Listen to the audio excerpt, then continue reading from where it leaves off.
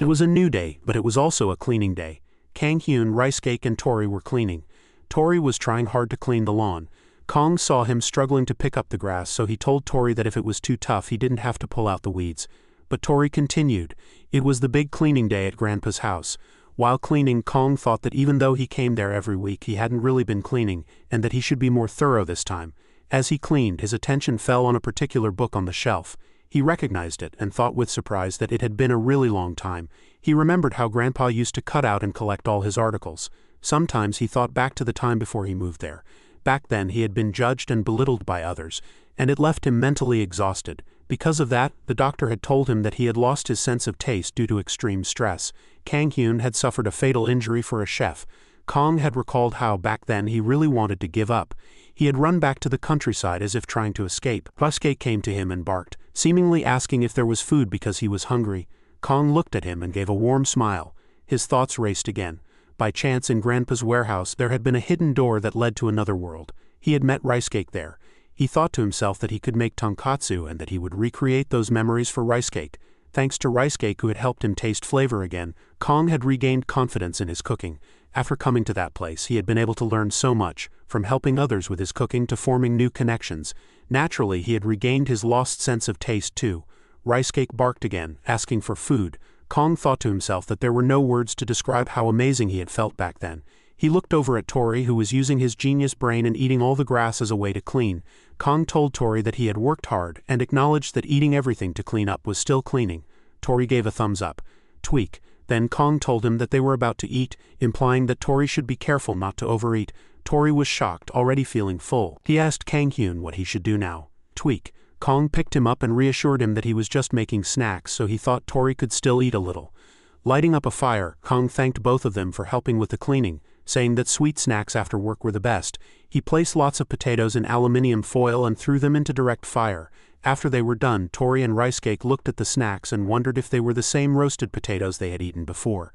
Kong remarked that although they looked similar to the roasted potatoes they had eaten previously, this time they were sweet potatoes. He explained that sweet potatoes baked in a kiln were truly a delicacy, saying they really were the best.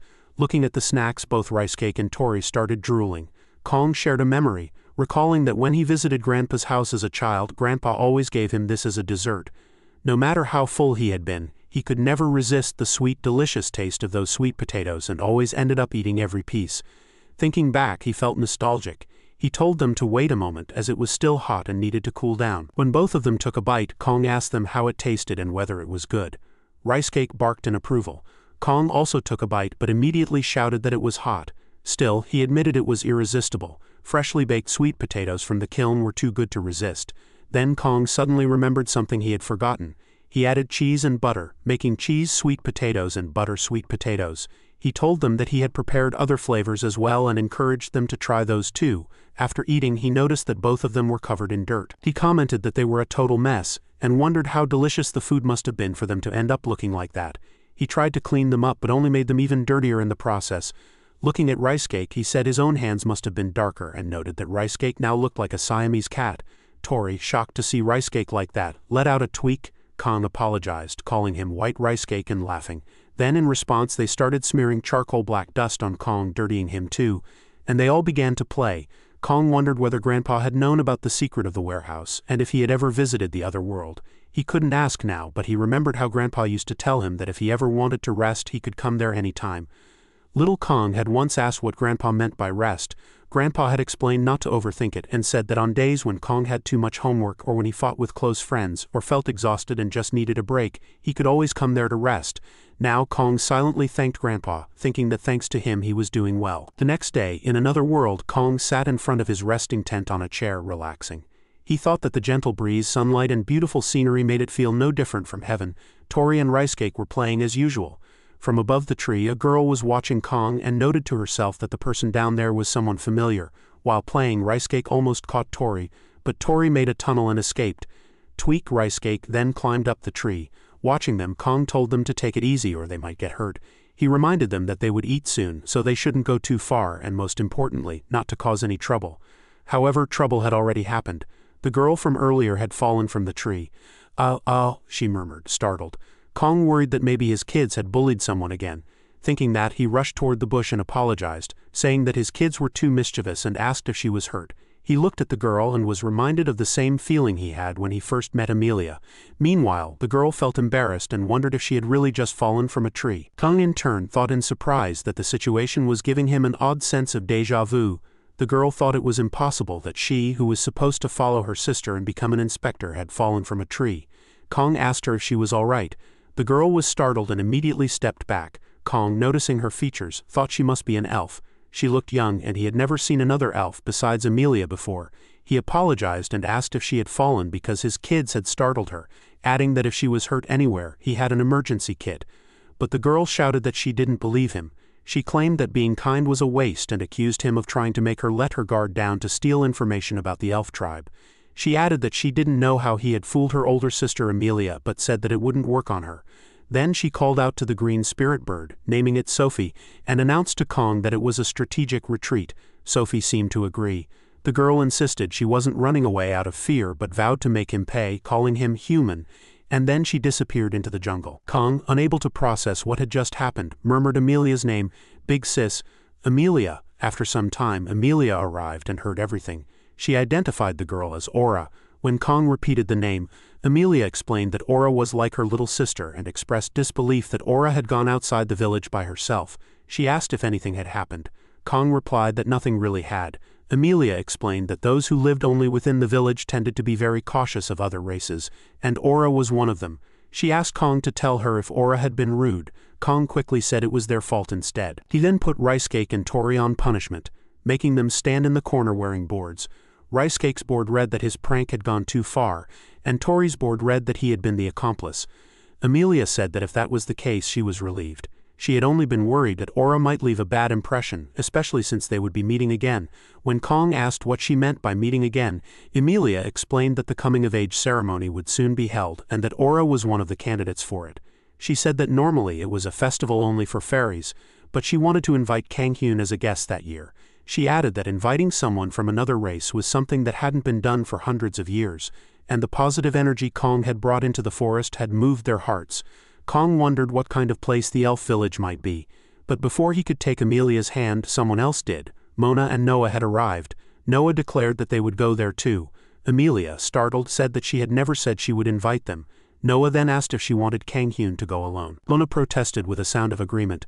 Noah insisted that there was no race more conservative than the elves and argued that Kong would need bodyguards just in case. He reasoned that it would be best if beastmen who were on friendly terms with humans went along as guards. Feeling proud, he added his point, and Mona enthusiastically agreed. Amelia said she would ask the elder, although she warned that he might not approve, but Noah told her to make sure he did. Amelia muttered something under her breath, clearly annoyed, calling him this beast man in frustration.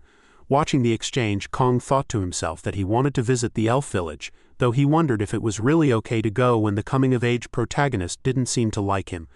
Amelia asked if he would give up in case she couldn't get permission, but Noah answered that it would be up to them to decide. On the day of departure, Amelia arrived and admitted she couldn't believe the Grand Elder had actually granted permission. Noah remarked that the elder was surprisingly flexible. Amelia, clearly annoyed, told them to follow her carefully so they wouldn't get lost. Deep in the forest where sunlight couldn't reach, Kong walked down a shaded path. He thought the thick leaves above must have been blocking out the sun and noted how strange the place felt. Unknown creatures stared at him, and he reflected that had he been alone he might have felt afraid. Maybe he thought it was thanks to the wolf's heart that he felt okay. Meanwhile, Mona sensed the unknown creatures and began making sounds, challenging them loudly.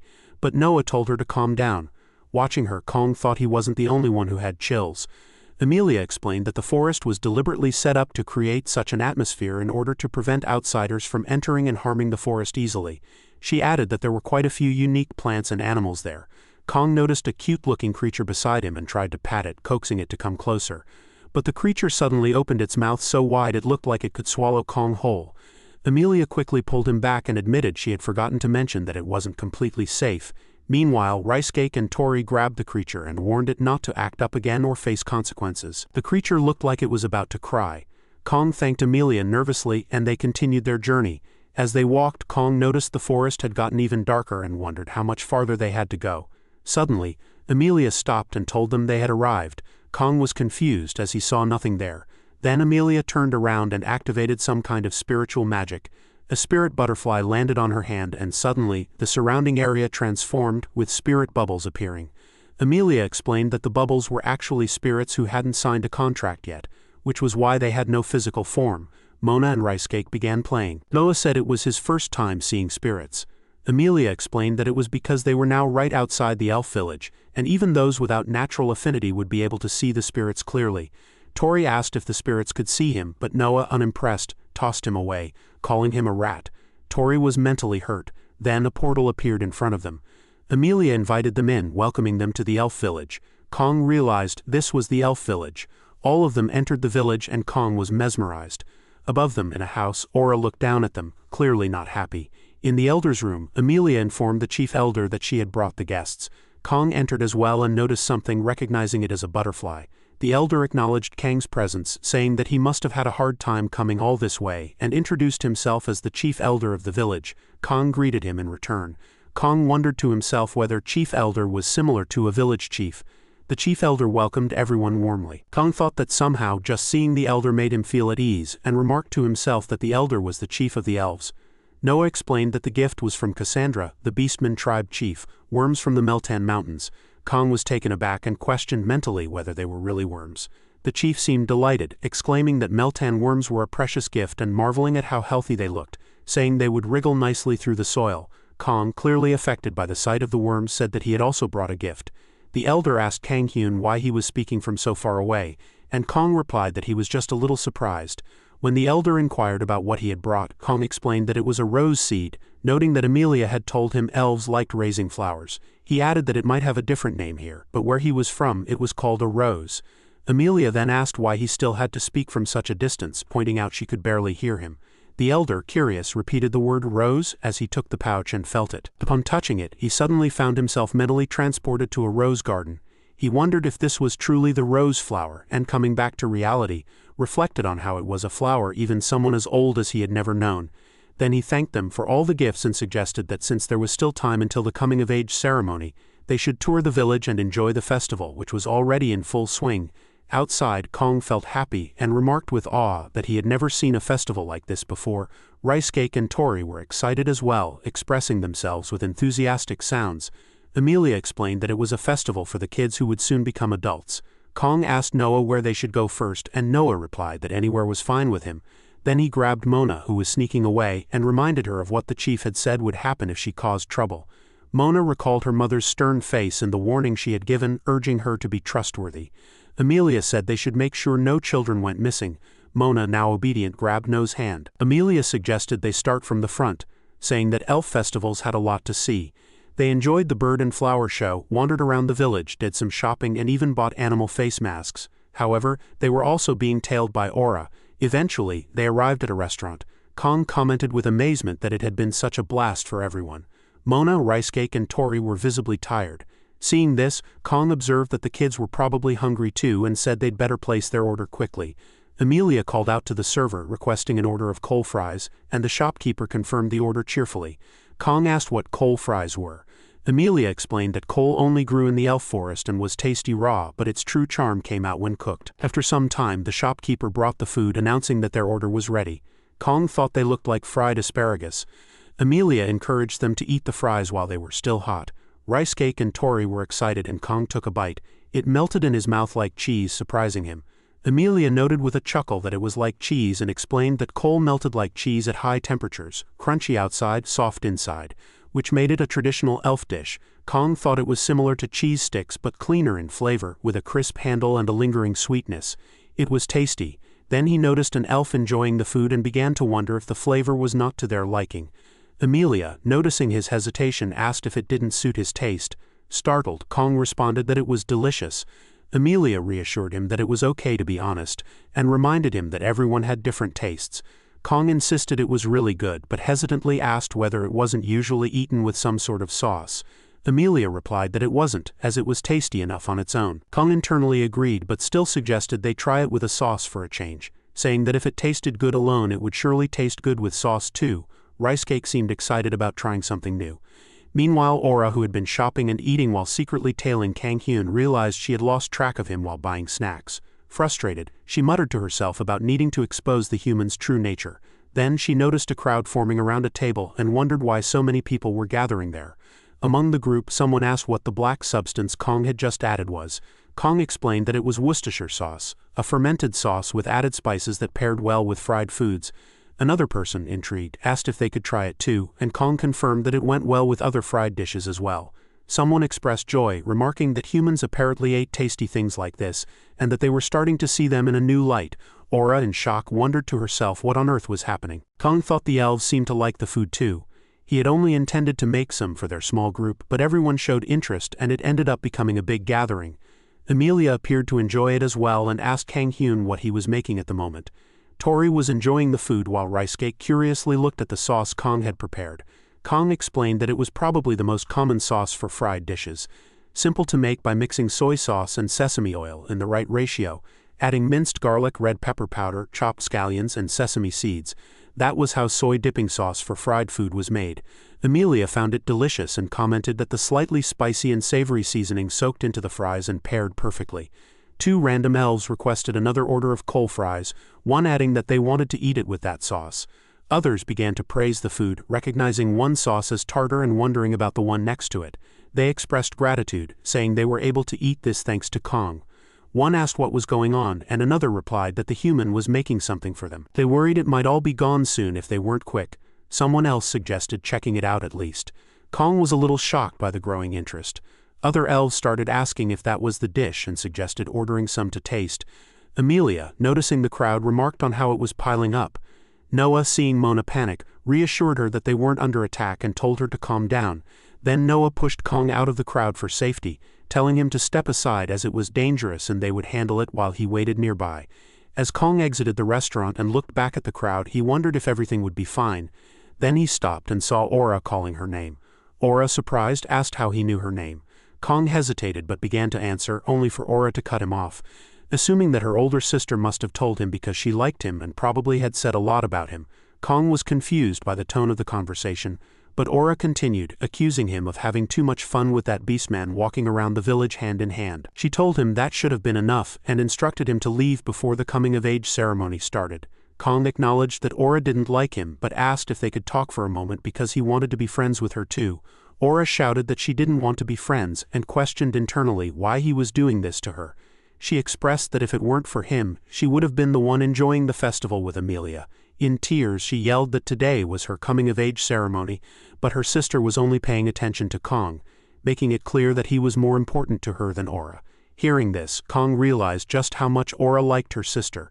He apologized, saying he didn't realize how important the day was for her, and that he might have ruined it.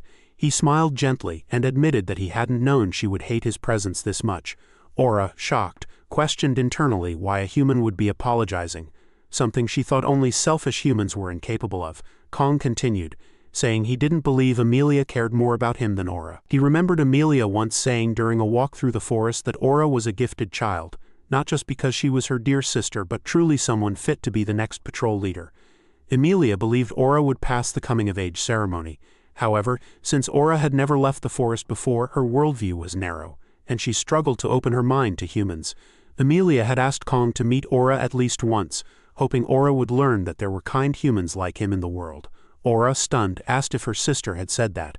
Kong responded that he thought it was the reason she invited him to attend the ceremony. Aura began to respond but stopped mid-sentence and ran away.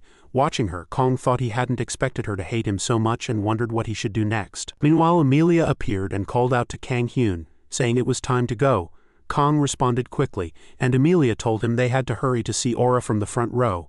Back at the ceremonial stage, the elder chief began the ceremony, announcing that the children would present a dance to express their growth, and asked everyone to watch with affection. Using magic, he created an impressive display. As part of the ceremony, some children played flutes, others drums, and some demonstrated fire magic using spirits. Aura was preparing herself alongside her spirit. She thought to herself that humans were selfish and wicked beings. As the drum struck, she opened her eyes and reminded herself not to be swayed by a human. Believing it to be a trick to lower her guard, she leapt into the air with her kunai, but doubts crept in. What if her sister had said those things? She then created a beautiful fireworks display using her kunai. Kong and the others watched mesmerized. Aura looked at them and wondered if perhaps Kong was right and she had misunderstood everything. But at that moment she lost her balance and began to fall, reaching out for something to hold onto. Emilia cried out for Aura and rushed toward her.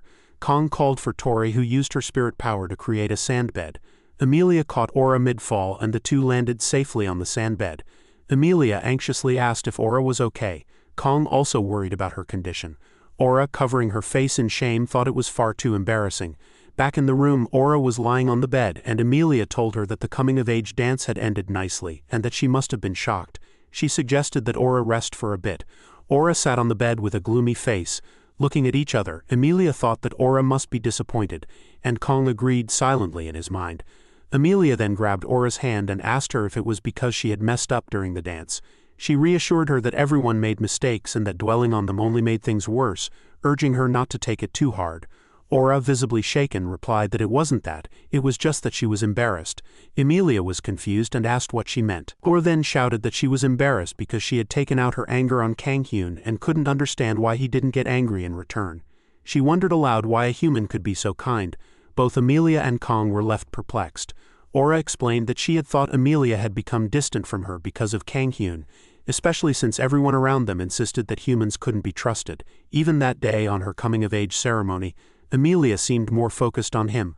Emilia, shocked and at a loss for words, began to respond but stopped midway. Instead, she hugged Aura and said she was sorry and hadn't realized that Aura had felt that way. She acknowledged that Aura must have felt very lonely. Aura, now crying, hugged her back and told her not to apologize, insisting that she was the one at fault. Through hiccups, she admitted that she had made assumptions all on her own. Emilia tried to calm her down, gently comforting her and apologizing once again. Kong, watching them, gave a warm smile. After some time passed, Emilia asked if Aura was feeling a bit calmer now. Aura nodded and said she was, but her stomach growled from hunger. Emilia noted with some surprise that Aura must be hungry from all the crying.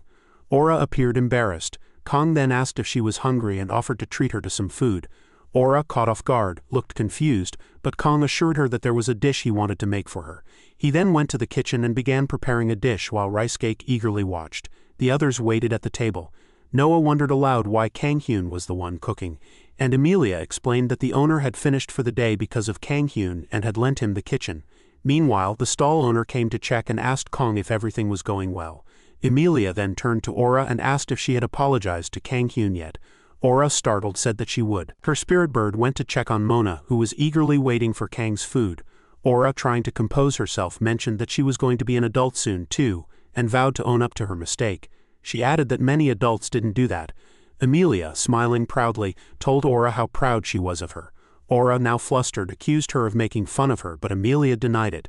Just then, Kong arrived carrying trays of food and apologized for the wait, announcing that the food was ready. Aura curiously asked what it was, and Kong explained that it was banquet noodles, or at least it was supposed to be. He said it had ended up more like knife-cut noodle soup. He told them that where he was from, people ate noodles together on joyous occasions. And although thin noodles were usually used, he was in a hurry. He added that he had made the dish to celebrate Aura's coming-of-age ceremony. Aura thought to herself in surprise that it was made for her. Emilia encouraged her to try it, praising Kang-hyun as a really good cook. Meanwhile, Noah kept an eye on Mona to prevent her from making a mess. Aura picked up a spoonful, tried it, and her eyes sparkled with surprise as she exclaimed how delicious it was. Kong, smiling warmly, said he was glad to hear that. The smell of the food attracted other elves, who began gathering around the stall. One of them asked Kong what he had made, saying it smelled amazing and praising the sauce he had made earlier. They asked if they could try it and whether he was selling it, requesting to buy some. Emilia tried to stop the crowd by saying they couldn't, but Kong reassured her that it was okay. He smiled smugly and explained that he had learned his lesson earlier and had anticipated this, so he had made extra. He then cheered everyone on and told them to follow him so he could hand out portions one by one. The crowd cheered in return. However, as Kong checked the food, he saw that Rice Cake and Tori had already eaten everything that was left. Embarrassed, he shouted for everyone to wait 30 minutes while he restarted from the dough. Emilia, watching the situation unfold, sighed and commented that Kang-hyun had brought that upon himself, and that it looked like he would be stuck there for a while. Aura looked at her, and Emilia suggested that after she was done eating, they should go check out the festival together. Aura brightened up and agreed enthusiastically. After a hectic day, later that night, Kong, Rice Cake, and Tori were asleep. Suddenly, Kong woke up because someone was knocking on the door. He mumbled, wondering who it could be, and opened the door to find Aura standing there. She told him she had come to say goodbye before she left. Kong, surprised, asked if she was leaving and wanted to know where she was going. Aura replied that she was leaving the forest to explore the wide world, explaining that it was the final step of the coming-of-age ceremony. He asked when she would come back, and she said it might take a long time, or she could return sooner than expected. Then she handed him a pouch and said it was a gift. Kong took it, wondering why she had given him something so suddenly. Aura explained that she had realized something thanks to him, that there were humans like him who were completely different from the ones she had read about. She admitted she probably wouldn't have realized that if not for him. She said she still had a long way to go before becoming like big sister Amelia, so she was going to have to learn a lot on her journey. She thanked him for everything and said goodbye. Kong gave her a warm smile, and as he watched her leave, wished that she would come back safely. Rice Cake also woke up and immediately asked if there was food.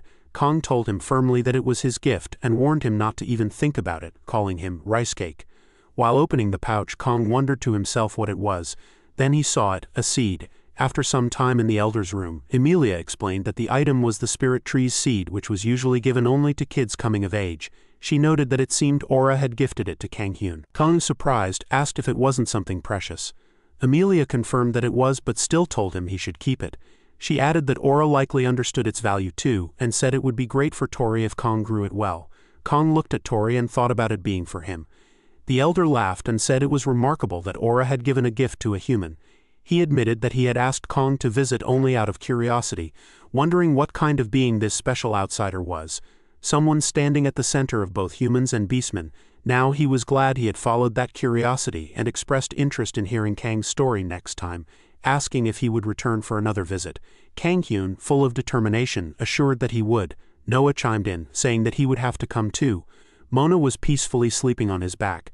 The elder laughed again and told them that beastmen were certainly welcome as well. Emilia shook her head, amused. The elder then added that they were counting on Kang Hyun moving forward. Back on Earth, Kong had already planted the seed that Aura had given him. Tori was inspecting it while making a sound of contentment. Kong thought about how he had planted it in a pot for now and remarked that he had only ever grown succulents before. He wondered aloud whether he should buy a book on plants. As Rice Cake yawned, Kong looked at the pot, feeling a quiet excitement about how it would grow. Suddenly someone called out to him, and he happily greeted Eungin and Myung, noting their presence. Myung affectionately called him uncle, while Eungin greeted him and mentioned that they had gotten some good sticky rice at home and wanted to share it. Myung added that it was for him. Kong, perplexed, responded that they didn't have to do that. Before they left, Eungin thanked Kong for always looking after Myung. Kong told them not to mention it and thanked them in return. He then quietly wondered if they had just given the food to him and left. At that moment, Grandma Park arrived, saying her timing was perfect. Kong, still perplexed, asked if it was her. She then asked if he had enough sesame oil for cooking and handed him a bottle, telling him to use it. Kong, even more surprised, asked if she was just leaving after giving that to him. She simply said that she had plenty and walked off. Kong tried to respond but ended up muttering that he was always receiving things from others. Just then he saw the village chief approaching with a huge pumpkin. Kong expressed his gratitude but also concern, wondering if the chief was going to give him one. The chief explained that he had stopped by while passing through and that he was showing off his pumpkins in the neighborhood. Kong suspected the chief might hand him one. Sure enough, the chief shared that the pumpkin harvest had gone well that year. Kong commented on how big and solid they looked, and the chief told him to take one. Kong couldn't refuse and brought everything back to his kitchen, muttering that while he was thankful, everyone was being far too generous, and he had his pride too. He couldn't keep accepting so much. Just then, Rice Cake and Tori arrived and asked if he was going to make something and if he would show them. But their excitement quickly turned into horror when they saw him stabbing the pumpkin. With a menacing look, Kong declared that he would make sure to give back as much as he had received. Rice Cake quietly backed away, thinking it would be better for his health. Kong then scraped off all the pumpkin seeds and decided to save them as a snack for Tori. He made some thin slices of pumpkin, salted and boiled them, and happily announced that everything was done. Later at the village gathering hall, Youngin, the chief, and Grandma Park were chatting when they noticed someone approaching. A shadowy figure greeted them. It was Rice Cake, Tori, and Kang Hyun. Kong casually mentioned that he had just stopped by while passing through. Tori and Rice Cake repeated him with smug expressions. The chief warmly welcomed Kong, calling him a young chef and inviting him in. Grandma Park asked if he had eaten, and Youngin offered to peel a persimmon for him. Kong placed a pot on the table, eyes sparkling, and told them to try something before anything else. When he uncovered it, he revealed a spread of pumpkin dishes: pumpkin pancakes, pumpkin porridge, and sweet pumpkin rice punch, calling it a pumpkin trio set. Youngin, delighted, asked what all of it was. Grandma Park commented that Kong had filled the entire table with pumpkin. The chief, noticing Ricecake serving food, was amazed that Ricecake was offering him food. Ricecake remembered Kong saying that all the snacks they had eaten were given to them by others.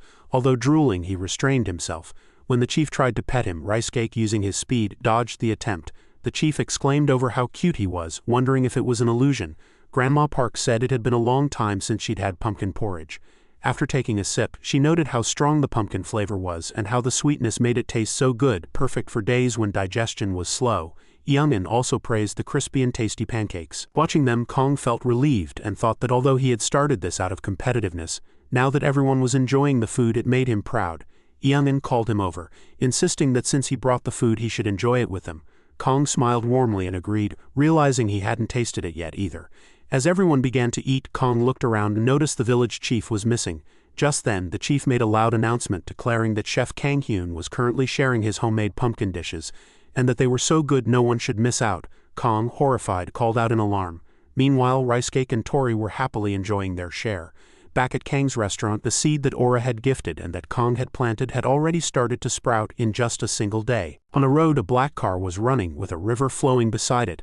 Inside the car, the driver expressed his amazement at having someone from TV in his cab, recognizing the passenger as the judge from cooking shows, and asked if he was heading back to his hometown.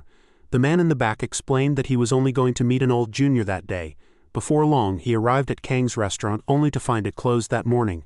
Muttering to himself, he noted how unfortunate it was that it happened to be Kang's day off and wondered aloud if he should try calling him. But Kong had left his phone at home and the device kept ringing endlessly, which made the man think it was just like him. Typical macho behavior, not carrying a phone. A villager passing by noticed him and asked if he was a customer. The man clarified that he was not, but was a friend of Kang Hyun. The villager's face brightened as he recognized Kang Hyun as the chef, explaining that the man was helping out at the farm that day and that was why the restaurant was closed. Shocked, the visitor questioned internally whether Kang Hyun was really working on a farm. The villager pointed down the road and suggested he go take a look. The man found it strange, thinking Kang Hyun had never cared about anything except cooking, and wondered if this was some kind of farm-to-table idea. In his mind, he pictured Kong furiously farming, shouting that he could not trust anyone else's hands and would grow everything on his own. Thanking the villager, he headed off. At the farm, he was mesmerized by the sight of a vast field of cabbages, realizing it was no small weekend garden. Nearby, a group of farmer women were chatting and eating happily. When he approached and asked about Kang Hyun, they told him that the chef had just left and wanted to know who he was. He explained he was a friend looking for him. Another woman explained that Kong had gone to play with some children who had begged him to join. The man frowned in confusion, unable to believe Kang Hyun was spending time with kids, since that did not sound like him at all. One of the ladies remarked that he was actually great with children, which made the man suspect he might have been mistaken about his friend's character. He even wondered if perhaps it was someone with the same name.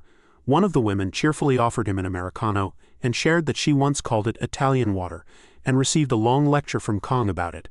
At that moment, the man realized there was no mistake. It was definitely Kang Hyun.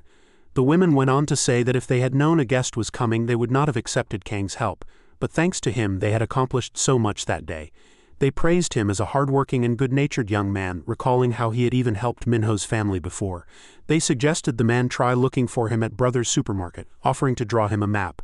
At the supermarket, he met a boy named Sang-woo who explained that Uncle Kang Hyun had just bought them ice cream and left, promising to play with them next time. The man grew increasingly bewildered at how busy Kang Hyun seemed to be, then became distracted by the children's strange outfits. When he asked about it, Sang-woo admitted he was pretending to be the baby in their game and asked who the man was. Mi-young, playing the role of mother, scolded Sang-woo for breaking character, reminding him that babies could only say goo goo ga ga. Mi-ju, acting as the sister-in-law, joined in the game, apologizing before imitating baby talk herself. Mi-young then pointed out that Chul-min was being the perfect dead husband, staying silent, though Sang-woo muttered that his friend was only refusing to speak, not acting in character. The man crouched down and introduced himself as Kang Hyun's friend. Asking if they knew where Kong had gone, Sang-woo told him that Kong had gone to the village hall to install a television for the elders.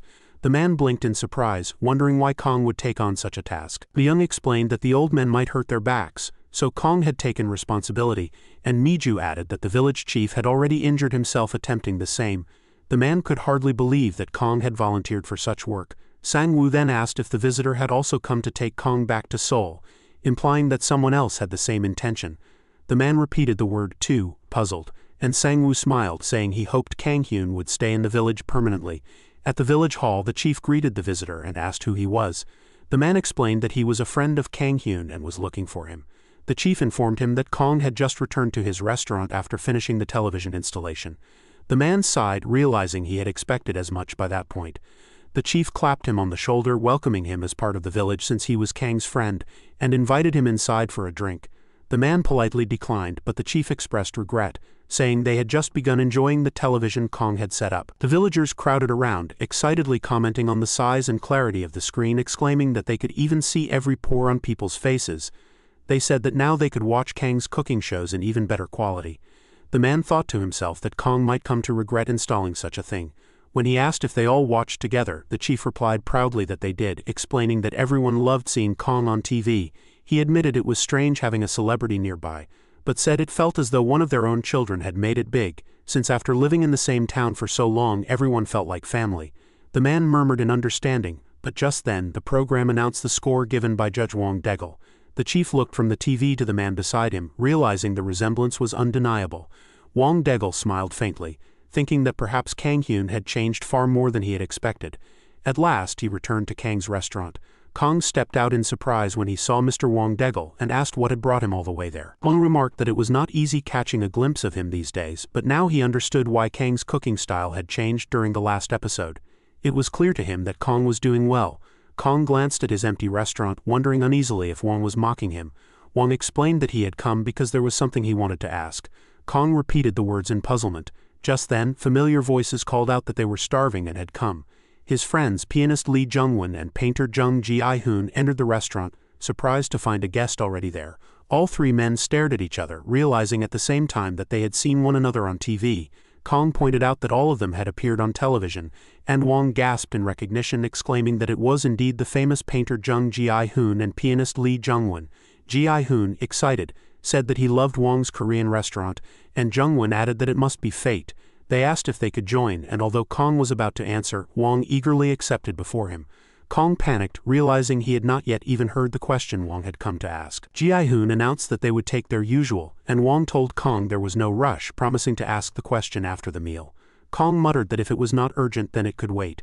Wong then asked if he could also order something, and Kong assured him that they had full meal options, telling him to order freely. Wong chose carbonara. Kong, startled, echoed the choice, remembering that Wong had once hated it for being too greasy. He reminded him of that, suggesting that perhaps his tastes had changed.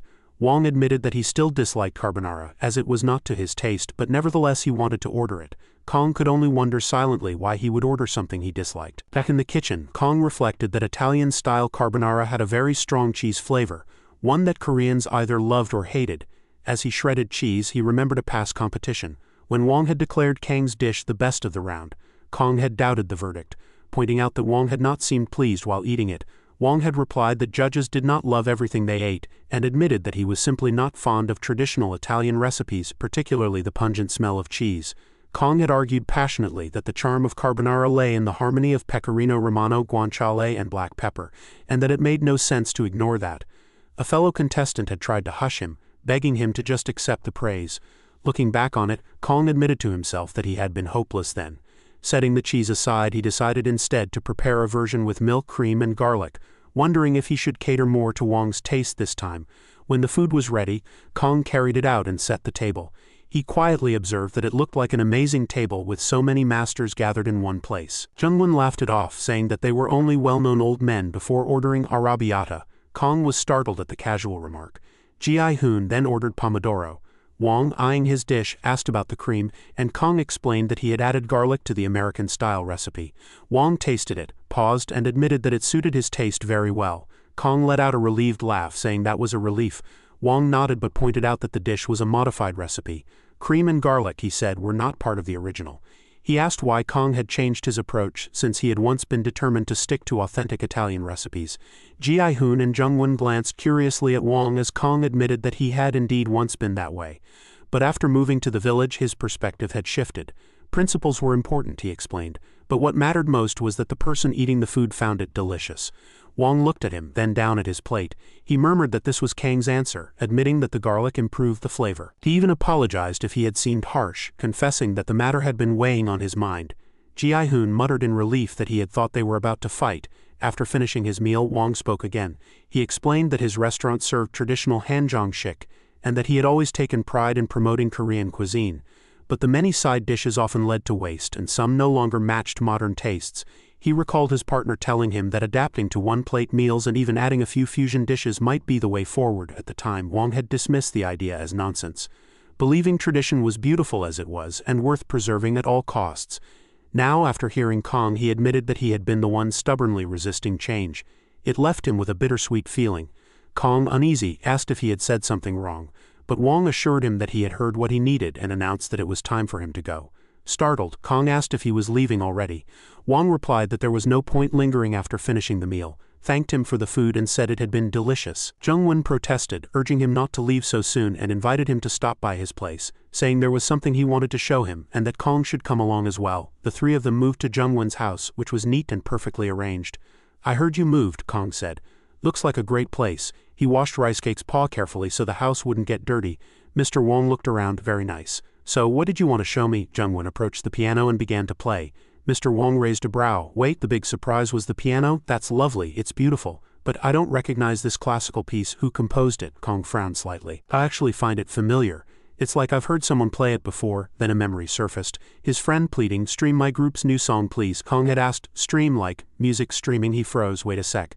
Another flashback came. A blonde idol singing, "Who's the girl next to you? Your girlfriend tilde, then we'll fight. Winner gets to be your girlfriend tilde. This place is now the Coliseum tilde. It's a death match. Life on the line tilde. Claim your girl." Kang's eyes widened. "It's an idol song?" Mr. Wong blinked. "Idol? There's this idol group called Unis," Kong began. But Jungwon suddenly shifted into another tune. The song changed," Kong muttered. Gi-woon laughed. "This one is Three Bears." The melody turned playful. "Three bears all live in one house. Daddy bear, mommy bear, baby bear. Daddy bear is chubby, mommy bear is slim, and baby bear is cute. Shoulder shimmy, nicely done." The three listeners exchanged glances, thinking that was rather classy. When Jungwon finished playing, he asked, "So, what do you think?" Mr. Wong hesitated. It was fresh and nice," Jungwon chuckled. "Ever since I retired, I've been trying different things. I've rearranged classical music with band instruments and even turned idol songs into classical arrangements. You know, I spent my whole life trying to promote classical music, but oddly enough, it's these kinds of videos that get better responses."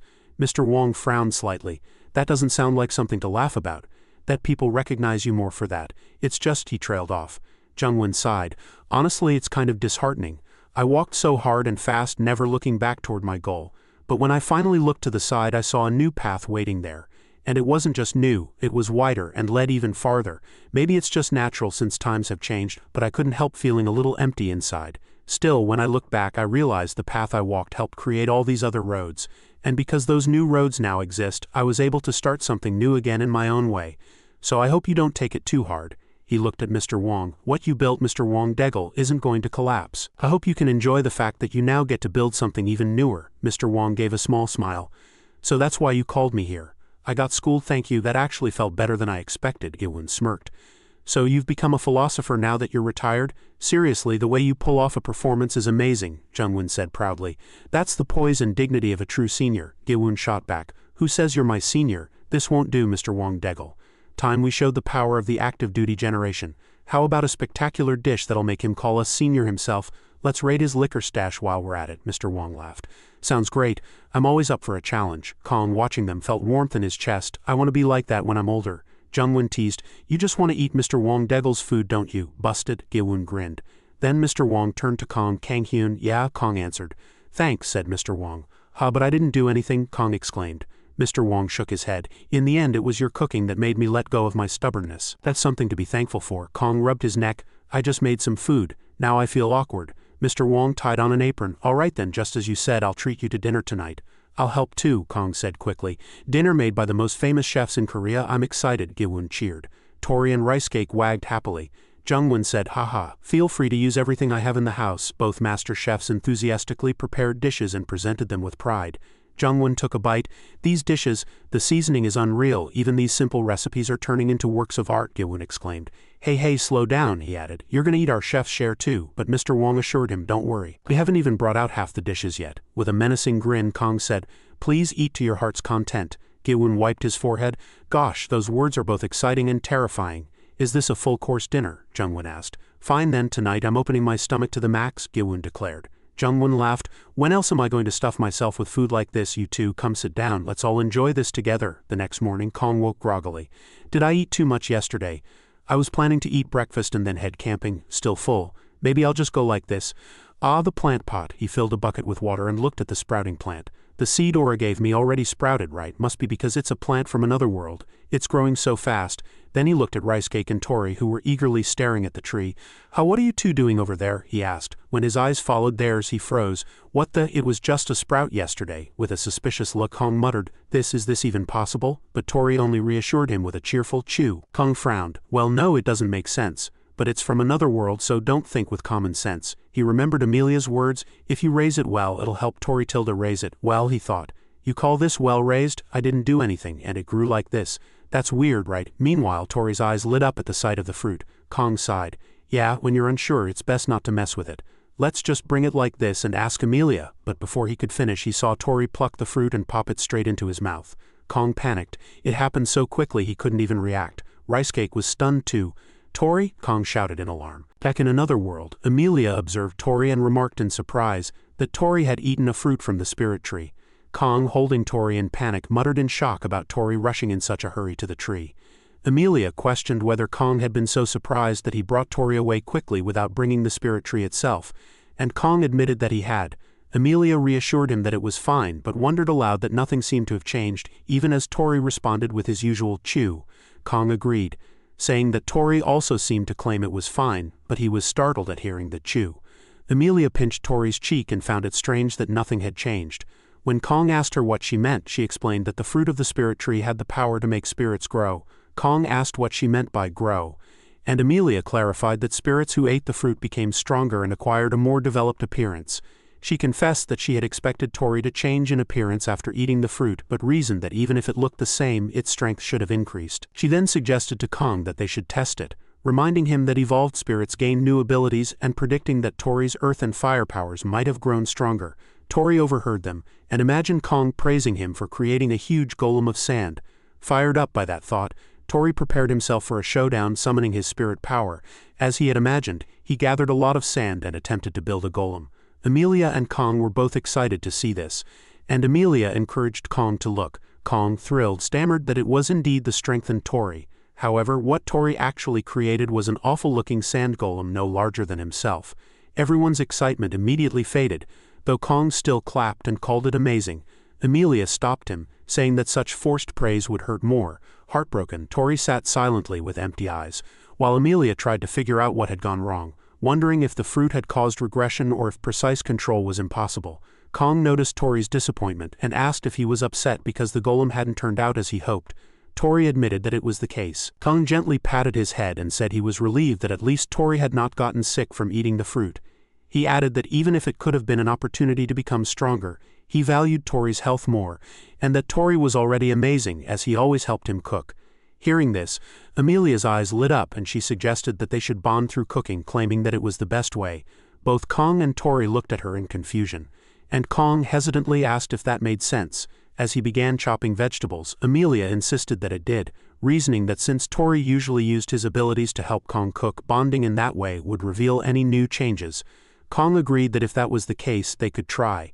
Meanwhile, Rice Cake made a fuss, demanding to be included, and Kong told him that he could be in charge of tasting, explaining that he already had a lunch recipe in mind. Rice Cake began drooling at the thought of tasting Kang's cooking.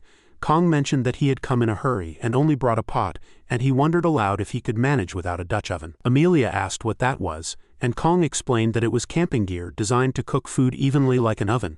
He told her that the dish he was preparing was roast chicken, normally an oven dish, but assured her that with proper control of heat and moisture, it could also be cooked in a regular pot. Hearing him, Tori looked at his hand and seemed to think of something.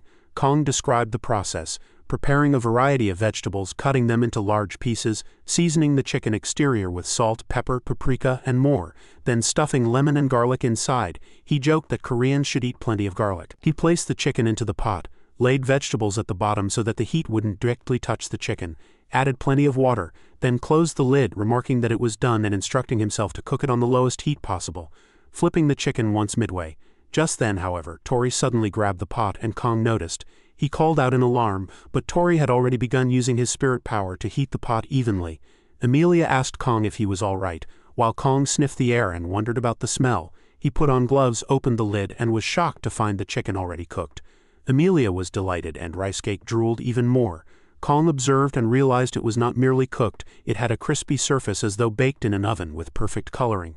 Tori struck a proud strongman pose. Kong checked further and found the inside tender and perfectly done, exclaiming that it looked like it had come from a microwave oven.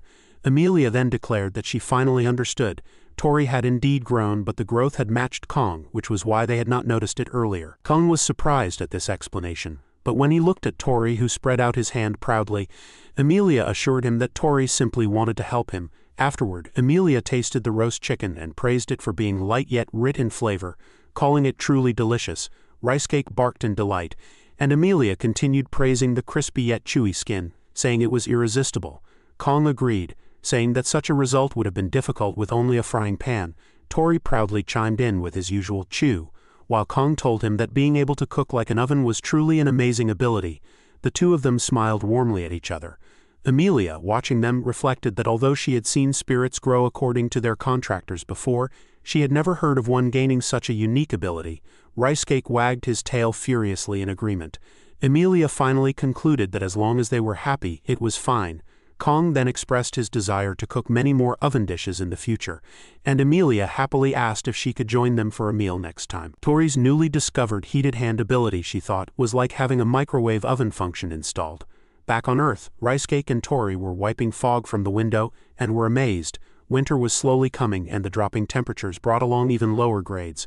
But Kong was not happy with the grades of the children. He was holding the test papers of Miju, Myung, and Sangwoo, and wondered if 30 points was the maximum. He thought that elementary students should indeed be having fun instead of studying, but whatever they learned at an early age would stay with them for life. He asked himself whether those scores were acceptable. Sangwoo, feeling ashamed, explained that he had forgotten to study because he was practicing a new soccer skill with Chalman, and worried aloud about what he should do now, fearing he would not be able to go to the States with such scores in English. Myung admitted that she was too embarrassed to show her mother. Kong, however, told them that there was no need to be so depressed. Miju looked away and remarked that it was true one could survive without being an ace in Korean, but Kong reminded her that out of all the marks, Korean was the most important. He then asked whether they wanted him to help them study, to which all of them eagerly agreed. Sangwoo cheered that since Kong had studied in the States he must be smart. Myung pleaded as well, pointing out that he had even lived in Seoul, and Miju added that he had appeared on TV. The three of them made innocent faces and begged him. Overwhelmed by their sparkling eyes, Kong finally gave in, and the children shouted happily.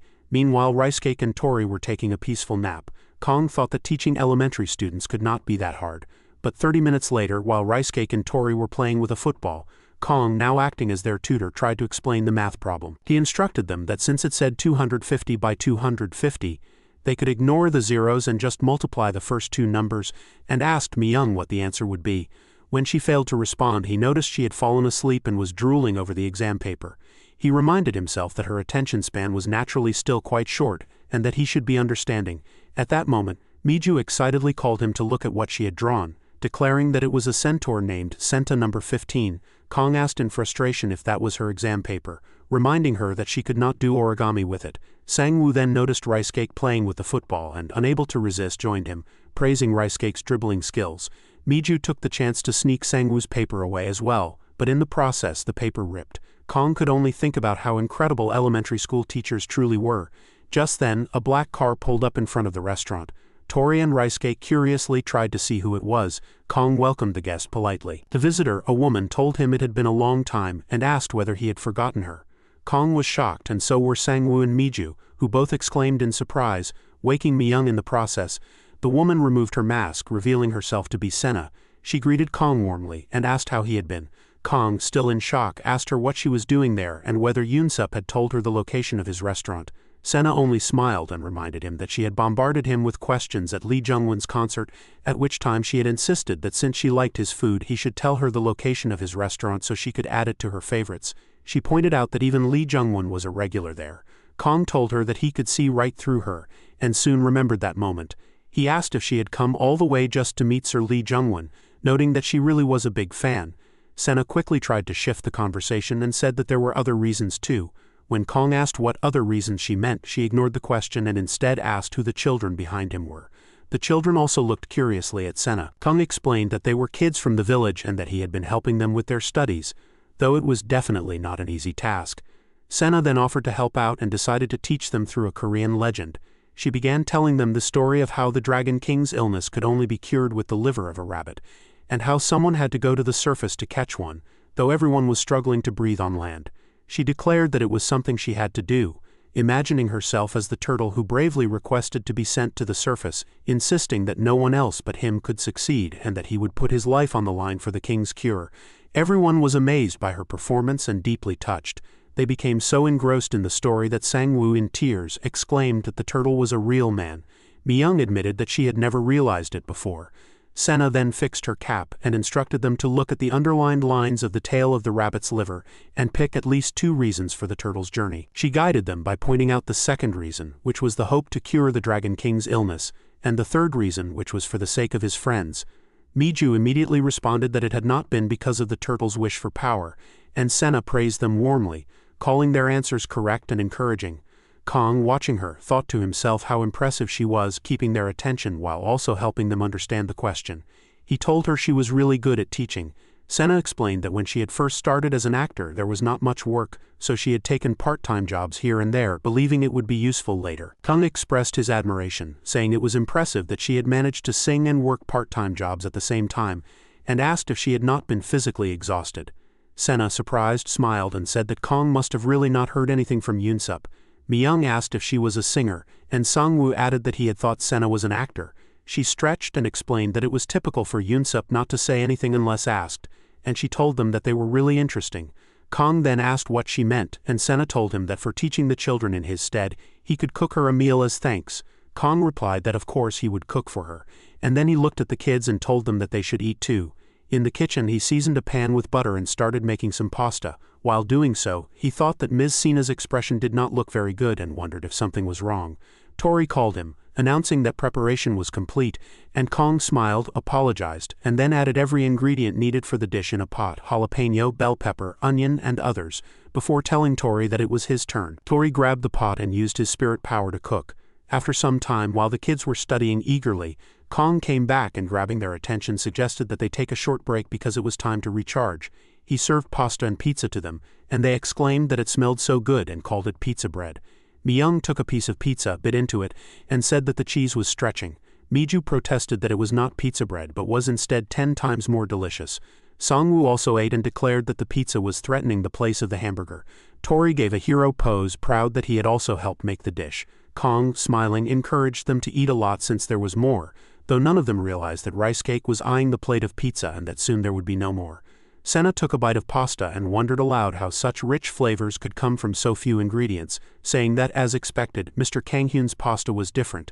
She recalled how she used to go often with Yoonsup and eat together, and Kong remembered that Yoonsup had eaten a lot. Senna added that after singing, she had thought that eating the food Kong prepared would make her day complete, and that just imagining a delicious meal after doing what she loved made her happy. After completing the dish, she revealed that she had become an actor because of her throat. Kong asked what she meant, and she explained that it had been vocal cord nodules. She had thought it was just a cold, not realizing that it would take her voice away completely.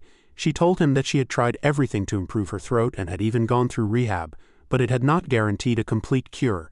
She then said that it was all in the past now, that her throat had gotten much better than back then, and that she had coincidentally discovered her talent for acting. Mi-young asked what a vocal cord nodule was, and Miju admitted that she did not know. Senna continued, saying that she no longer had any regrets about singing. She explained that she had received an offer to appear in a drama, a role where the actress herself had to sing as well. The terms had been good, so the CEO had wanted her to take it, but her manager and staff had not wanted her to do it because of her throat's health. She then asked who she should listen to, wondering aloud what Kong would do if it were him, whether he would follow the CEO's words or the staff's, and confessed that she did not know how far she could push her throat. Before she could finish, Kong asked her what she herself wanted. He wanted to know if she wanted to do it.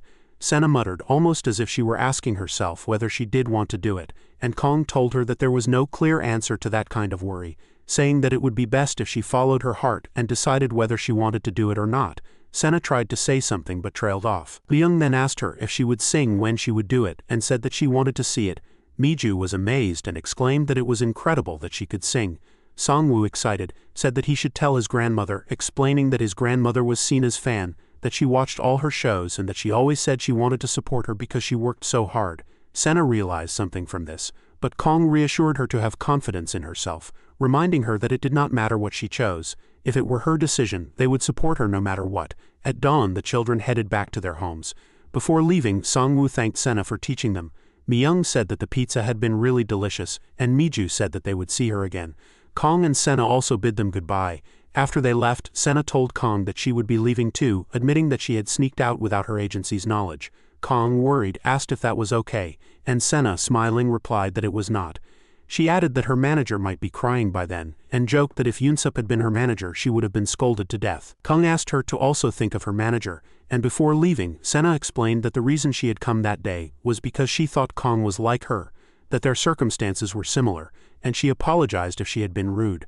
Kong replied that it was true they were similar, though he did not pay that much attention to it. Senna, turning to leave, said that that was why she had wanted to hear his opinion, but that she had decided it was not the time to listen to others. She declared that she had decided to face it herself, thanked him, and promised to visit again next time. Kong wished her a safe trip. He thought to himself that she had really swept in and left like a typhoon, and admitted that it was true they were similar, as he too had not been able to do what he loved. But he reflected he had gotten better thanks to rice cake. Looking at rice cake, he thought that he wanted to help Senna but could not make her eat rice cake's saliva. Rice cake came to him and barked, and then Kong suddenly realized that he had had this same worry before. He remembered giving pianist Jungwon food mixed with rice cake's saliva, and realized that he could do the same for Senna too. Remembering the smelly fruits, Kong said that he understood. Thinking of Cassandra, he thanked her in his heart and promised that he would repay her later with premium Korean beef. He grabbed the fruit and noted that it was the same fruit that had healed Lee Jung-won's wrist, so its effect was guaranteed. The problem, he thought, was figuring out how to give it to her. Rice cake and Tori were there as well, covering their noses. Kong considered that making it into ravioli might be the best idea, but since she often worked outside, it would be nicer if it were easy to carry and eat.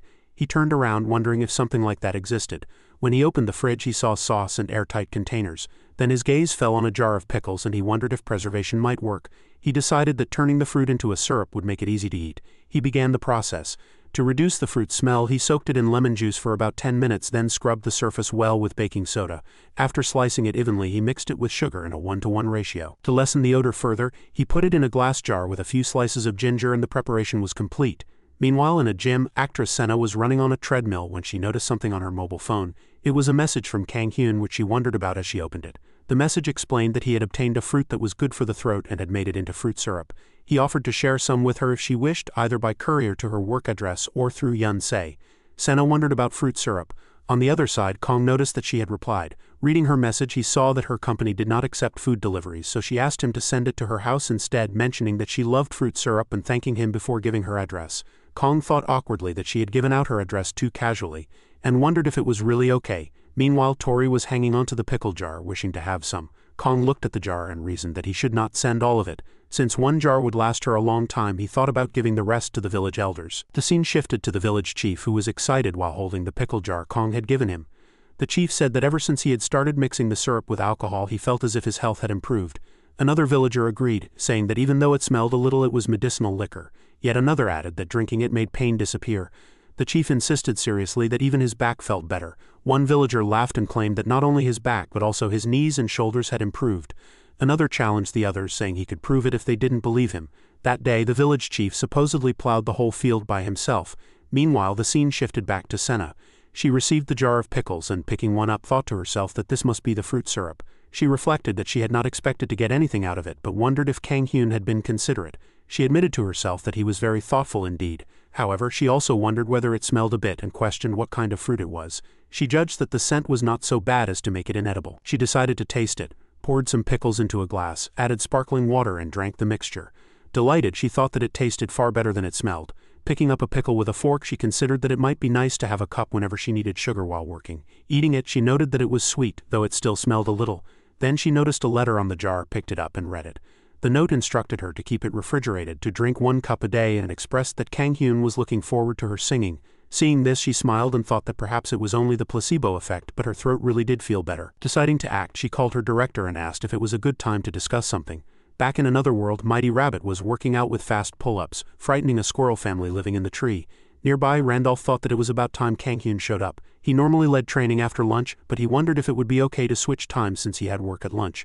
Noah and Mona were also present. Noah said he didn't mind and Randolph thanked him, adding that Kang-hyun had been improving in training lately.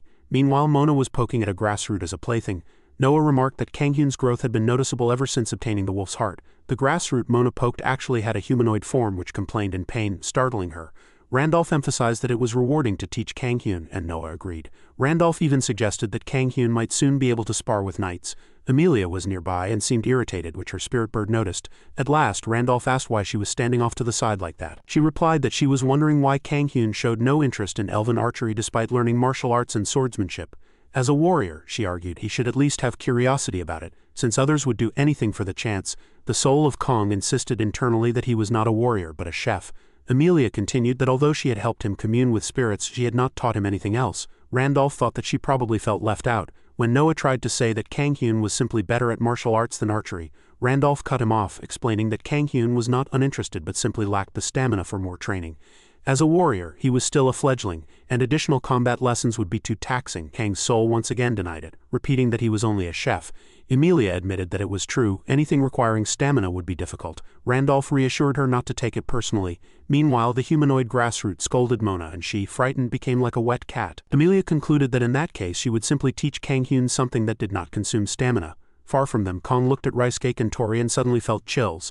After many workouts, Mighty Rabbit took a break, sweating, then picked up a small furry animal to wipe his sweat before hopping away. Kong was soon sitting in front of Noah, Mona and Amelia, with Rice Cake and Tori nearby as well.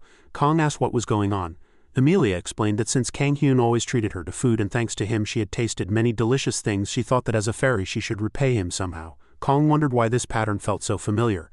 Noah sighed, recalling that Randolph had once promised to teach Kang-hyun swordsmanship in Chapter 10, and Noah himself had promised to teach martial arts in Chapter 20. Kong realized that this was the reason for his sense of déjà vu, and Amelia did not disappoint. She declared that she would teach him the fairy tea party, something not shown to just anyone. Kong tried to refuse, but Amelia urged him to at least pretend to hesitate. Noah interrupted, pointing out that with all his training, Kang-hyun had no time for tea parties, and scoffed.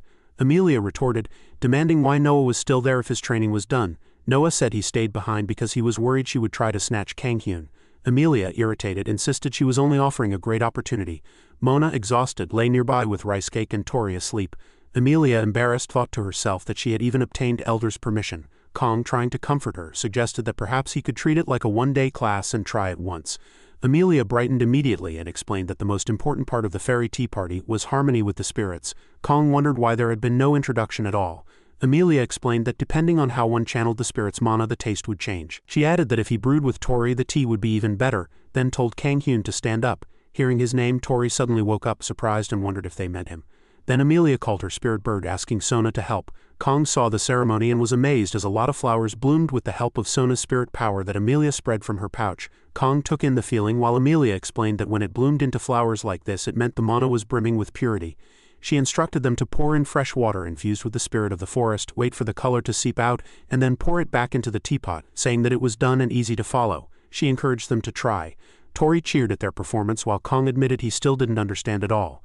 Tori then struck his head against Kong, showing that what he wanted was to copy what Sona and Amelia had done. Kong acknowledged this, saying the creature was full of energy, and joined in by starting to focus. He then picked up the flower pouch, wondering aloud if it would work if he dropped it there.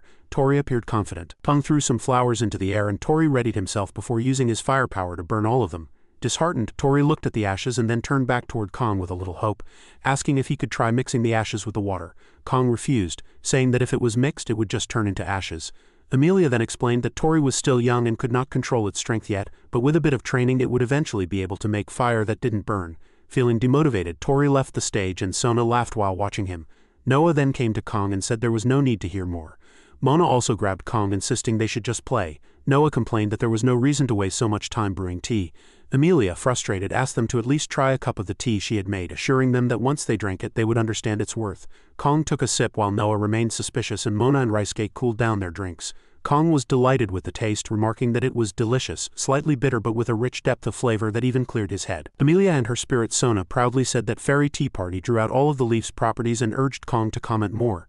Noah, unimpressed, remarked that it was just fragrant water despite all the fuss. Mona, instead of agreeing, called for food instead of drinks.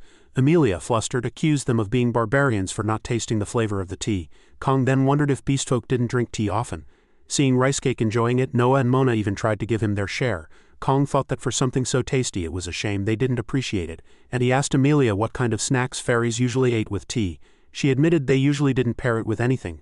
Kong suggested happily that he could try making some sweets to go with it, so that Noah and Mona might enjoy it more, asking her to help him get the ingredients. Hearing him, Noah listened carefully while Mona got excited just at the mention of food. After some time, Amelia returned, and Kong noticed, commenting on her quickness. She asked if grain flour was really all they needed, and Kong replied confidently that it would be simple. He described the process of mixing sesame oil, salt and rice, then putting the boiled rice in a bag and kneading it thoroughly. Using Mr. Randolph's wooden sword as a special tool, he mashed the rice smooth, then rolled it in the soybean flour Amelia had provided, cut it into bite-sized pieces, and announced that enrollment was done. He proudly presented the dish, thinking it wasn't quite like the rice cakes from a shop but still a big transformation considering it was just leftover rice. Everyone immediately began drooling, especially Mona, and they rushed at the dish, surprising him. He tried to stop them, warning that they should calm down and share equally, one piece each. Despite this, Amelia and Noah already took some. Amelia realized the powder she had given him was for this and praised its nutty and sweet taste, its soft and chewy texture, and the way it melted in the mouth, marveling at how good it felt with so few ingredients. Tori and Sona also enjoyed it, while Noah thought it stuck in his throat. Meanwhile, Rice Cake defeated Mona and took her share, reasoning that since she had tried to share her drink earlier, she should share food too. Noah then gulped down the tea in one go, feeling refreshed as the bitterness balanced the sweetness of the rice cake. Kong asked if Amelia's tea was delicious and Noah admitted it wasn't bad. Kong insisted that Noah just wasn't used to it yet and would crave it later. Amelia pressed him to admit the tea's worth, but Noah only said it was edible because Kang's cooking balanced it out, which irritated Amelia. Watching all this, Kong thought to himself that next time he would bring proper rice cakes for everyone to share. That night in the Beastfolk tribe, Cassandra asked Kong what brought him there so late. Kong happily explained that Mona wouldn't let go of him while asleep. Noah added that his clothes were about to tear, so he had returned with him. Cassandra commented that Mona seemed to like him a lot. As Mona drooled in her sleep, Kong explained it was probably because he hadn't had much time to play with her lately. Cassandra told him that as expected there was no one more suited than him. Then in a serious tone she asked him for a favor concerning Mona. Kong, surprised, asked if something was wrong, and Cassandra confirmed it, explaining that Mona had started becoming picky with food. Shocked, Kong said that picky eating was serious, though it sometimes happened. Rice Cake and Tori even booed Mona for this behavior. Cassandra clarified that it wasn't just pickiness. Mona refused to eat if the food didn't taste good and had become a complete gourmet. Kong thought to himself about a gourmet version of Mona. The next day, someone announced breakfast rations and called everyone to bring their bowls. Beastfolk lined up and made a fuss trying to be first. Haman called Mona and urged her to eat, presenting a bowl in front of her, reminding her that last time she had eaten well. Mona only licked a little, and then pushed the food away. Haman was terrified. Nearby, Cassandra and Kong watched. Cassandra pointed out that Mona wouldn't even touch Haman's cooking anymore, let alone anyone else's. Kong, eating from his own bowl, commented that the food was actually pretty good and her tastes had simply grown too picky. Cassandra asked why she wouldn't eat, and Kong speculated that maybe someone had been sneaking her tasty snacks. Cassandra agreed it was possible, though the culprit was actually Kong himself. Cassandra explained that because of this pickiness, Mona often skipped proper meals, especially when the same dish was repeated. Kong worried it might affect her health, then turned to Haman and asked her to recall what meals she had been making during the past week. Shocked and devastated, Haman turned to Kong, calling him her teacher. Inside the chief's tent, Cassandra asked if Kong wanted to broaden the cook's experience, and Kong explained that he thought it was the best way if they wanted Mona to eat well. He said that listening to Haman's menu list, the mains changed a little, but many dishes were similar because the recipes and ingredients were limited. It was not a matter of skill but of variety. Cassandra wondered how he planned to broaden it, and Kong replied happily that he wanted to go to a human town market. Calling it the perfect place to discover different foods, he added that the spices they received through trade were only the basics, and if they studied the market and added more to their next trade list, it would not only solve Mona's picky eating but also help develop the village's food culture in the long run. Cassandra admitted that they would indeed gain a lot, but as chieftain it was not easy for her to allow. Kong, startled, asked why, and she explained that even though their relations with humans were better than before, they were not yet at the stage of freely visiting each other's villages. If something unexpected happened, even the current relationship could break, so she wondered aloud if it was worth sending someone despite that risk. Kong thought that she had a point but insisted that he would personally ask Lord Roventus for cooperation.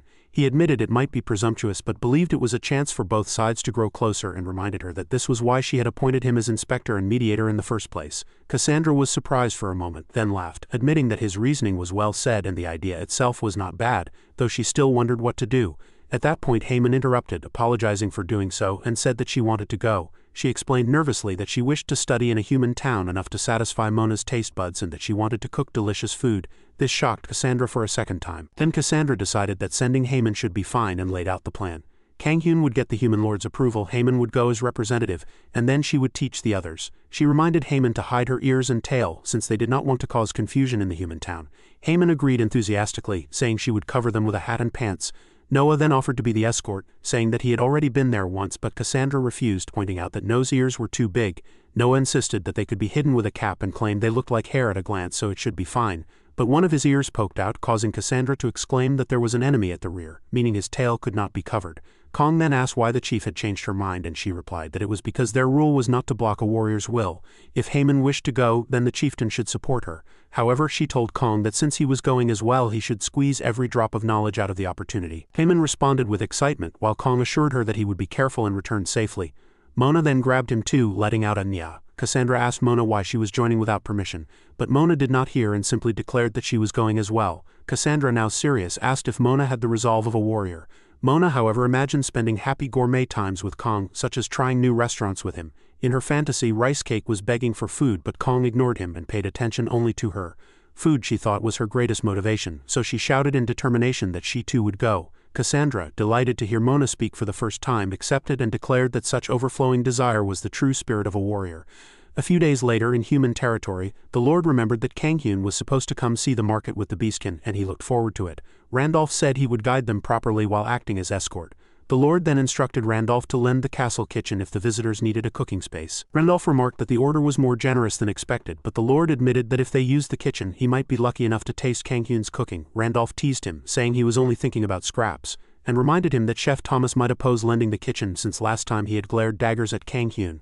The Lord replied that this was exactly why it was perfect, as it would be unfair if only the beastkin learned Kang Hyun's amazing cooking. This way Thomas could learn too. When Randolph left the room, he thought to himself that it was purely calculated goodwill, but still quite a bit of convenience the Lord was granting. Soon the party noticed Randolph and called out to him. Randolph greeted them in return, reflecting that it was amazing to see beastkin strolling through their markets. He then welcomed them and suggested that they head out. At the market, Kong said it had been a long time since he had visited and wondered what new things had arrived.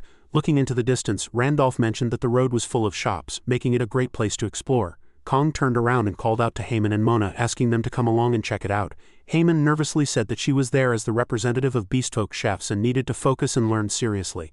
While she felt anxious, Mona looked full of excitement. As people walked by, Rice Cake and Tori looked around curiously. Haemin worried aloud about what would happen if she couldn't memorize everything properly, saying it was her duty. Kong tried to calm her, telling her not to overthink it. He said that a food trip wasn't really studying, it was about seeing, eating and experiencing as much as possible, and that those experiences would inspire her cooking later. Haemin thought about his words see, eat and feel, and then said with determination that she would do her best to enjoy it. Kong looked at her and asked if she was really okay. Meanwhile, Mona ran ahead and stopped at a bread stall while Randolph watched her. Kong and Haemin tried a melon and were amazed by the taste, asking for more. Rice Cake and Tori wandered around the market too. Some people who noticed Rice Cake said he looked like a white wolf. A woman also commented on it. Haemin then tried a special type of soup and enjoyed the tour. Around noon they stopped at the city center. Tired, Haemin sighed while Rice Cake rested on Kang's lap. Kong noticed a flower and asked about it. Randolph said she seemed to have really enjoyed the tour and asked how it was. Haemin happily said she loved it. Meanwhile, Mona spotted merchandise of Rice Cake and was surprised. Haemin continued, saying there was so much variety that she lost track of time, and now she understood why her master had brought her there. She said her perspective had widened and she realized that she had only relied on her own experiences before. Now, seeing how vast and diverse the world was, she felt inspired to cook right away. Randolph reminded her that they hadn't yet visited the shop he had recommended. Kong recalled it and said Randolph had mentioned a restaurant they must visit.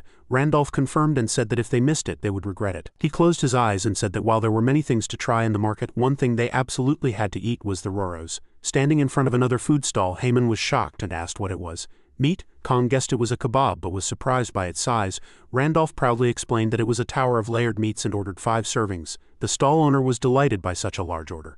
Kong asked if people really ate so many of these roros and the owner said yes. Even merchants bought one every morning. As he prepared the food, he explained that inside the crispy bread there was hearty meat and various vegetables, making it a perfect meal.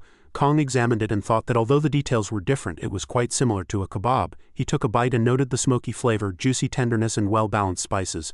The yogurt-like sauce added a refreshing taste. Excited, Kong said it was amazing. Randolph proudly said that it was his favorite spot. Haemin listened, then decided to try a bite herself. She was surprised by the flavor. It smelled rich but wasn't too spicy and tasted delicious. The bread and vegetables balanced everything perfectly. She thought it was incredible how the flavors came together. Meanwhile, Rice Cake again stole food from Tori and Mona, leaving them helpless. The stall owner laughed and asked Haman if it was her first time eating Roro, saying she had quite the appetite. She cheerfully replied that it was amazing and asked how he made it, calling him a great chef. The owner's nose lifted proudly as he laughed and said their secret ingredient was bomong. Randolph was surprised, saying that explained the taste since bomong was expensive. Kong overheard and thought bomong was like pepper, but kebabs usually had pepper anyway. The stall owner asked if they could sense his craftsmanship. Kong wondered if bomong was really that costly. Haman repeated the word curiously. Later in the evening, Kong and Haman finished their shopping. Kong called her and suggested stopping at one last place before heading back to the Lord's manor. Haman asked where, then looked around and was amazed to see all kinds of cooking tools. Kong thought that beastfolk usually didn't use many utensils. He remembered some beastfolk saying they tenderized meat by punching it or stomping on it instead. He nodded, thinking that tools like these could greatly improve the quality of their dishes. Haman called him master and asked what one of the tools was. Kong explained it was a pepper mill, a grinder used for dried bomong. Haman hesitated and asked if people actually ate bomong, saying that among beastfolk its scent was so strong they never considered it food. She explained they usually scattered it at storage entrances to keep wild animals away. Kong was shocked and said it was a waste. Haman then mentioned that behind their village there were many bomong trees. Kong remembered how expensive it was and thought that didn't make sense. Randolph agreed. Kong then realized that if they handled this properly, both humans and beastfolk could benefit. He patted Haman on the shoulder and said cheerfully that both sides could win. Haman was confused but guessed he had come up with a good idea. Kong smiled and said that even so, the fact that they had been scattering the king of spices on the ground all this time was unforgivable. Haman repeated, "King?" Kong then called her name and invited her to try making a dish using bomong. At night in the feudal lord's kitchen, the chef stood in his nightclothes, deep in thought. He was angry and thought that the man had dared to enter his sacred kitchen again, and this time he had even brought a beastman with him. Inside the kitchen, Kong and Haman were talking. Kong began explaining that the ingredients would eventually be ready, and Haman listened carefully, nodding in agreement. Outside, the chef wondered to himself what Kong was trying to make this time. He noticed some meat and spices on the counter. Kong explained that bomong was a spice that went well with meat as it removed the smell and brought out the flavor. He showed Haman a jar of bomong. Haman eagerly said that it was dried and used in that way, and Kong replied that it was easier to use and store like that. He put some bomong in a grinder and sprinkled it on the meat. He instructed that salt and pepper should be added to a whole pork belly and left to rest so it could cure. After curing, the meat had to be seared, placed in a baking dish with spices and white wine and cooked in the oven. When he took the dish out, he proudly announced that the oven-roasted whole pork belly was complete. Haman's mouth watered as she said that the smell was amazing. Beside her, the chef was also mesmerized, and even Tori was drooling. The chef exclaimed that the skin was like a cracker and asked if Kong had drawn out the moisture to make it crispy. Haman asked who Kong was, and Kong calmly replied that pork belly with its rich fat layers became even crispier when cooked that way. He sliced through the meat, which made a crackling sound, and then chopped it up, saying that it looked like it had turned out well. Haman and the chef were both shocked to see the juices overflowing. Kong told them to have a taste. They both took a bite. Haman was amazed and said that it was incredibly delicious, while the chef fell to the floor in pure joy. As Haman chewed, she thought that it was nothing like the meat she usually ate and wondered if the flavor came from the spices. She also thought that the bomong fragrance was not unpleasant at all and actually made her appetite stronger. Kong noticed the chef on the floor and asked if he was all right. The chef weakly muttered about the recipe, and when Kong leaned closer to ask what he had said, the chef suddenly began to cry and begged him to share the recipe. Then he ran out of the room still crying, saying that it was unbelievable he had said it twice. Kong looked after him in confusion, wondering why the chef always ran away like that. Looking at the door, he added that he couldn't even write things down properly. Haman spoke softly, saying that all this time she had thought bomong was only sharp and pungent, but it actually balanced the greasiness very well. It went perfectly with the meat and made the aroma more appetizing. She realized that this was how it could be used. Kong smiled and explained that it was not just bomong. Small changes in how spices were used could bring out new flavors, and cooking was only as creative as the chef's imagination.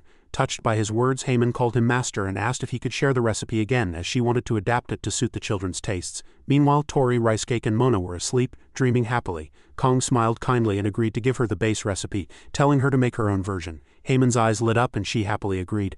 The long night ended. A few days later, in the Beastman tribe's village, two beastmen came to Cassandra, saying that they had brought some bomong. Cassandra smiled and told them they had done well. One of them said that if they had known bomong was such a treasure, they would have gathered it sooner.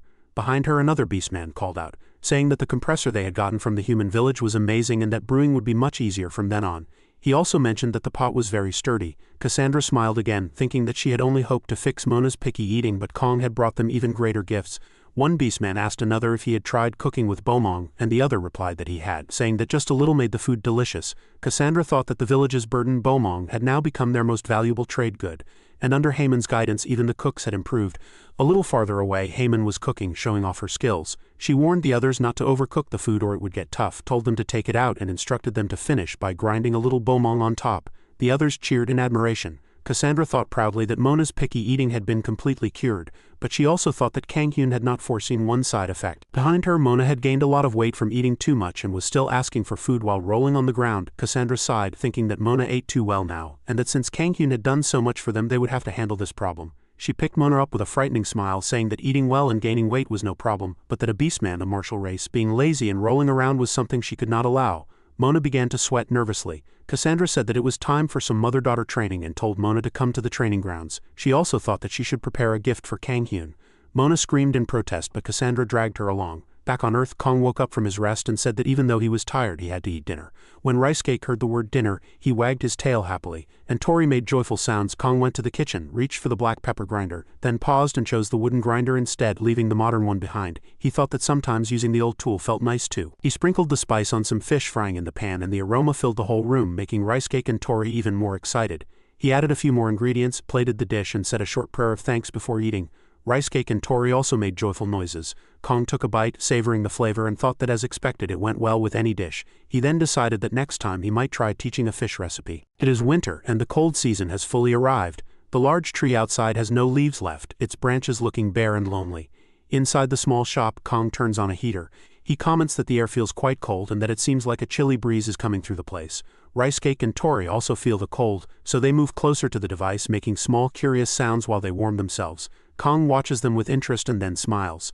He tells them that the machine is a heater, something that creates warmth by using oil as fuel. He demonstrates how to operate it, pressing a red button and explaining that this is how it is turned on. Kong says he had been a little worried at first because the heater was old, but he feels glad that it seems to be running without any problems. However, suddenly and without warning, flames burst out from the heater and surround it completely. A message appears in Kang's mind reminding him that old heaters must be used very carefully for safety.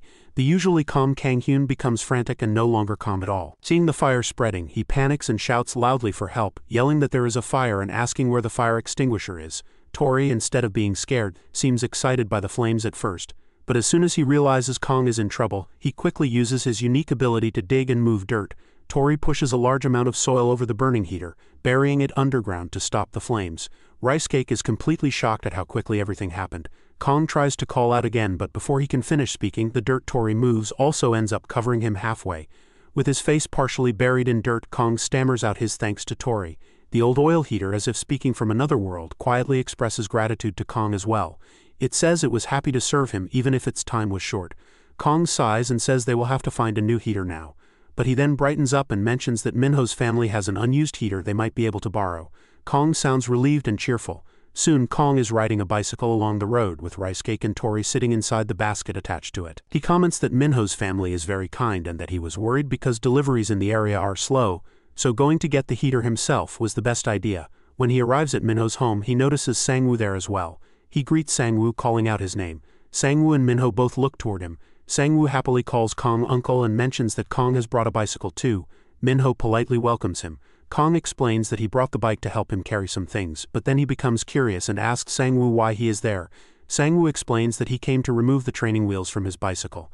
Minho adds that Sangwoo wants to practice riding a bike with only 2 wheels.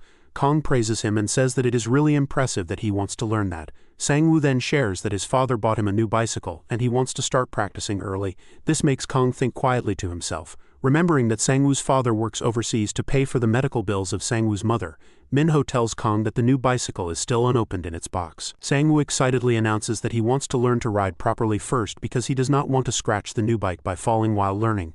Kong understands that the bicycle is a precious gift from Sangwoo's father, so Sangwoo wants to take good care of it. Kong asks Sangwoo if he is practicing all by himself, and when Sangwoo looks up at him, Kong offers kindly to help him learn. Later, in a different open area, Kong has placed his borrowed heater and bicycle nearby while he helps Sangwoo practice. Rice Cake is happily wagging his tail and Tori is watching quietly. Kong reassures Sangwoo that he is still holding onto the bicycle from behind, so there is no need to worry. Sangwoo, wearing a helmet and looking nervous, repeatedly asks if Kong is really holding on. Kong keeps answering that he is indeed holding it firmly, at least for the moment. As Sangwoo tries to pedal forward, he keeps asking Kong not to let go yet. Kong replies cheerfully that he understands and will not release him too soon. Sangwoo continues to beg in a loud voice, insisting over and over again that it is not time to let go yet. Kong was thinking to himself that usually the method was to secretly let go while the child was riding so they could learn how to balance. He counted in his head, 1, 2, 3, and then quietly released his hands from the bicycle. But Sangwoo immediately fell to the ground. Kong panicked and rushed over to him, calling out his name with worry. Sangwoo, still sitting on the ground and holding back tears, told him that he had said he wouldn't let go, sounding hurt and betrayed. Kong became flustered, trying to fix Sangwoo's helmet and brush the dust off his clothes, explaining that he didn't mean to let go like that. Sangwoo let out a small cry of pain. Kong, in his thoughts, was shocked, thinking that he didn't expect him to fall so quickly. Rice-cake and Tori stood nearby, staring at him with disappointed and judging expressions. Kong quietly asked them for help. Both of them agreed to assist.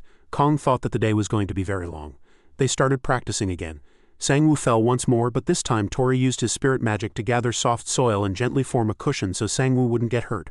Rice-cake carefully licked the area where Sangwoo would have been injured, and the spot healed instantly. After checking himself and realizing there was no pain, Sangwoo seemed confused, wondering what happened to the injury. But then he fell again, and again, and again, and again. Kong kept worrying each time. Tori kept saving him. Rice-cake healed him again and again. Time passed, and before they knew it, noon had turned into evening. The bicycle lay on the ground now, and Sangwoo looked very discouraged. Kong patted his back softly and asked if he was all right, then suggested they stop for the day since it was getting colder outside, saying they could practice again the next day. However, Sangwoo insisted they continue. He said he felt like he was close to being able to ride if he tried just a little more. Kong looked at him with concern and told him that practicing for too long wasn't good and that there was no need to force himself. But Sangwoo lowered his gaze and explained that it was important. He said he wanted to learn quickly because all the other kids already knew how to ride a two-wheeled bike. Then he mentioned that his father had given him the bicycle as a present, believing that Sangwoo could already ride it. He remembered seeing his friends practicing with their fathers and felt that if his father found out he couldn't ride, it would make him sad. He said he didn't want to disappoint him. With determination in his voice, Sangwoo stood up and said he wanted to practice hard so that when his father came back he could show him that he could ride on his own. Kong watched him and understood something deeper in Sangwoo's heart. He stood up as well and told Sangwoo that he was truly amazing. Sangwoo looked at him with wide eyes. Kong gently patted his head and said they could practice just a little more before heading inside. Sangwoo smiled brightly and agreed. Rice-cake and Tori, tired from helping all day, had fallen asleep nearby. For the final attempt, Kong stood behind Sangwoo and told him not to look down but to look forward. Sangwoo, sweating and nervous, hesitated, but Kong explained that if he kept looking at his feet out of fear he would fall again. Kong told him to look ahead and keep pedaling, and reassured him that if it seemed like he was about to fall he would definitely catch him. Sangwoo repeated the words in his mind, "Look forward." He lifted his head and saw the beautiful sunset spread across the sky. The scenery was wide and warm. He then called out that he felt like he could do it. Kong smiled and slowly let go again. This time Sangwoo pedaled smoothly without any help. He stopped a short distance away, turned back and shouted excitedly, asking if Kong saw him. Kong gave him a big thumbs up and said he absolutely did. They both celebrated happily. Sangwoo shouted in joy that he had done it.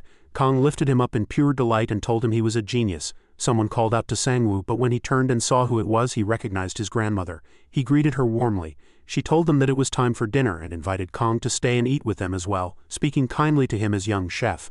Kong asked with a bit of surprise if she meant he could join too, and Sangwoo responded with excitement, saying that it would be great.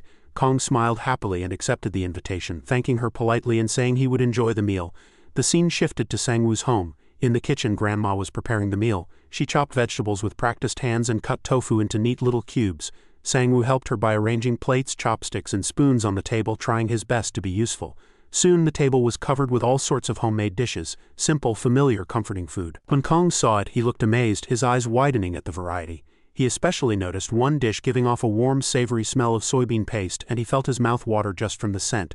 Grandma returned to the table holding bowls of rice and apologized softly, saying that she had not prepared much, but Sangwoo was excited, cheering for the soybean paste stew. Kong quickly reassured her that the meal was more than enough and actually felt like a feast. He said the smell alone made him hungry and that he felt he could eat 2 bowls of rice. However, when he looked down and saw that his bowl was already filled almost double, his smile stiffened a little. He admitted that this single bowl already looked like 2. Sangwoo then clapped his hands and thanked everyone enthusiastically for the meal. Kong, still amazed, wondered how Grandma had managed to serve everything so generously. Grandma simply told him that there was plenty and encouraged him to eat as much as he liked. Sangwoo eagerly picked up a serving bowl and offered to ladle out the soybean paste stew for Kong. He said proudly that his grandmother's stew was delicious and told Kong to eat a lot. Kong accepted the bowl gratefully and thanked him. He took a spoonful of the stew, and as he tasted it, his thoughts drifted back to his childhood. He remembered how he used to eat the same kind of stew long ago. When the flavor touched his tongue, his expression brightened. He mixed the stew with rice and ate more eagerly. Then he tried a side dish, picking it up gently with his chopsticks. The flavor reminded him of real grandmother-style cooking, the kind that could never be fully recreated by anyone else. It carried warmth and time and memories. Grandma smiled and handed something to Sangwoo, encouraging him to eat it too. Sangwoo looked at the perilla leaves and chewed happily, exclaiming how delicious they were. He also praised Grandma's kimchi with a big smile. Watching them, Kong felt something stir inside him. Something soft, familiar, and far away. He placed a small fried meat patty on top of his rice and paused for a moment, staring at it. Memories from his own past rose in his mind. Old dinners, family at the table, childhood days. He sat quietly, remembering moments he had not thought about for a long time. Grandma noticed his stillness and gently asked why he was not eating. She smiled warmly and encouraged him to eat more, telling him that the meat patties were particularly good. Sangwoo then stood up to serve some side dishes to Kong, excitedly mentioning that he would also give some to Uncle. But then he realized that the acorn jelly had become squished while serving. Grandma laughed and said that it was because Sangwoo was simply too strong. The family continued laughing and talking, finishing their meal happily, filled with warmth and cheerful voices. The narrator joked that it felt like the author of this story forgot about Rice Cake and Tori during the meal. As evening ended and night came, Kong, Tori, and Rice Cake prepared to leave. Before going, Kong thanked Grandma sincerely for the wonderful meal. Grandma responded that Kong had always helped her, and this meal was just a small gesture in return. Then Grandma spoke in a more heartfelt tone, saying that thanks to Kong, Sangwoo had become much brighter and happier lately. She expressed her gratitude deeply. Kong smiled warmly and said that it was the same for him, that Sangwoo had brought him happiness as well. Grandma said she was relieved to hear that. Then she remembered something and asked Kong whether his parents were abroad. Kong said yes, explaining that his whole family lived overseas. Grandma asked if that meant he did not get to see them often. Kong smiled gently and said that they kept in touch sometimes, but that it had been quite a long time since he last saw them in person. He looked off into the distance toward the darkening road and quietly wondered if everyone in his family was doing well. His voice was soft, almost carried away with the night breeze as memories and longing rose in his heart. A few days later, around midday when the sun was shining brightly overhead, an airplane passed through the sky. The scene then shifted to a busy airport. A young woman came out of the main entrance with her luggage rolling behind her. She paused just outside the doors and spoke quietly to herself, expressing how long it had been since she last came to Korea. She took off her sunglasses slowly as though wanting to really see the place again, and wondered if almost 10 years had already gone by. Her phone rang and she answered it right away. She told her mother that she had just arrived and that she was planning to go directly to her older brother's place. She confirmed that it was in Pyongyang, explaining that since it was their grandfather's house she remembered the location well and knew how to get there. Her mother asked about her brother and the girl tried to reassure her, saying that when she last called everything seemed perfectly fine and there was nothing to worry about. Nearby, a bus driver announced that the bus would be leaving soon. The girl told her mother she would call again once she arrived, then ended the call and hurried toward the bus, saying aloud that she was getting on. Meanwhile at Kang's house, Rice Cake and Tori were playing outside in front of the building. Tori had his small hands wrapped around Rice Cake's wagging tail while Rice Cake ran around in circles, causing Tori to spin along with him. Tori looked happy and amused, laughing with delight. But suddenly, Rice Cake stopped as if he sensed something unfamiliar. Because of the sudden stop, Tori lost his grip and fell backward onto the ground with a soft tumble. Rice Cake lifted his nose and sniffed the air, then barked while looking toward someone who had just approached. The newcomer was the same girl who had arrived from the airport. She stood there and looked at the house carefully. She wondered aloud if she had the right place. She noticed that there was no signboard and questioned whether it was really a restaurant since nothing looked like the kind of restaurant she remembered. Rice Cake walked up to her and sniffed around her clothes and shoes. She hesitated and wondered if maybe her brother had moved away without telling her. But then Rice Cake gently tugged at the bottom of her pants, almost as if he recognized her scent and remembered her. At that moment Kong stepped outside, calling to Rice Cake and Tori and telling them to come in because the weather was cold. However, he stopped mid-sentence when he noticed the girl kneeling and enthusiastically petting Rice Cake as if she had always known him. She kept praising how adorable he was, patting him so much that Rice Cake made a slightly overwhelmed noise. Kong stared for a moment before saying her name, Lee Se-yeon, asking if it was really her. She paused and looked up at him with surprise and joy. Then she called out to him affectionately, calling him Oppa with excitement. Kong, just as surprised, asked why she had come back so suddenly. With a face that looked both playful and serious, Se-yeon called out to Kong, addressing him as her older brother. She told him that he seemed much rougher than the last time she had seen him. At that moment Kong was busy removing Rice Cake's loose fur, since Se-yeon had petted the dog too much and made him fluffy and messy. He was brushing Rice Cake with a grooming tool and placing the shed fur in a pile beside him. Rice Cake was calmly lying on his lap enjoying the attention, while Tori was amusing himself by playing hide-and-seek in the pile of fur as if it were a small mountain. Kong asked Se-yeon if comments like that were really something one should say directly to someone's face. Meanwhile, Se-yeon silently observed him and thought that he actually looked better than she had expected. When Kong saw how much fur he had collected from Rice Cake, he remarked that it looked like the dog was practically bald now. Then he looked at Se-yeon and asked what was really going on. saying that she definitely did not return to Korea just for the sake of visiting him. Sihyun closed her eyes with a satisfied and relaxed expression, as if enjoying the moment, and mentioned that he must be curious. Then she suddenly opened her eyes wide, sparkling with excitement, and proudly announced that she had gotten a job in Korea. This surprised Kong so much that he asked, almost in disbelief, if she really meant a job. She replied cheerfully that yes, she was hired at a 5-star hotel. Kong said that she had indeed become a pâtissier, just as she had dreamed. He added that it looked like rice cake seemed happy for her too. Sihyun joyfully explained that becoming a pâtissier, which is the French term for a pastry chef, had been her dream since childhood. She proudly pointed a finger upward, saying that he should just wait and see. She would become a legendary pastry chef, even more famous than him someday. Kong let out a sigh and quietly commented on how fast time had passed. With a distant look in his eyes, he said that it felt like only yesterday when she used to jump around excitedly after making cookies. He remembered how she would run to him holding a plate, telling him enthusiastically that she had made them herself. Embarrassed, Sihyun asked why he was bringing up memories from elementary school, though she smiled afterward. She explained that she had some free time before her official work began and that their mother had been wondering how Kong was doing, so she would be staying with him for a while. Kong reacted with surprise, almost shocked. She continued, saying she would even help out at his shop and that he should feel honored. The next day in Kang's shop, Sihyun sat watching television with a gloomy expression. She flipped through channels without interest and called out to her brother, saying she had never seen a business this empty. She said she was tired of watching television too. Kong, standing behind her in an apron, asked if she was finished complaining. Sihyun remarked that they had gone 2 days without a single customer. There were not even flies, making it seem like the shop might soon close down. Kong pointed out that there were no flies because it was winter. Rice Cake and Tori were lying near the oil heater they had borrowed from Minho, enjoying the warmth. Kong reminded her that he had already told her there wouldn't be customers. Sihyun said she had not expected the situation to be this bad, and the animals continued rolling happily near the heater. Just then they heard a knock at the door. Sihyun immediately thought it must be a customer, and Rice Cake and Tori perked up as well. However, the visitor was Grandma Park. She came inside and said she had brought some kimchi. Kong looked worried and said that they still hadn't finished the previous batch she had given them.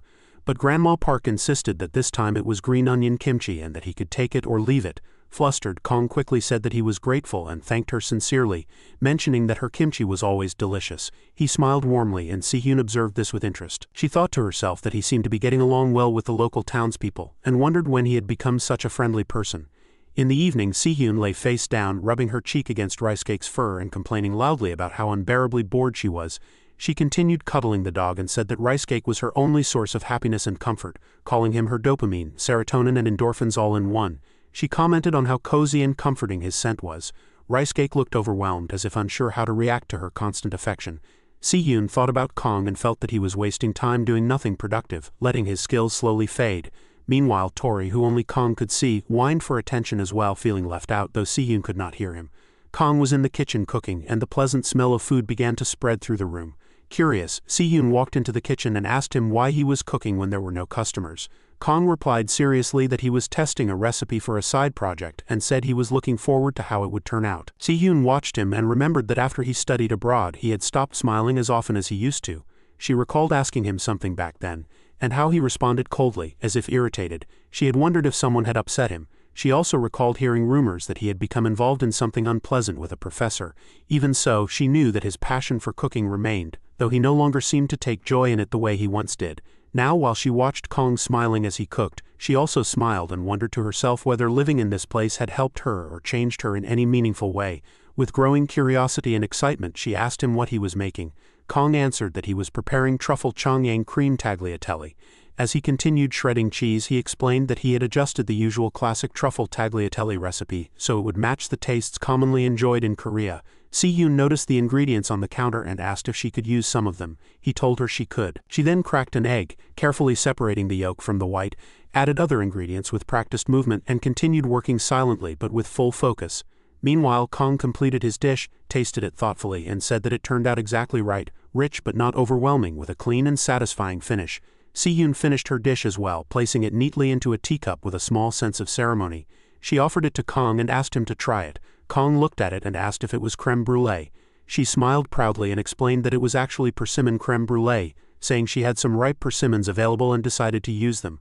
Kong picked up the cup, still wondering why she had suddenly decided to make a dessert. She explained that she thought it would pair nicely with the pasta he had made. She added that the dessert was a bit spontaneous and might not be perfect, but she hoped it would still be enjoyable. Kong lightly tapped and cracked the caramelized top, scooped out a bite and tasted it carefully. He was surprised. He said that the fruity acidity of the persimmon balanced out the creamy richness of the dish, and also complemented the spice from the pepper in the pasta. He commented that it was sweet enough to stand on its own as a dessert too, and then admitted that it was simply delicious. Feeling proud, Si-hyun said that receiving praise from her rival felt wonderful. Kong asked with some disbelief if she was really calling him her rival now. She smiled even more brightly and said that of course she was. He was the rival she aimed to surpass, the mountain she intended to climb over someday. She took a bite of his pasta next, and her expression changed with genuine surprise. The flavor was so deep and layered that she wondered how many chefs could achieve something like this. In her mind, she thought that his skills were still exceptional and that he was doing even better than before. While Kong continued eating the dessert, he mentioned that it had been a long time since he had eaten something like that. Si-hyun watched him and thought that it seemed like he had gained everything he could possibly gain from living in this place. Suddenly, she spoke up with a bright smile, saying that the timing was perfect. Kong looked up at her with curiosity. In her thoughts, she wondered how to suggest that they should go back up to Seoul together. The next day, the sun shone brightly among the white clouds. Kong was in the kitchen again, washing plates and utensils, and he looked slightly annoyed or concerned. He asked Si-hyun what her problem was. She was standing nearby and smiling, and she simply responded by asking what he meant. Kong said that the expression on her face always meant she was planning something.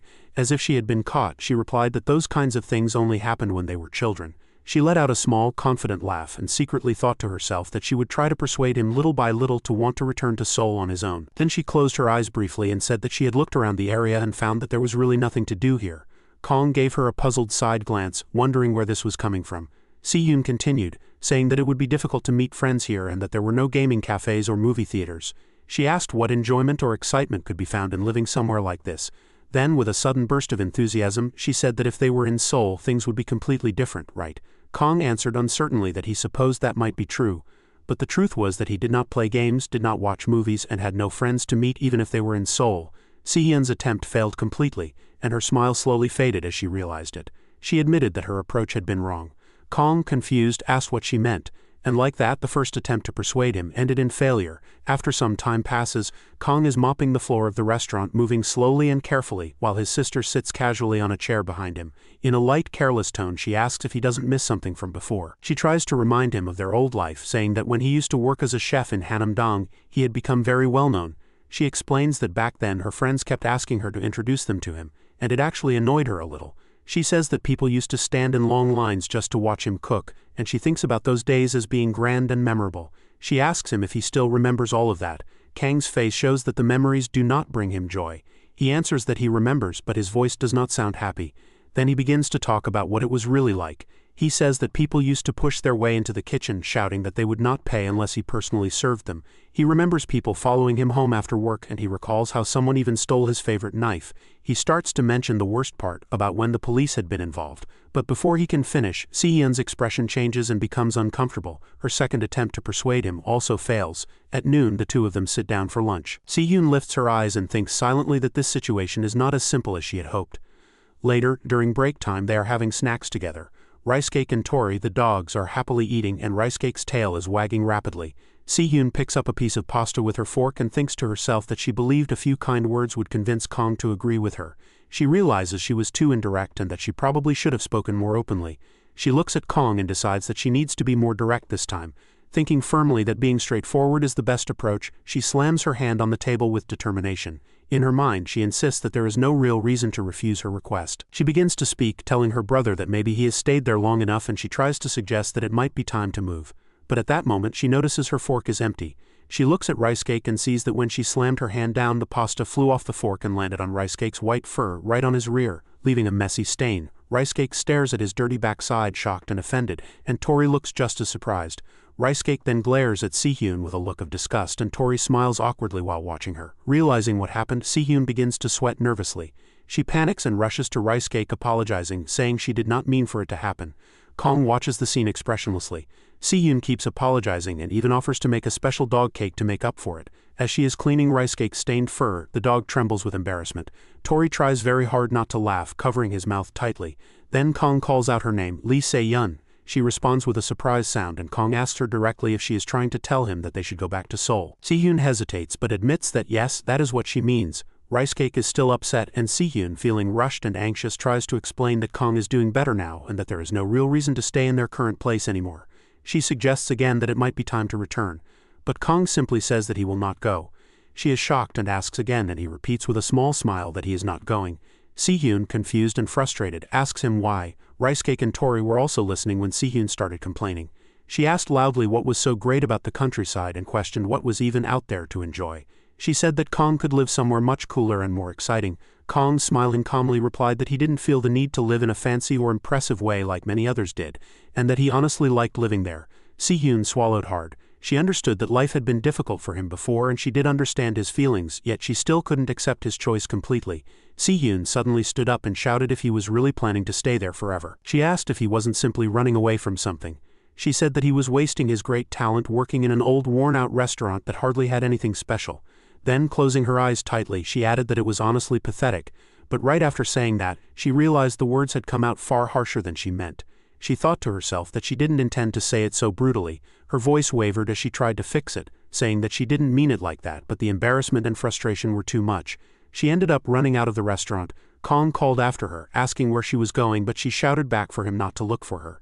She ran off, and Kong stood there watching her, worry filling his chest. He sat down on the sofa and thought about her words. He knew that from her perspective maybe his situation did look pathetic, especially now that she had just gotten herself a job and was full of energy and motivation. He told himself that he would speak to her again once she cooled down and came back. Rice Cake looked toward the direction Sihyun went, while Tori looked at Kong with concern. The day slowly ended and night arrived, but Sihyun did not return. By now Kong was truly anxious. He tried calling her, but the call didn't go through. With a dark, uneasy expression, he wondered aloud why she would storm off like that and then not even answer her phone. He worried because the countryside roads were dark and confusing and she didn't know her way around. Rice Cake and Tori were worried too. Kong finally said that they had no other choice. He stepped outside with a tense expression and called out to Rice Cake and Tori. They responded enthusiastically, almost as if they were ready for a rescue mission. The countryside road was pitch black. Kong walked forward holding a small torch the way one would in an emergency. He shouted her name into the darkness. Rice Cake let out a howl to join him. They passed by a quiet warehouse area. Kong called again, telling her to respond if she could hear him. Frustrated, he muttered to himself, wondering where she could have gone. He remembered how during their childhood, whenever she got upset, she would run off somewhere to be alone. It had always been difficult to find her back then, too. He recalled how he once ate food she had left behind, only to realize later that she had made it for herself. But back then, they had been in familiar surroundings close to home. Now she was in a place she didn't even know well. Suddenly, Rice Cake picked up a scent and howled again. Tori's eyes lit up with excitement and they hurried in the direction Rice Cake indicated. Kong shined the torch ahead and followed. After walking for a while, they arrived at a house. Rice Cake put his paw on a pair of shoes sitting outside and howled to let Kong know. Kong pointed the flashlight upward and saw Sihyun sitting all alone on the dark porch. Kong let out a breath of relief. He said to himself that this made sense since the only place she would recognize in this area was their grandfather's house. The moon was bright behind him, lighting the scene faintly. Rice Cake and Tori walked up to her quietly. Kong asked why she was just sitting there in the dark and told her that she should at least turn on a light. Sihyun kept her face buried in her hands and muttered something about the breaker box. Kong understood what happened. She couldn't find the breaker box, so she stayed there in the dark, and her phone had died as well. Sihyun spoke softly, almost too quiet to hear, apologizing. Kong asked her what she said. Still hiding her face, she repeated that she was sorry. Kong looked surprised. Then Sihyun lifted her head, tears streaming down her face, and cried loudly, apologizing to him like a child. Kong smiled gently and told her that she really hadn't changed since they were in elementary school. But Sihyun continued crying even harder and told him not to laugh. Kong couldn't help laughing anyway. She shouted once again, louder this time, telling him to stop laughing, but he continued smiling at her with relief and affection. After a while, Kong asked Sihyun if she was calm now. Sihyun was still shaking and crying, so Kong told her that he was fine. He said that he understood if she thought he looked pathetic from her point of view. Then he smiled softly. Sihyun, still sobbing, said she couldn't believe she had spoken so harshly to him. Kong smiled again and thought to himself that he must have provoked her for no real reason. Sihyun wiped her tears with her sleeve and told him that he had always been her rival, the one who was always ahead of her. Kong looked at her quietly, and Sihyun remembered the time she had watched him on TV as the famous winner chef Kong Hyeon Lee. She told him that one of her goals had always been to surpass him someday.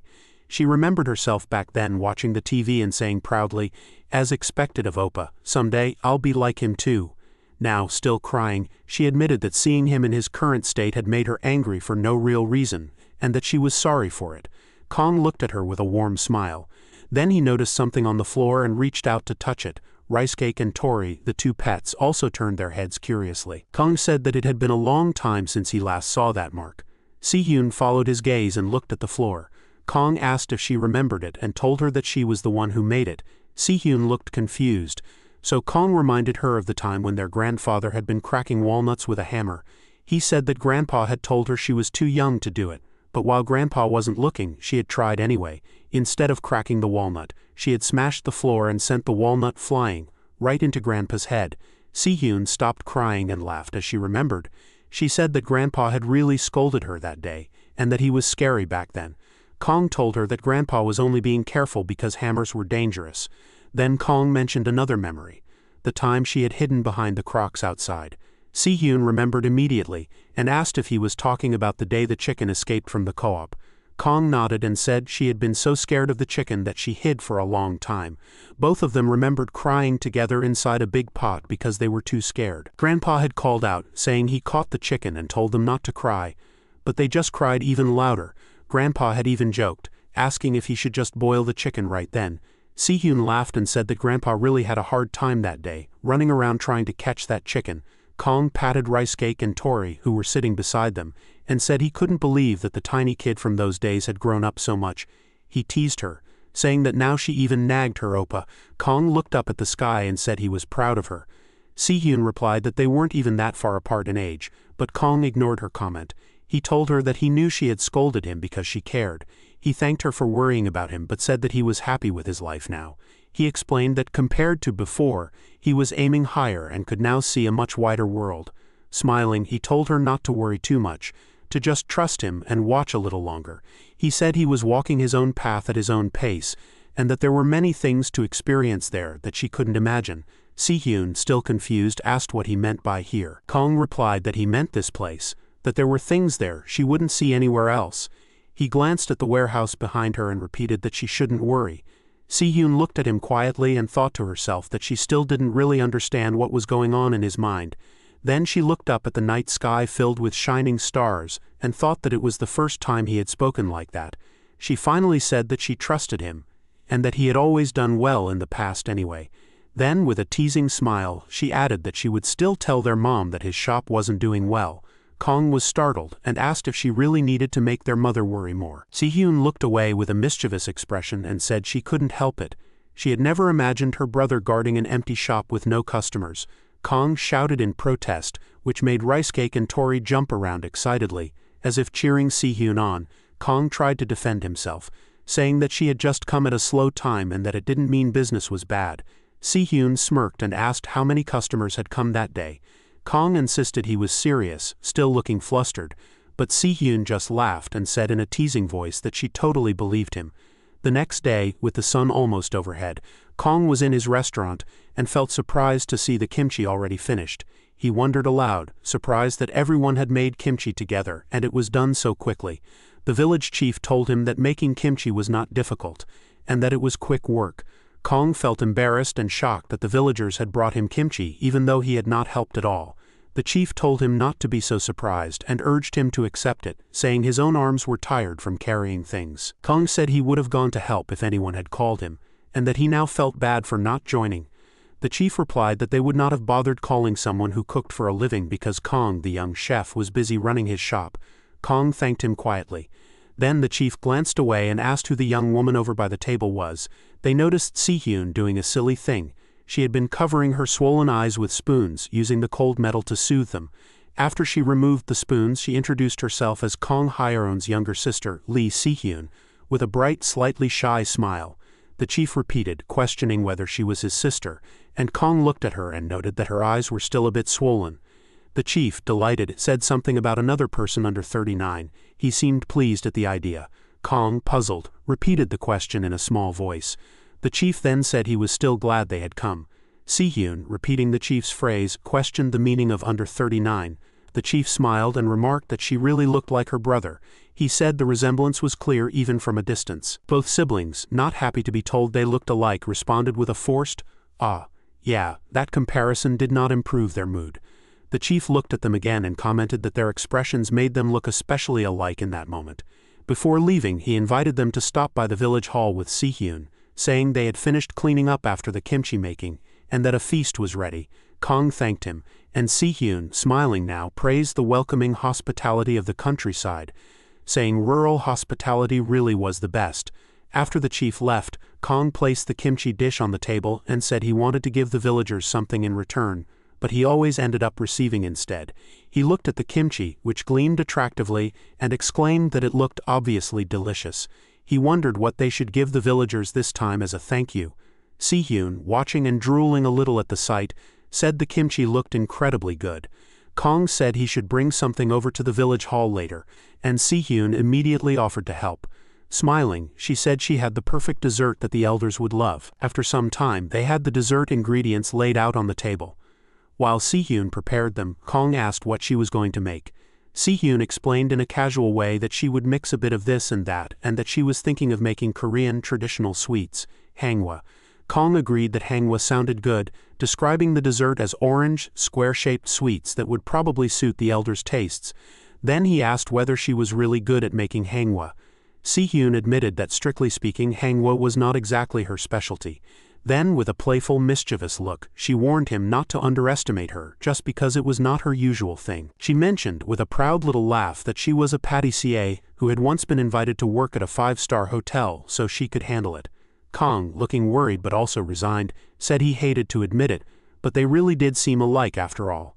At that moment, Rice-cake and Tori came into the kitchen as if they had heard the talk. Si-hyun asked if there was food, and Rice-cake and Tori reacted with eager interest. Kong tied on his head bandana and asked Si-hyun what she wanted him to do. Si-hyun, startled at first, brightened when he volunteered to help and declared herself the head chef for the task. Kong noted that she looked far too happy about that, and then got ready to begin. Si-hyun started giving orders in a bossy but excited tone. She told Kong to soak the beans, set a pot of water to boil, sift the glutinous rice flour and wheat flour, and fetch the colorings for the dough, the sieves, and some kitchen towels. Kong, feeling overwhelmed by the rapid list, begged for one step at a time, saying they should take it slowly. Kong was carefully shaping small balls of dough and placing them neatly on a tray. Si-hyun was cooking something on the stove, and after a moment she turned to look at him. Kong was deep frying the dough pieces in a saucepan, making sure both sides were evenly cooked. When they turned a nice color, he lifted each one out with chopsticks. While looking down, Si-hyun asked him if she hadn't only explained how to make gashung wok earlier. Kong replied that she had. Realizing she wasn't getting any chance to act superior, she sounded a little defeated as she told him he had made them really well. Kong said he had only done a good job because she had explained everything so clearly. Si-hyun wondered to herself why an Italian chef had to be skilled at making traditional Korean sweets too. With a gloomy expression, she admitted that her determination to cheer him on was starting to weaken. Kong asked what she meant. Meanwhile, he placed the finished sweets neatly into a container.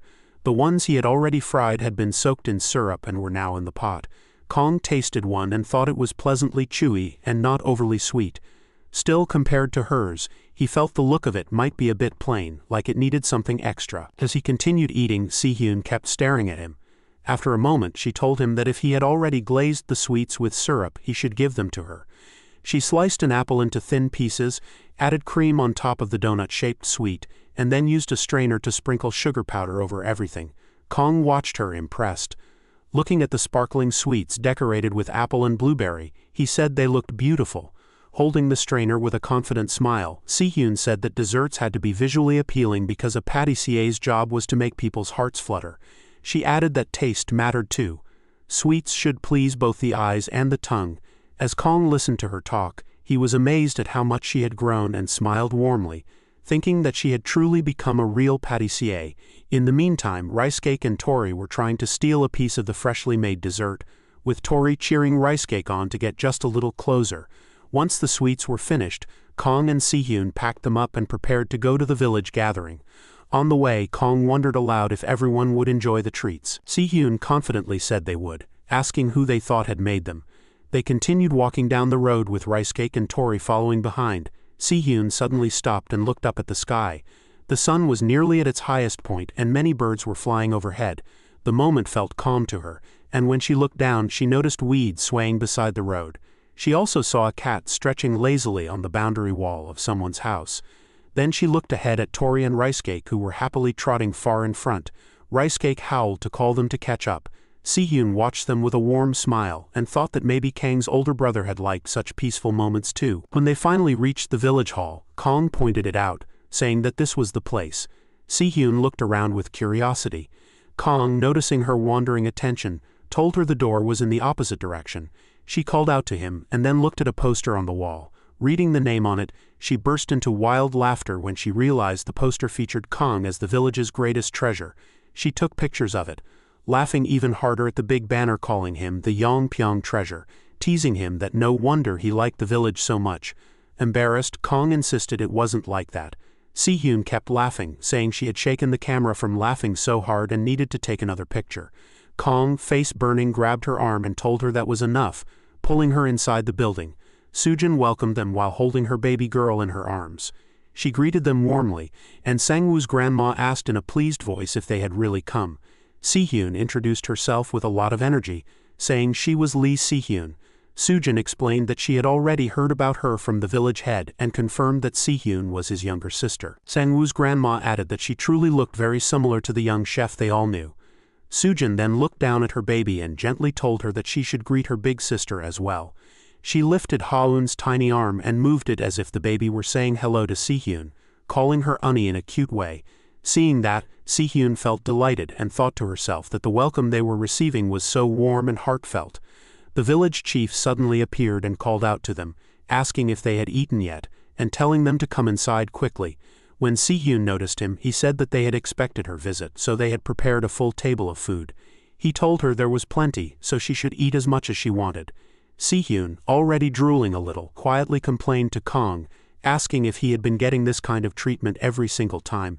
She said it felt unfair, and Kang, who was also drooling, admitted he had nothing to say in response.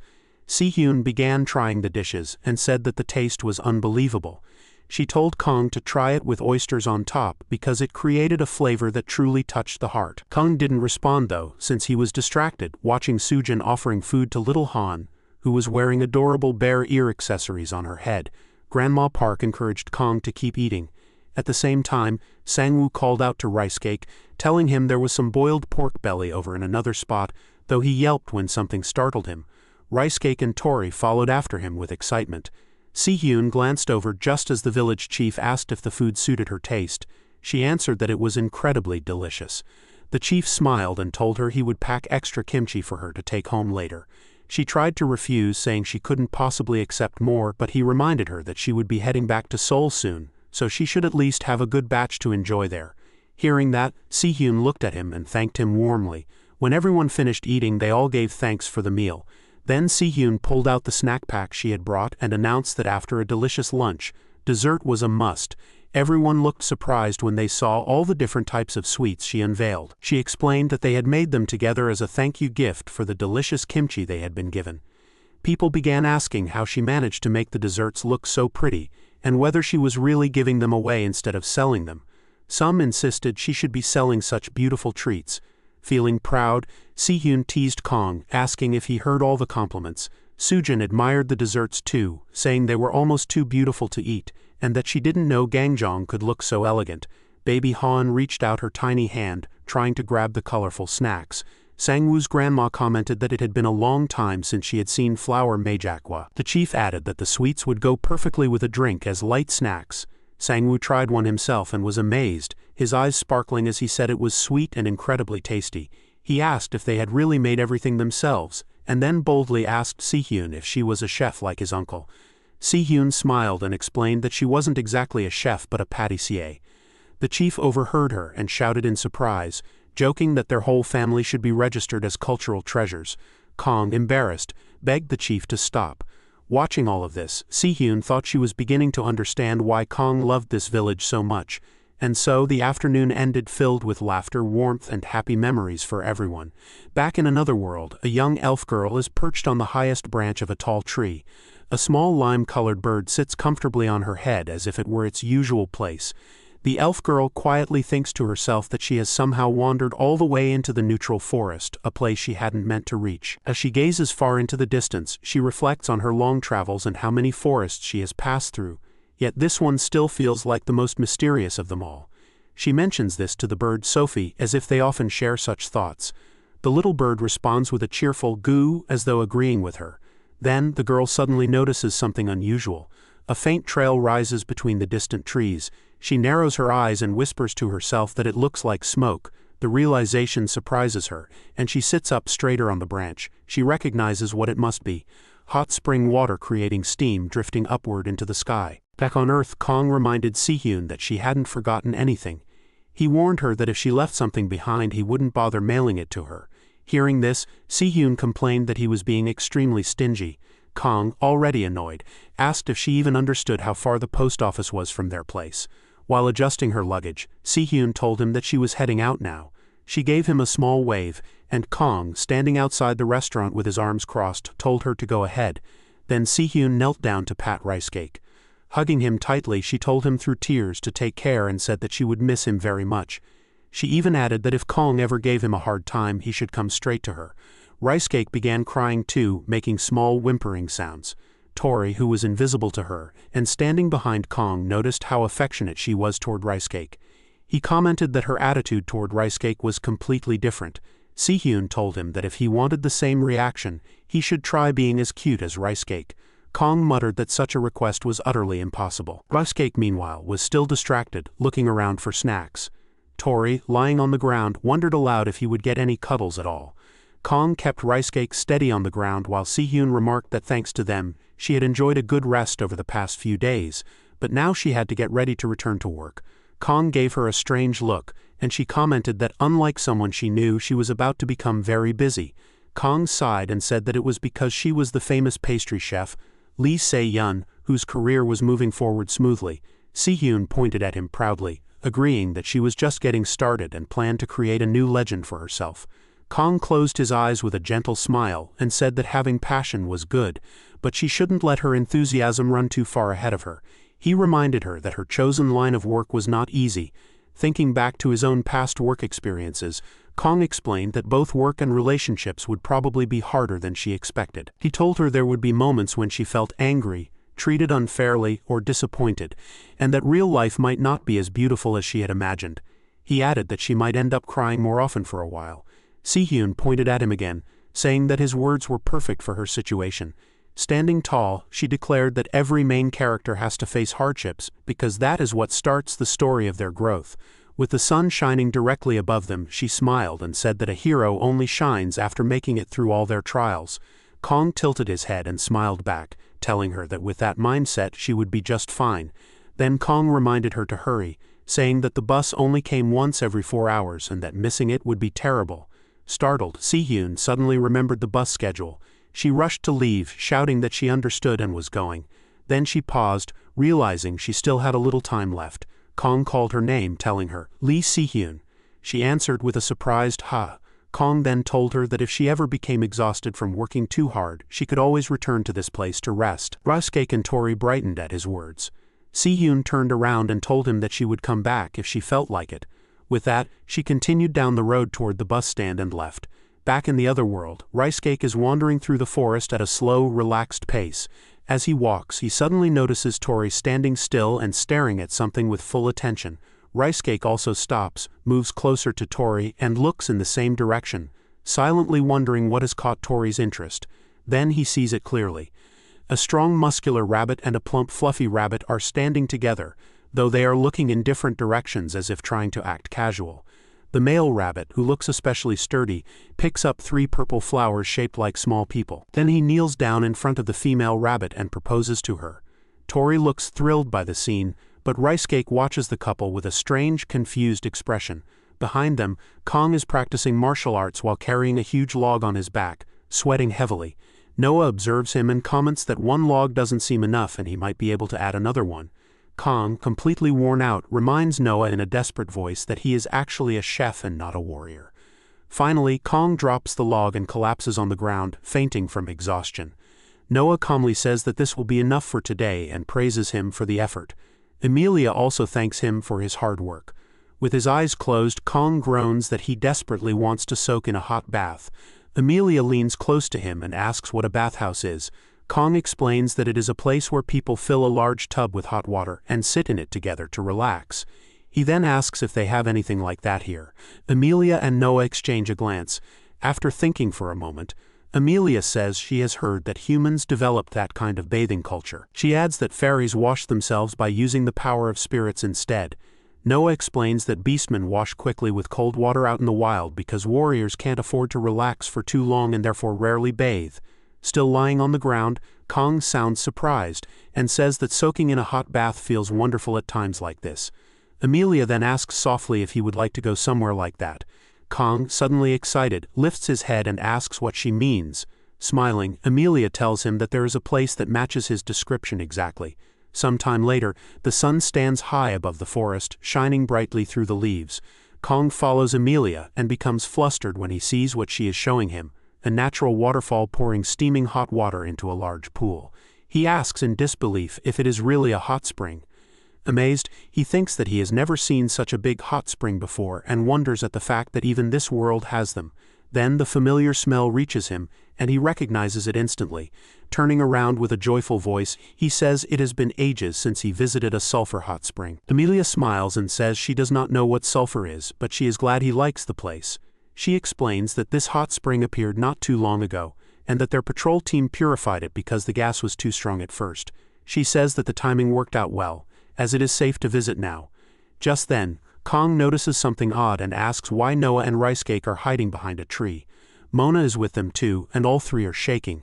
Amelia glances at them and explains with a small laugh that beastmen have very sensitive noses and the smell here is not exactly pleasant for them. In a teasing tone, she adds that she can reduce the smell more if they want. Kong gives an awkward smile and comments that he is not sure if they all get along very well. Irritated, Noah quickly says there is no need and that they will get used to it. Kong walks closer to the waterfall, kneels on one knee and rolls up one sleeve. When he touches the water, he feels a sudden wave of pleasure and thinks it feels like heaven. He then folds up his pants and dips his legs into the hot spring. Tori and Ricecake come near him, curious. Ricecake lets out a questioning howl. Amelia watches Kong and says he looks extremely satisfied. Noah, still trembling slightly behind her, mutters that it is nothing special, even though he clearly struggles with the smell. Relaxing in the warm water, Kong says that it feels even more refreshing because of how much he trained earlier. Ricecake carefully touches the water with his paws. Kong sighs in relief and adds that if a hot spring like this existed near his home, he would visit it every day. Amelia hears this and quietly thinks about it. Then she mentions that some fairies enjoy this kind of thing, though she herself has never tried it.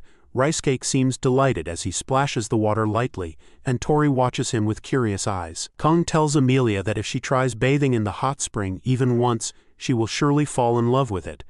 Then an idea suddenly strikes him. He turns around to face her and asks if she would like to try experiencing a bit of human culture. The next day, Aura walks slowly along the forest path.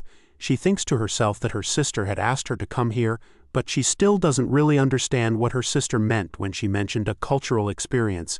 As usual, the small lime-colored spirit bird rests comfortably on top of her head, fluttering its wings from time to time. After a few steps, Aura suddenly stops because she notices someone standing ahead of her. She looks closely and asks if it is Kang Hyun. He answers that it is him and lifts his head a little in greeting. He is wearing a bath-style head bandana, the kind that looks almost like something from a hot spring. With an easy smile, he tells her that she is welcome here. Aura becomes flustered and, unable to hide her surprise, asks why he is dressed like that and what is going on with his unusual outfit. Kong stood up, dressed in shorts and a bathrobe, with a hat on his head.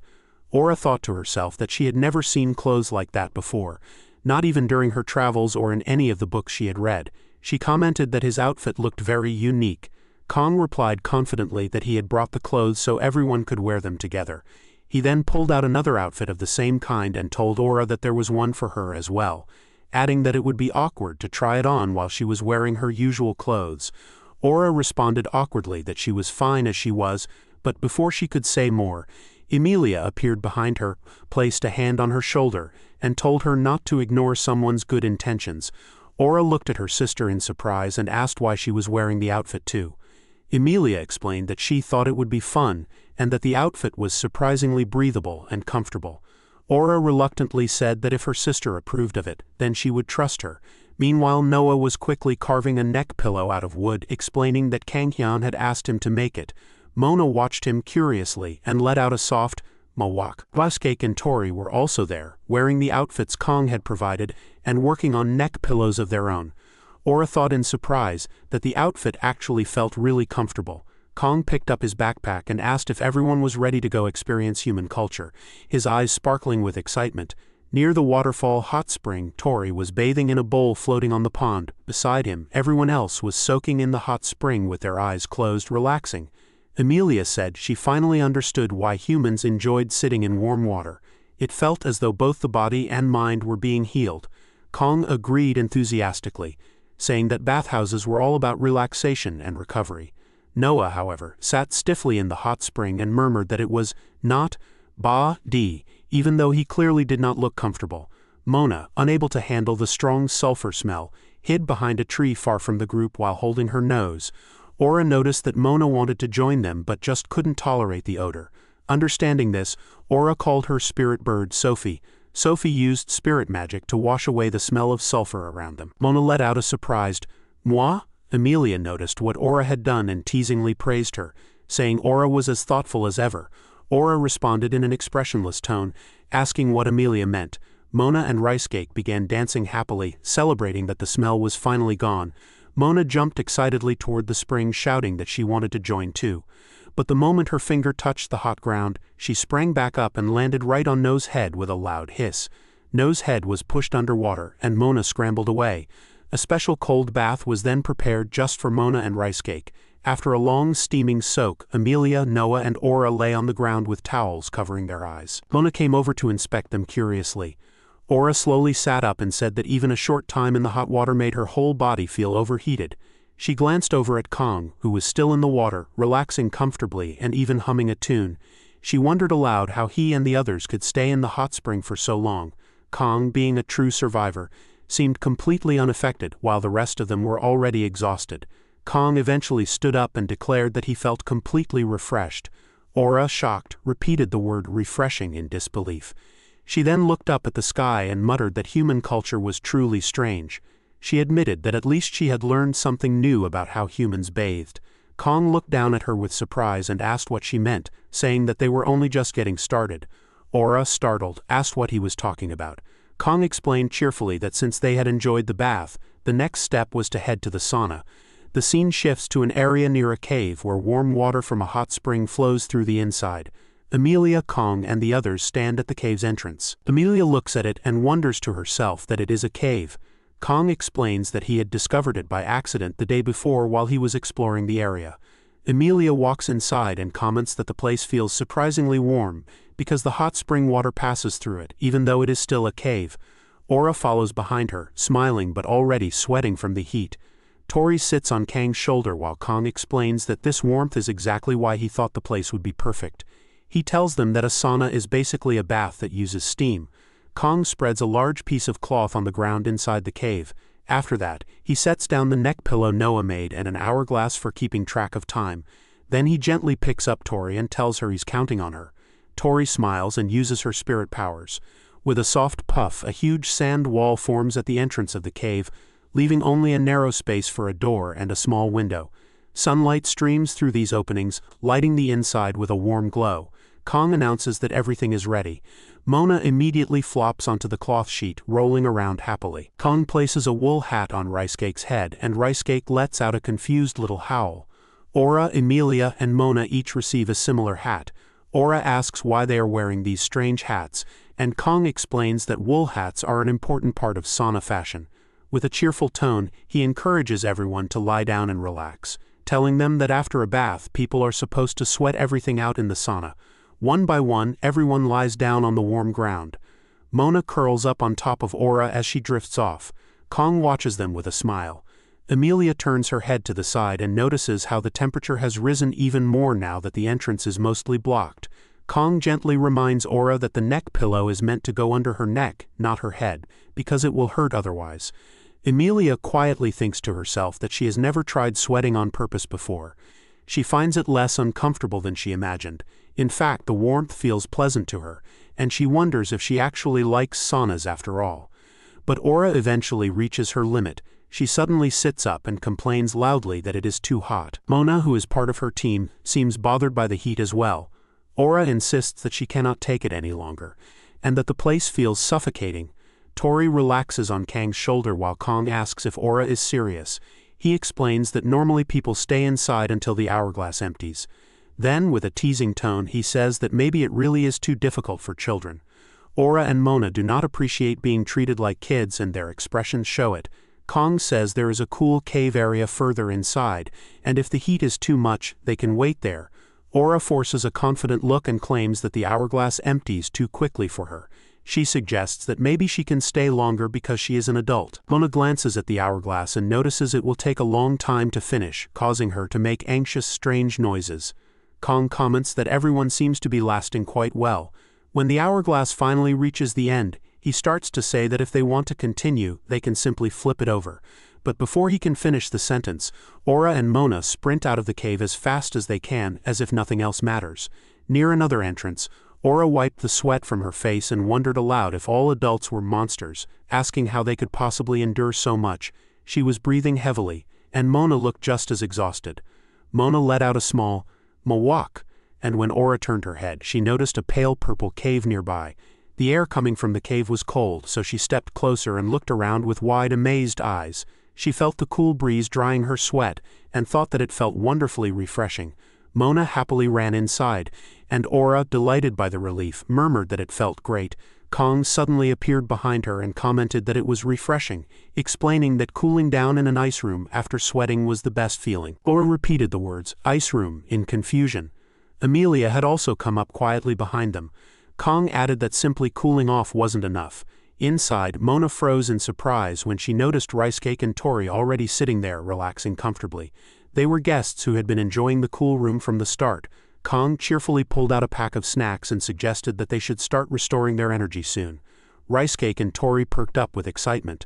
Kang also took out bottles of juice. After drinking, Aura exclaimed that she felt alive again. Amelia, equally pleased with her drink, asked what it was, saying that it tasted sweet and delicious. Kang explained that it was siki, a traditional drink made by fermenting grains, and that the floating grains inside were the fermented bits. Ricecake, sitting on Kang's lap, stuck his head inside the bottle to lick the last drop, which made Tori worry as she watched him. Aura looked at the grains and commented in understanding. Mona picked up a baked egg and gave a cheerful "Mwah." Kang then instructed her that the best way to enjoy a baked egg was to crack it with her forehead, and encouraged her to try it. Mona seemed to understand, then suddenly smashed the egg straight onto Kang's forehead with surprising force, breaking it open and sending pieces everywhere. Kang cried out that she shouldn't use his forehead. Rubbing the spot, he told Mona she was stronger than she looked.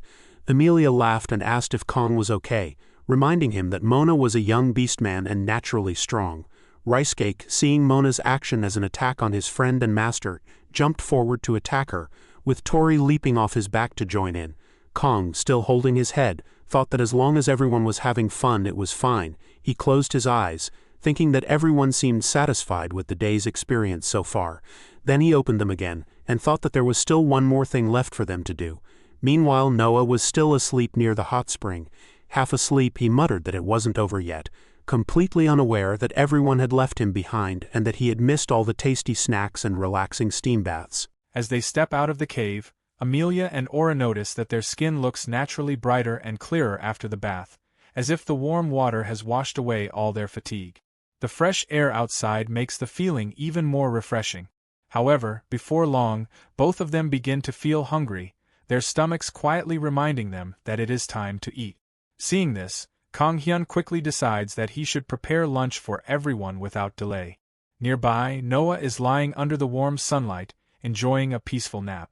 The gentle breeze and warmth keep him asleep, but the rich smell of cooking meat soon reaches him, stirring his senses. As the scent grows stronger, Noah slowly wakes up, stretching his body and blinking away the last traces of sleep. Kang Hyun notices him waking up, while the others have already started watching Kang Hyun as he focuses on cooking. Noah, still half awake, asks where the others are. Kang Hyun replies that they are over there, playing with Mona. Not far from them, Mona is happily shaping something with her hands, forming what looks like a small duck. Amelia, curious about Mona's skill, watches closely and asks how she has made such a thing so neatly.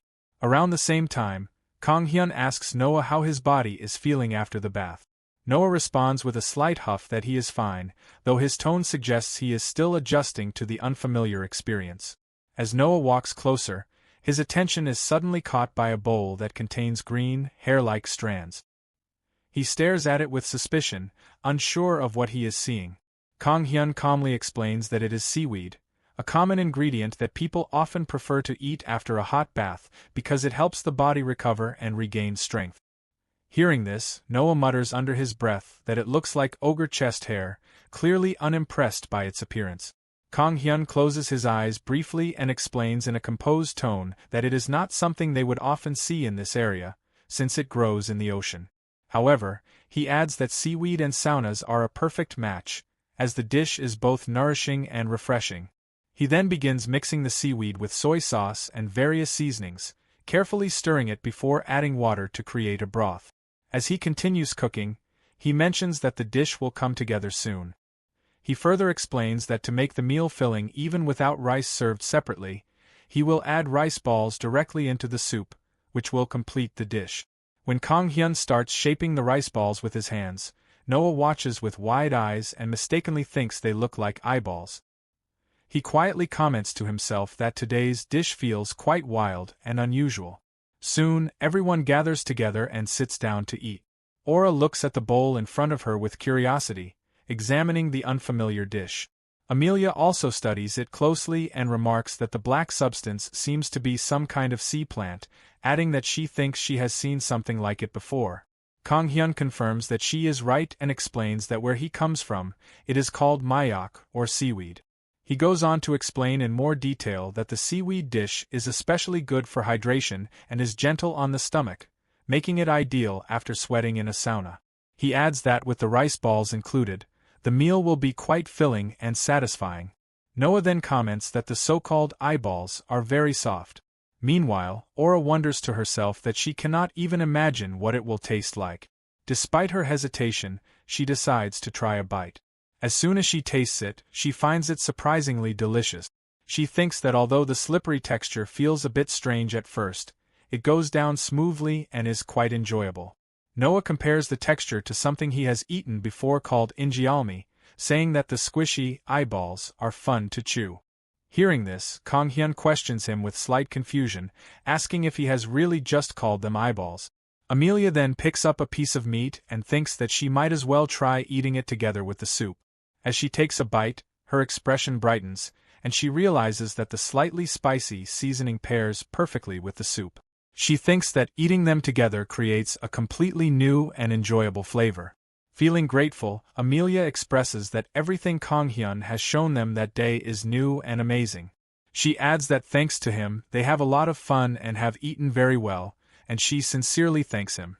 Kang Hyun responds modestly, telling her not to mention it, as he is simply happy to share the experience. The flavors turn out to suit everyone's tastes, and even Mona enjoys the meal without any hesitation. Watching them eat with such satisfaction makes Kang Hyun feel a deep sense of pride. However, his expression soon changes when he looks down at his own bowl and realizes that all the rice has already disappeared. It is clear to everyone who the culprit is, though no one says it out loud. As they finish eating, Amelia begins thinking about how she can recommend this place to her fellow elves, imagining how much they will enjoy such a relaxing and unique experience. Noah also decides that his clan will surely appreciate a place like this, especially as a way to relax after their intense training sessions. Aura reflects that it is fortunate that the place is located in the neutral forest, since they would not have been able to visit if it had been in another race's territory. All three of them then express their intention to come again someday, their voices filled with genuine interest. Kang Hyun, watching them quietly, thinks to himself that they are truly savoring every bite and enjoying the moment. Over time, the bathing culture that Kang Hyun has introduced begins to spread among both the beast folk and the elves. The hot spring gradually turns into a shared gathering place where different groups can come together, strengthening their bonds and building mutual understanding. Meanwhile, back at the village school, one of the teachers, Miss Kim, has gone on leave, leaving the administration in urgent need of an instructor for that week's parent cooking class. During a conversation between the headmaster and a female teacher, the headmaster asks how Instructor Kim is doing. The female teacher replies that fortunately, They say she will be able to move around again by next week. The headmaster remarks with some surprise that no one would have expected her to hurt her back during a Zumba session, adding that she has said she will be more careful next time. The female teacher expresses relief that the injury is not serious, but then raises concern about the parent cooking class scheduled for that week, pointing out that they cannot run it without a teacher. The headmaster responds that they will have to put up a notice for a one-day instructor, though he admits that if they cannot find anyone, they might have to cancel the class. The female teacher adds with frustration that the parents are all very skilled, which makes it difficult to find someone who can match their level. As the headmaster continues worrying about finding someone capable enough to guide the parents properly, Sangu and another student, who have been listening to the conversation from outside, suggest that Kang Hyun will be a suitable candidate for the position. At that same moment, in another world, Kang Hyun suddenly feels a strange chill, as if someone has just mentioned or remembered him. Slightly puzzled by the sensation, he thinks to himself that perhaps he should soak in the hot spring one more time, unaware of the opportunity that might soon come his way. 3 days earlier, Sangu and his school teacher comes to the shop and greets Kang cheerfully, which makes Kang Hyun a little surprised at first. After that, she requests him to become their instructor for just one day. She explains that the school suddenly needs someone to conduct a parents' cooking class, and because of this urgent situation, Kang Hyun understands the seriousness of the request and agrees to help without hesitation. The teacher also mentions that they are very excited because he is a chef who specializes in Italian cuisine. Sangu nearby quietly expresses that they also want to learn from him. However, this is the moment when Kang Hyun's real problem begins. He keeps thinking deeply about what menu he should choose. Even though he knows many delicious recipes, he finds it difficult to decide which one will be most suitable for the parents. During this time, his experiments are made easier because Rice Cake and Tori help by eating all the food he prepares, which also allows him to test different dishes without wasting anything. He realizes that he needs a dish that is easy to prepare, quick to cook, and pleasant to taste. It also has to look appealing and still taste good even after being kept for some time. These thoughts remind him of how his mother always prefers such dishes. At the same time, he remembers how children often complain when the same side dishes are repeated too often, which makes him think even more carefully. While considering all these factors, Kang Hyun suddenly comes up with an idea for a suitable recipe, and he feels confident about it. When the day of the class finally arrives, Kang Hyun reaches the school gate and is immediately filled with a strong sense of nostalgia. He reflects that during the last sports day, he has been so distracted that he has not noticed his surroundings properly, but now, seeing the place again gives him a strangely nostalgic feeling. He also realizes that it has been a very long time since he last visited an elementary school, which makes the moment even more special. Soon, Sangu and his friends notice him and quickly run over to greet him with excitement. Sangu proudly talks about his uncle, praising both his cooking skills and his ability in sports. He eagerly suggests that Kang Hyun join them in playing soccer. Keelman also joins in and suggests that Kang Hyun can take the role of a goalkeeper since that position is empty. Sangu, however, insists that his uncle should do whatever he wants. Keelman then asks again if he would like to be the goalkeeper, but before the conversation can continue, Kang Hyun explains that he has other responsibilities at the moment and suggests that he might join them later. The children understand this and say goodbye before returning to their game with excitement. As Kang Hyun walks toward the classroom, he looks around carefully, observing everything with curiosity. He soon stops in front of a notice board that is covered with children's drawings. Among them, he notices one drawing that seems to show a figure resembling him standing next to a child. This makes him pause and wonder if the drawing is really meant to represent him, although he doubts it at first and questions himself again. His attention then shifts to the small desks and chairs inside the classroom. Seeing them reminds him of his own childhood, when he used to sit in similar seat. He even wonders to himself whether the chair will break if he tries to sit on it now, and he thinks about how small he once was compared to his current self. At that moment, the principal notices him and warmly welcomes him. The principal mentions that he is heading to the teacher's office and asks if it is about the resume. Kang Hyun confirms that they have requested him to write something down, even if it is brief. The principal thanks him and explains that it is needed for official documents. Kang Hyun then hands over his resume, and as the principal reviews his achievements with visible surprise, he begins to wonder whether it is really appropriate for someone with his background to take on such a simple, one-time job. Meanwhile, the parents have already gathered in the classroom and are excited to meet the well-known chef who will be teaching them. Some of them discuss among themselves that they have heard about the substitute teacher and that he is the same chef who appears on television. Others wonder where the school has managed to find such an impressive teacher. The village chief is also present, holding a colorful banner that praises Kang Hyun and proudly speaking about him to everyone nearby. He declares that Kang Hyun comes from their Yongpyeong village and describes him as the pride and mascot of the village. The parents discuss this among themselves, expressing surprise that the village head is present and even joking that he seems to be expanding his influence into schools as well. They also mention that they have heard he comes to support their chef teacher. Soon, a man enters the classroom, and Myung's mother greets him warmly, recognizing him as Keelman's father. They exchange greetings and remark that it has been a long time since they last met. Keelman's father explains that his son has become very picky with side dishes, which is why he has come to learn something useful. However, he also looks around and comments that the atmosphere seems unusually lively and somewhat noisy. Myung's mother explains that the teacher for the day is someone special, which makes him curious.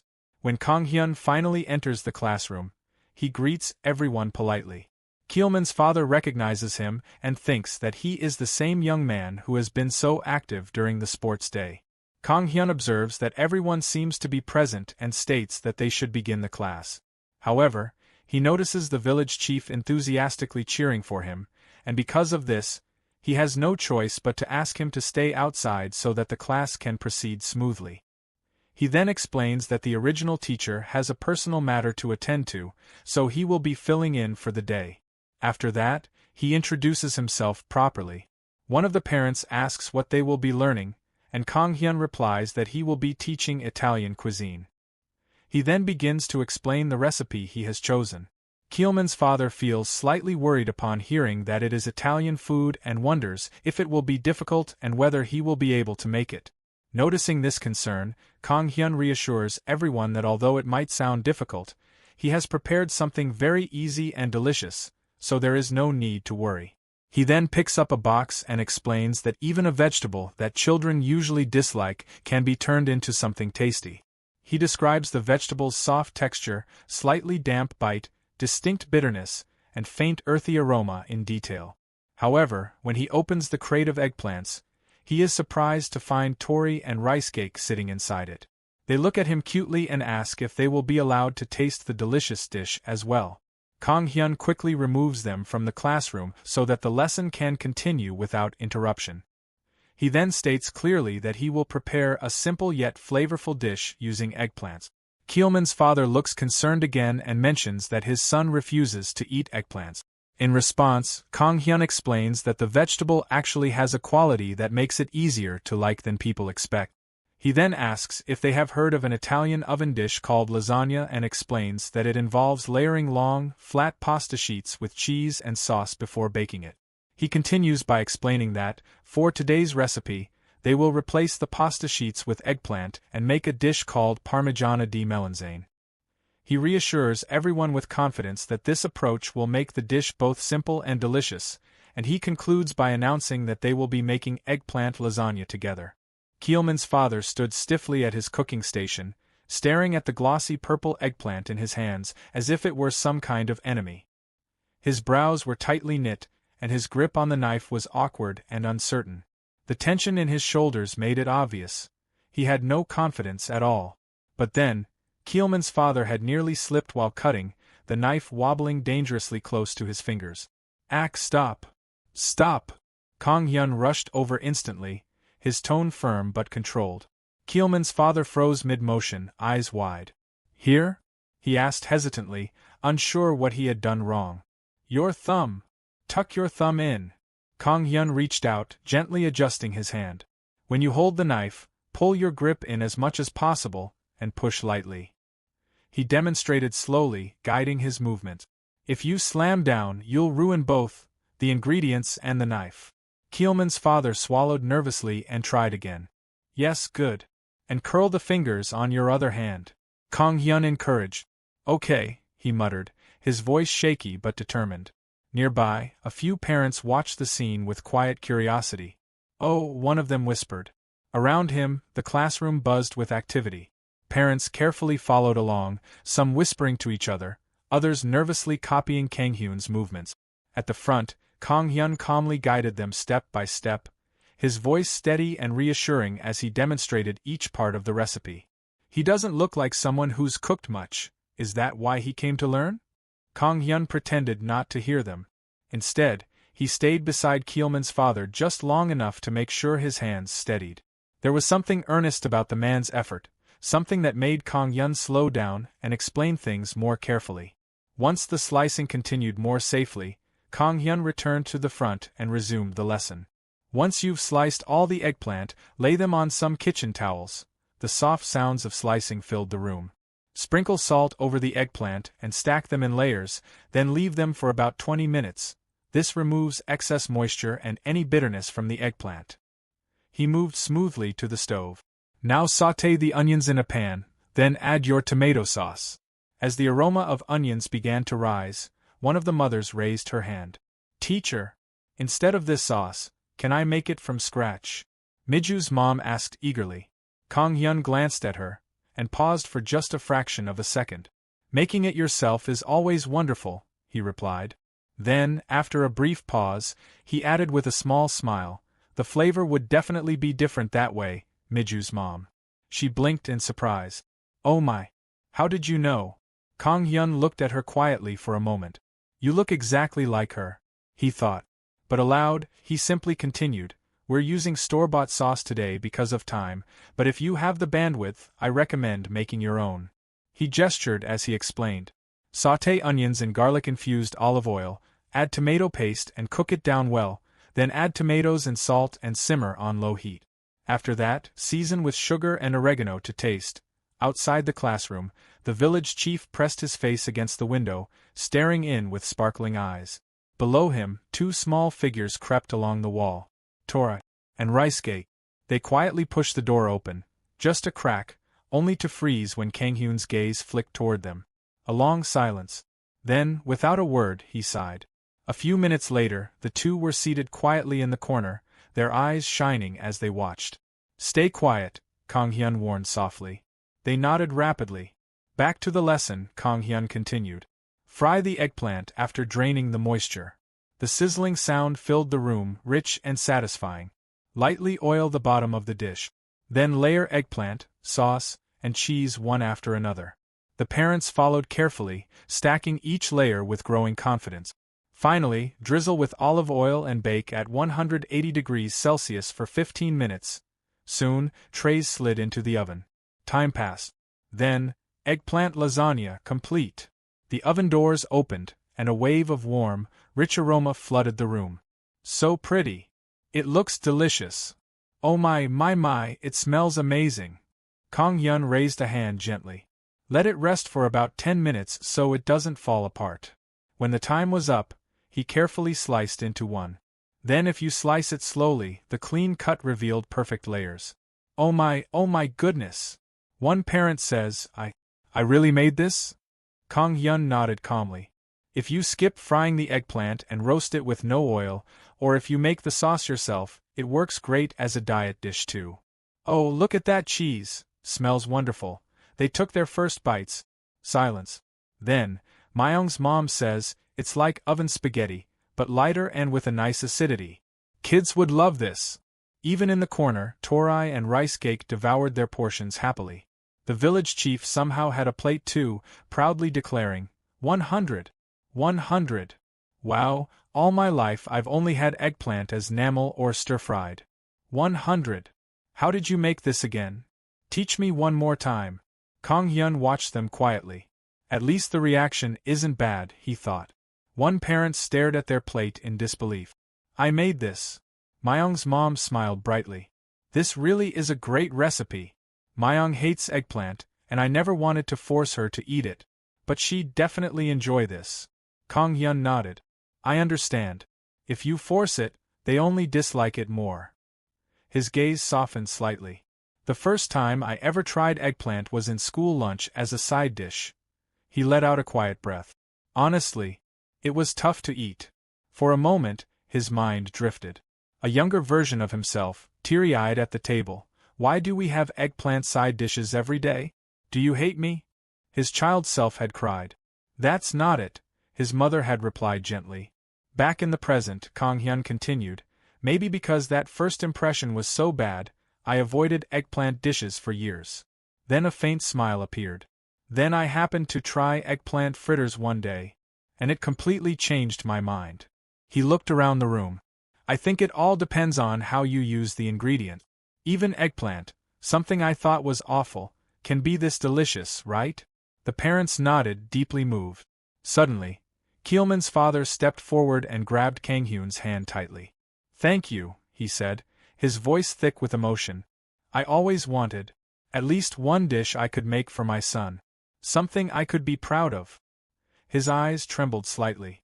Now, I finally have one. Kang Hyun froze for a moment, then gently returned the grip. Watching everyone, their smiles, their gratitude, something warm settled deep inside him. Maybe teaching like this isn't so bad, he thought. That evening, the results spoke for themselves. At Miju's house, I'm gonna marry Lasagna, Miju declared seriously. Her mother laughed. That would be your 50th husband, dear. At Keelman's house, why is Dad suddenly cooking? We could have just ordered. Keelman's father proudly placed the dish on the table. All right, dinner today is made by Dad. Dad, you made this? Of course. Who else would have made it? Whoa, so much cheese. They took a bite. This is insanely good. Is it? He asked nervously. Even though it's got eggplants in it, the ones you hate so much? Eggplants? Even though it tastes this good? Keelman stared at his father in awe. Dad, have you secretly been a chef? His father scratched his head awkwardly. Seen eggplants? Delicious. Dad can do it when he tries, huh? Dad, make this again tomorrow. Please? Sure. We'll make it again when Mom gets back from her business trip. Ha. Far away, in another world, Kang Hyun lifted the lid of a freshly baked dish. It cooked beautifully. Thanks, Torai. One of the perks of lasagna like this is, you can make a big batch and enjoy leftovers later. He paused, glancing into the distance. I wonder if everyone made theirs okay. He cut a piece and held it out. Here, this one's for you. Awoo! And this one is for you, awoo. But as the small wolf pup stepped forward, Kang Hyun blinked. Huh! It looked just like rice cake. Then realization struck. Wait, you're not. His eyes widened. It's rice cake's sibling? Kang Hyun asks the sibling why it is here. What is it this time? Before the sibling could respond, Rice Cake quickly scurried behind Kang Hyun's legs, using him as a shield. The white wolf cub, Rice Cake's sibling, slowly approached with steady steps, its expression unreadable as always. But instead of answering, it grabs him and starts dragging him forward as if it wants him to follow. Kang Hyun stumbled slightly as the cub tugged at his clothes, blinking in surprise. Not Rice Cake, but me? Awoo! Why? Is something happening in the snowy mountains? The cub gave a short, insistent howl, continuing to pull him forward. Kang Hyun let out a small sigh, running a hand through his hair before finally giving in. Kang Hyun decides to go along. With that, he followed. The journey didn't take long before the scenery began to change. The air grew colder, and soon they reached a dense forest that stood at the base of the snowy mountains. A thick fog covered the area, making it difficult to see even a few steps ahead. Kang Hyun stopped for a moment, squinting into the mist as memories resurfaced. Oh right, this place was super foggy? I forgot, even after all that trouble last time. He clenched his fist slightly, trying to shake off the uneasiness. Still, Rice Cake and Tori are both here with me. I can do his. At that moment, the wolf's paw mark on his forehead began to glow faintly. A soft light spread outward, cutting through the thick fog like a blade. Slowly, the mist began to disperse, revealing the path ahead. Kang Hyun looked around, slightly impressed. You said I could drop by any time. The sound of footsteps echoed softly through the forest. Suddenly, the white cub darted ahead. Wait, Rice Cake's sibling. Wait for me. Kang Hyun hurried after it, trying not to lose sight of its white silhouette. As he ran, he muttered under his breath with a faint smile. Calling it Ricecake's sibling. Feels a little vague. The cub paused for a moment and looked back at him. Kang Hyun slowed down, catching his breath, then crouched slightly with a thoughtful expression. Hey, if it's okay, want me to give you a name? The cub tilted its head. Kang Hyun tapped his chin, thinking hard. What would be good? Something that matches Ricecake. His eyes suddenly lit up. Sugar. How about white sugar? Isn't that cute? The cub let out 2 soft howls. Awoo. Awoo. Kang Hyun blinked, trying to read its reaction, but its face remained completely blank. I can't tell if you like it or not. Your expression doesn't change. He chuckled lightly. Ricecake white sugar, it rolls right off the tongue. As they continued walking, Kang Hyun casually decided that the name suited it perfectly. The cub, now Sugar, walked calmly beside him, completely indifferent. Meanwhile, Ricecake puffed up slightly, clearly jealous of the attention but unable to express it properly. After some time, the snowy mountains came into view, and soon they arrived at the wolves' home. Kang Hyun stopped near the entrance, glancing around awkwardly. So, I'll just stand here. Why did White Sugar bring me here? A heavy presence suddenly made itself known. From the shadows, Sugar's father stepped forward, his towering figure as imposing as ever. It's been a while, human. Kang Hyun straightened immediately. Sir. Hello. The wolf leader observed him quietly. Looks like you've been well. Kang Hyun forced a small smile, though he could still feel the pressure from the wolf's gaze. Still intimidating as ever. He glanced at Sugar, then back at the wolf. White Sugar, no, Ricecake's sibling called me here, but is something going on? The wolf paused briefly before replying in a calm tone, explaining that the children wanted to see him.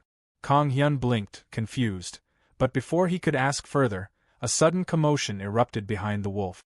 A group of small wolf cubs came rushing toward him like excited children spotting their parent. I don't know why they wanted to see me, but Kang Hyun instinctively opened his arms with a warm smile. Daddy's here, hey guys! The cubs cried out happily. Dad! Kang Hyun laughed, feeling oddly touched. This kind of welcome isn't bad at all.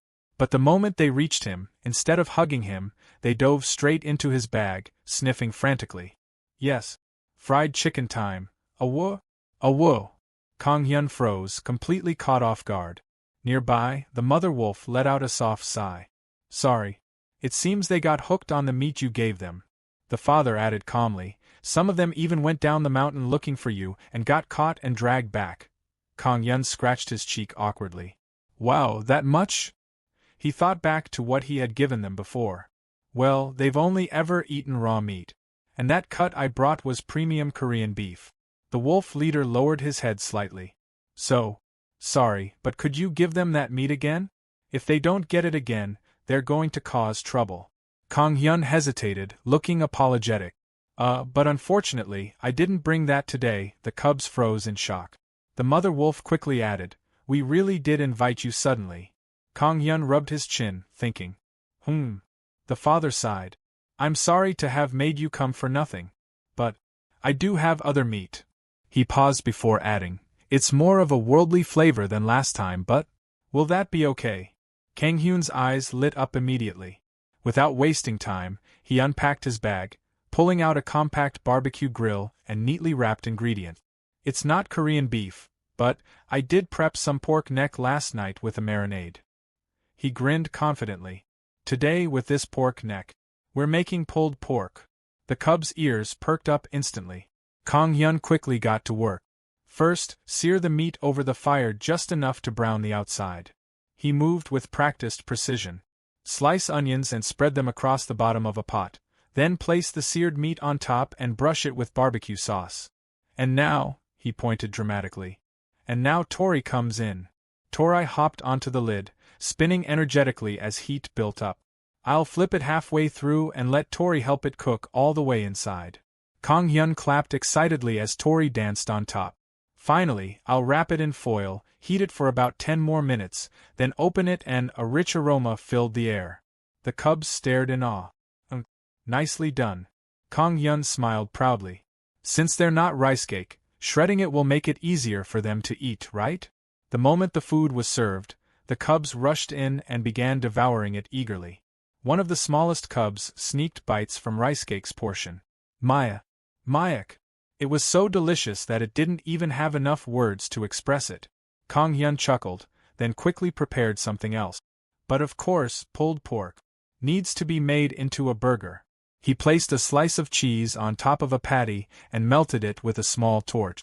You want some too? Kang Hyun laughed, shaking his head. Anyone watching would think you haven't eaten in days. Well, as the one who made it, I can't say I'm not flattered. As he watched them happily eat, the pack leader spoke again, his tone more curious this time. He mentioned that earlier, he had seen Kang Hyun borrowing a spirit's power and asked if that was the spirit he had formed a contract with. Kang Hyun nodded. He explained that he had met that friend with the help of an elf. The wolf narrowed his eyes slightly, intrigued. He commented that it was unusual, as most beings could not even see a spirit, let alone form a contract with one. Kang Hyun suddenly remembered Amelia's words. Someone who sees spirits should have strong affinity, right? What do you think, Kang Hyun? Back in the present, Kang Hyun scratched his head. What? But I can see other spirits just fine. He paused, glancing at Tori. And Tori's right here with me. Maybe it's because I came from another world. The wolf leader fell silent for a moment before speaking slowly. Come to think of it, I have seen someone like that before. Kang Hyun looked up, surprised. Just like you, an existence who has received the love of many races. Kang Hyun's eyes widened at those words, a faint tension settling in the air as curiosity and anticipation quietly began to build. The cold wind sweeps across the snowy mountain as the white wolves gather quietly around Kang Hyun. Their breath rises in soft clouds, and the pack leader steps forward, his sharp eyes filled with an unusual warmth. A truly fascinating person, the wolf leader begins, his deep voice calm yet heavy with memory. Kang Hyun tilts his head slightly, listening. Animals and spirits adore him, the wolf continues, pacing slowly in the snow. He crosses the boundaries between races with ease, and always brings smiles wherever he goes. By human reckoning, it is quite a long time ago, the leader adds, his gaze drifting far into the distance. Then his eyes return to Kang Hyun, sharp and searching. Human, you carry a sense similar to his. Kang Hyun freezes for a moment. Someone like me? The thought lingers in his mind, refusing to fade. After spending peaceful times with the wolves in the snowy mountains, I should probably get going. The wolf leader nods, and a few smaller wolves gather nearby. Thank you, the leader says sincerely. The children eat well thanks to you. He pauses, then asks with genuine curiosity, does your world have many foods like this? Kang Hyun smiles faintly. Yes. Spices are much more common, so there is a wide variety, he explains. Daily life and culture are really different from here. Woo, one of the younger wolves responds, eyes shining. Kang Hyun chuckles softly and waves. I'll bring something even more unique next time.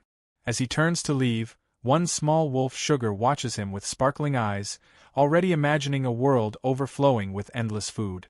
The pack leader stands silently, watching Kang Hyun disappear into the snowy path. He really has no intention of using this as an excuse to ask me for anything, he murmurs. The wind rustles through the trees. I would have granted a request if he'd made one, Wolf Mom says. His eyes narrow slightly.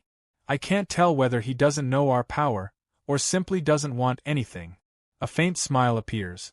There are countless people who would beg for the blessing of a sacred wolf. He glances toward Ricecake. But because he's like that, I can entrust him with the child without worry. On the way back down the mountain, Kang Hyun walks along the snowy trail with Ricecake trotting beside him.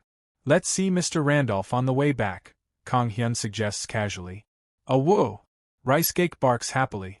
But after a few steps, Ricecake suddenly stops. Kang Hyun looks back. Ricecake, what are you up to? The little wolf keeps glancing behind them, ears twitching, as if sensing something unseen. Kang Hyun frowns slightly but continues walking. Back in the village, Kang Hyun stretches his arms. Want to hit the town market? He asks. They ride on bicycle. Tonight's dinner is market-style kalguksu, kayu. Ricecake barks again.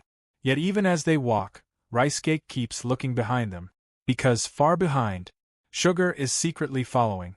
Sugar wanders curiously into the human world, eyes wide with wonder. So much food must be here, it thinks excitedly. It spots a haystack. Marshmallows! Crunch. The moment it bites into the dry hay, its face twists in horror. This is awful. It spits it out and continues wandering. Soon, it notices ants climbing an electric pole. A meat tree? It circles the pole eagerly, then a loud engine roars. The village chief drives past on a tractor van, singing loudly. Sugar peeks out, then leaps onto the back of the vehicle. And just like that, its journey continues. Eventually, Sugar finds itself in a school playground. It happily jumps onto the swings, pushing itself back and forth, enjoying the motion. It hops onto a rabbit-shaped ride, remembering the rabbits in its world, and plays until it grows tired. While swinging gently, it mutters, "Food," then freezes. Children are approaching. It's here, the night school. Sangu whispers dramatically. You all sneak out quietly, right? He asks. Yup. I make sure not to make any door noises. Myung says proudly. I even put earplugs in Mom and Dad's ears so they won't wake up. Keelman adds. I lock my parents' bedroom door so they won't wake up and catch me, Miju says. Our house's doors lock from the outside. Miju, aren't you gonna get in trouble later? One asks nervously. The 6th graders say our school has 7 mysteries. Sangu continues excitedly. A swing that moves all by itself at midnight. A girl who cries in the 3rd stall. The principal's portrait whose hair grows at night. And Anne forgot the rest. Anyway, they're legendary mysteries passed down through the years. There is no such thing as ghosts. The 6th graders totally make those up. Keelman scoffs. Keelman, are you cold? Myung teases. They say even 6th graders are too scared to come at night. But we're not cowards. Sangu says. We'll succeed in this exploration and become the school's new legends. And others support him. As they step closer, creak. The cold night air wraps tightly around the school playground as the group of children huddle together, their breaths visible in the faint moonlight. Myung asks, What are you eating, Miju? Miju says, I get hungry because I get nervous. As the children approach, Sugar catches the scent of popcorn that Miju is eating and immediately jumps toward her, leaving the swing moving behind. The swing behind them moves. What is that sound? They turn. The swing is swaying on its own. It's real. The swing is moving by itself. But it's not even midnight. Just get inside, hurry! Screaming, they rush into the school and Sugar quietly follows. Meanwhile, completely unaware of the chaos, Kong Hyun relaxes in a warm bath. I can breathe again. The school corridor feels colder than before, as if the walls themselves are breathing out fear. The children huddle together under the dim lights, their shadows stretching long and thin across the floor.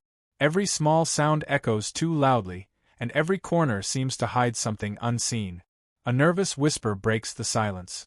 Myung wraps her arms around herself and whispers shakily, It feels like a ghost could appear any second. Keelman, though clearly tense, forces a scoff and grabs Sangwoo back, trying to look brave. Come on, there is no such thing as ghosts. My dad says ghosts are all fake. But his voice trembles just slightly, enough for the others to notice. Sangwoo, clutching the torchlight, shakes her head rapidly. But the swing moves by itself earlier. Keelman swallows, glancing briefly behind him before replying. That is because of the wind. Before anyone can relax, Miju suddenly steps forward, her eyes wide with fear. No. I see it. Something pure white zips past. The children freeze. A dull, heavy sound echoes faintly. Miju points toward the dark hallway, her voice shaking. It is definitely the ghost of someone who dies on that swing. Maybe it is following us even now. A sharp gasp escapes the group. Eek! Their fear spreads instantly like wildfire. At that exact moment, hidden in the shadows, Sugar quietly creeps closer, its small paws making almost no sound. Suddenly Miju shrieks and stumbles backward, dropping the popcorn she is holding. Sangu rushes toward her. Huh? What's wrong, Miju? Miju grabs her leg, panicking. Something definitely brushes past my foot just now. Myung looks down quickly. There is nothing there? She whimpers. What's wrong, Miju? I'm scared. Miju shakes her head desperately. No, really, my foot. Sangu blinks in confusion. Huh! I'm serious. Miju insists. Then Sangu suddenly looks down. The popcorn Miju drops. Everyone follows his gaze. The floor is empty. His voice drops to a whisper. It is nowhere to be seen. A chill runs down their spines. Where does it even go underscore? Another child forces a laugh, though their face has gone pale. What's wrong? And no, nothing, he mutters. Behind them, hidden in the dark corridor, Sugar happily munches on the stolen popcorn, completely unaware of the terror it causes. Meanwhile, in the village, a group of worried parents gather outside, their faces filled with concern. The kids disappeared? Kong exclaims. Sangu's grandma speaks anxiously. Yeah. I think they might have gone to the young chef's place. Kong Hyun shakes his head. No, they don't come to our house. Keelman's dad sighs, trying to stay calm. Oh dear, maybe they all go out to play. Do they go far? If we leave them alone, they'll come back on their own, but he is not at ease at all. He is tapping his foot so hard in tension that Myung's mom says, Mr. Keelman's father, dust might come out. Like father, like son. Kong Hyun clenches his fist. Then let's go look for them. I'll help too. Sangu's grandma nods immediately. Phew, thank you. He crouches slightly and calls out, Rice Cake. The small wolf perks up instantly. Rice Cake looks at him with sleepy eyes. Perfect timing. You helped find my sibling last time, right? Can you find them by scent like before? Keelman's dad chimes in, hopeful. That's right. Dogs have a great sense of smell. Keelman's dad quickly pulls out a sock. I bring Keelman's sock just in case. This should work. Looks like the dude is desperate. He holds it out confidently. Rice Cake leans and then instantly recoils. Its face twists in pure disgust. Awoo! It covers its nose with its paw and bolts away. Keelman's dad blinks. Huh? Where are you going? You need to smell this first. No. If you make him smell that, he won't help at all, Kong thinks. He says, let's just follow Rice Cake for now. Back at the school, the children slowly creep toward the bathroom, their footsteps hesitant. Sangu whispers dramatically, every night, they say a girl cries in the third stall of this bathroom. Myung shivers. The land our school is on used to be a cemetery. They push the graves aside to build the school, someone adds quietly. In their imagination, a ghostly voice echoes, why is there a bathroom on top of my grave? Sangu swallows hard. So every night, the grave's owner cries where their spot is, and that's the girl's bathroom. They slowly step inside. Silence. Myung exhales loudly. But there's nothing here? Keelman exhales loudly. See? It's just a superstition. We can just skip this place, Myung frowns. But shouldn't we at least open that door? That way we'll know if the rumor's true. All eyes turn to Keelman. He stiffens immediately. I'm a guy, so I can't go into the girl's bathroom. If I do, kids tease me at school tomorrow. Sangu also imagines that they mock him. They say, Sangu goes into the girl's bathroom. Ah, that's definitely true. The group nods seriously. After a moment of silence, Myung steps forward, trembling but determined. I'll do it. I really think there's nothing here. Everyone uses this place during the day. Really? Careful, careful, she slowly approaches the third stall. Then she freezes. Her eyes widen. Just now, what is that sound? The others stiffen. A sound? I don't hear anything, Sangu says quickly. I really hear it. It sounds like crying with shaking hands. She pushes the door open and the sound becomes louder. Rustling. Struggling. A strange muffled noise. Aya hawk! The entire group screams and runs for their lives. Inside the stall, Sugar gets completely tangled in toilet paper, spinning and struggling in panic as it tries to escape. The children burst back into the corridor, gasping for breath. It doesn't seem to be chasing us, at least. Huff, huff, Miju. Hurry up. You're running way too slow. Miju pants, nearly in tears. Keelman, you say you aren't scared of ghosts, says Sangu. I'm not scared. Keelman snapped. I am just startled. There's no such thing as ghosts in this world. One child slowly raises a trembling finger. Keelman, behind you. Keelman freezes. What, behind me? He forces a laugh. You guys are just trying to scare me on purpose. Suddenly, found it? A ghost-like figure says from outside of the window. They all turn. The principal's portrait with growing hair. Keelman's face goes pale. Dad, there really are ghosts, Miju squints. Huh? But there is still no hair though. They all scream again. At that moment, a tall figure steps forward from the darkness. The children collapse into tears. But it is not a ghost. It is the school principal, looking both confused and concerned. Soon, hurried footsteps echo from outside. Myeong, how could you go out without saying anything? Her mom says. I'm sorry. Wah. Do you know how hard the adults look for you? Kang Hyun stands nearby, watching the scene with a faint smile. Trying a courage test. You kids sure are bold. Sanga's grandma says, oh dear. I am truly sorry for this, principal. The principal shakes his head calmly. Not at all. Of course we should look together. And thanks to the chef's dog, we find them quickly.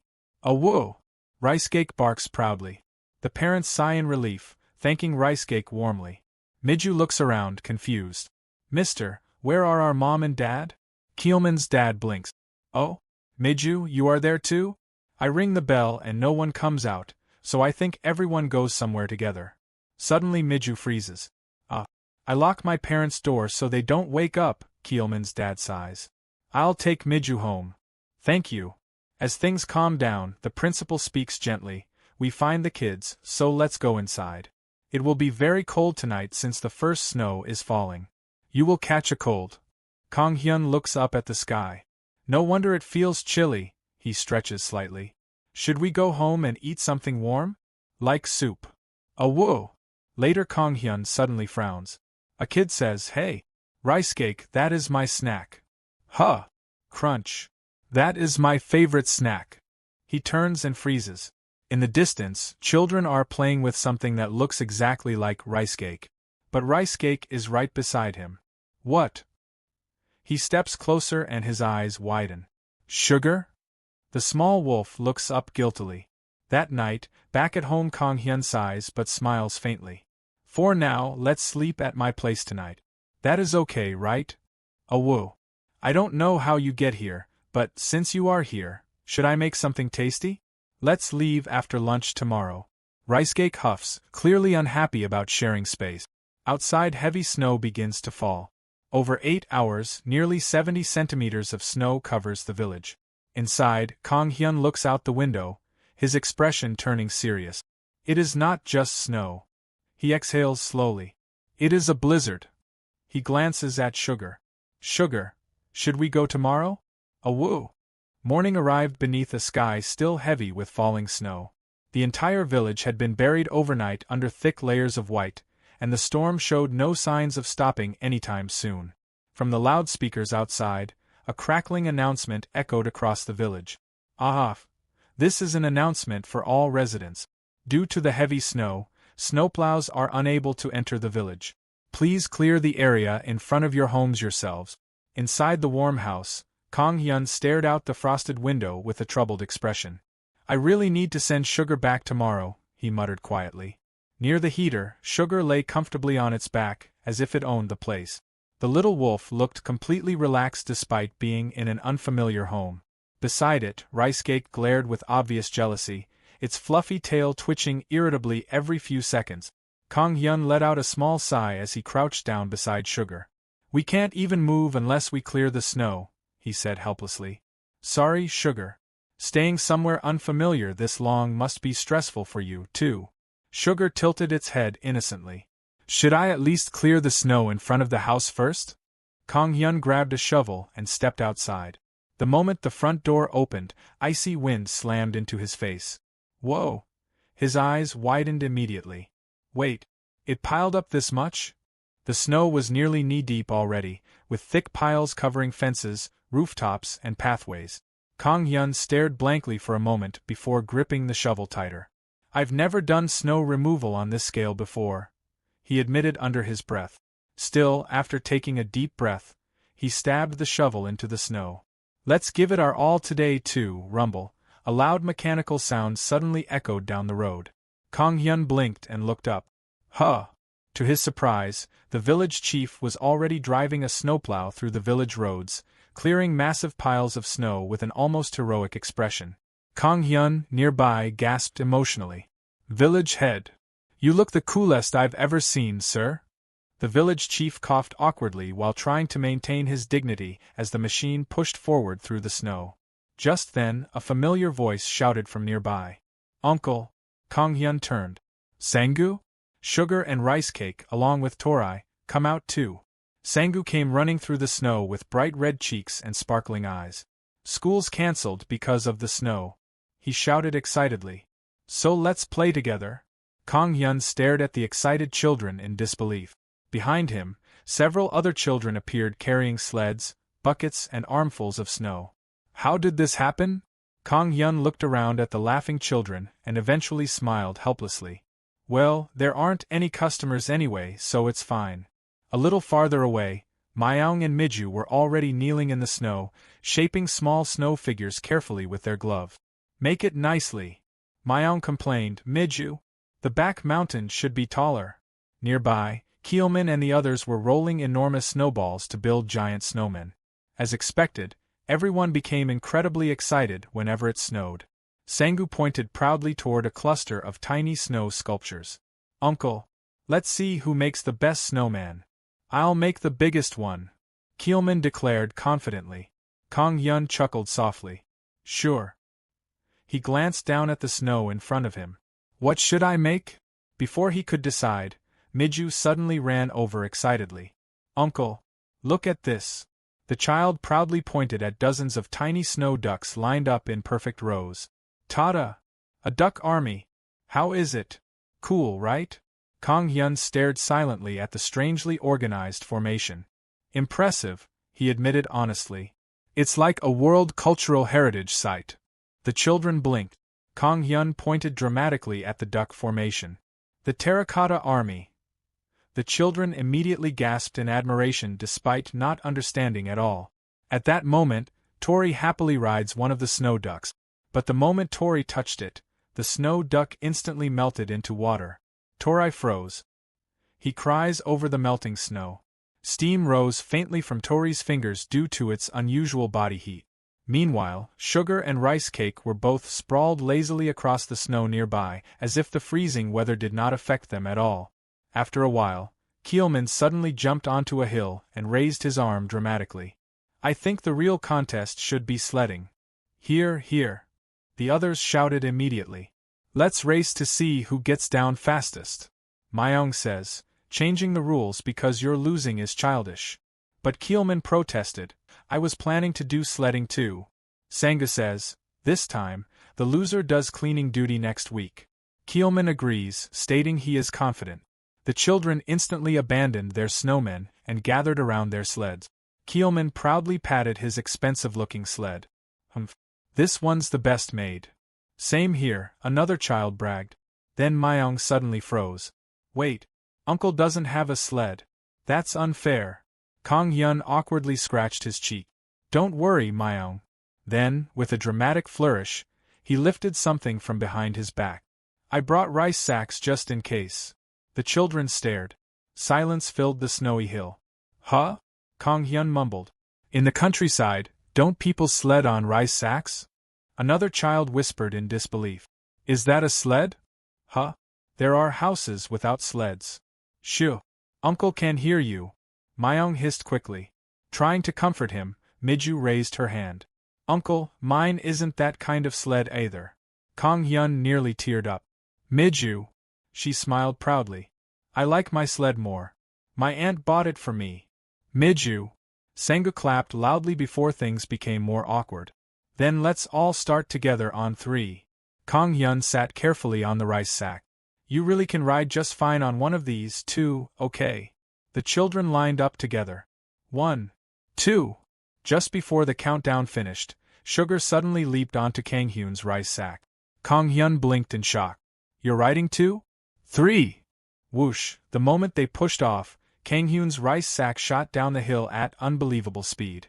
Snow exploded behind them as the sack flew forward like a rocket. The other children could only stare in shock. They say super fast. As soon as I get home, I'll ask my dad to buy me one too. I'll ride a rice sack starting tomorrow. Meanwhile, Sugar stood proudly on the speeding sack like a champion racer.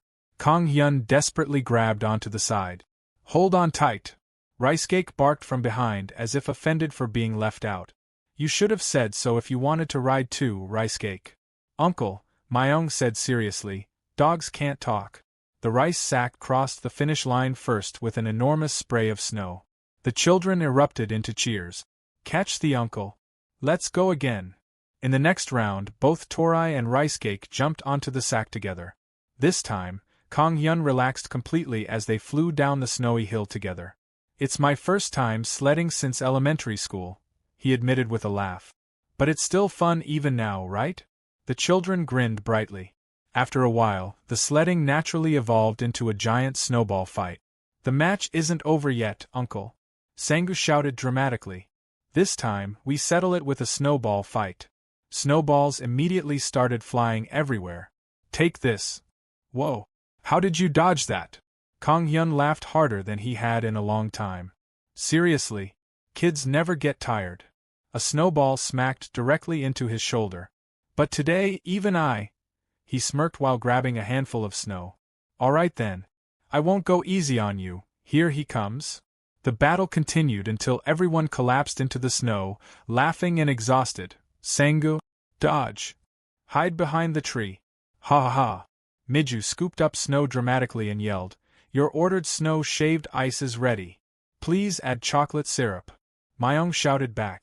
Finally, one of the children groaned dramatically. I'm hungry. Should we go eat? Good idea, the others agreed weakly. Not long after, the children gathered inside Kang Hyun's house around the heater, warming their frozen hands and cheeks. It's warm. Myung sighed happily. I feel like I could fall asleep like this. Kang Hyun quickly pointed toward the heater. Don't sit too close to it, okay? Okay. The room was noisy, warm, and full of sleepy laughter. Kang Hyun smiled faintly while walking toward the kitchen. We played for a long time, so of course we're cold, he murmured. At times like this, you really need a warm soup. But the moment he opened the refrigerator, he froze. Empty. Almost empty. Right, he muttered, because of the snow the ingredients didn't get delivered today. The roads were blocked, and delivery trucks could not enter the village at all. For a moment, Kang Hyun stared silently into the fridge.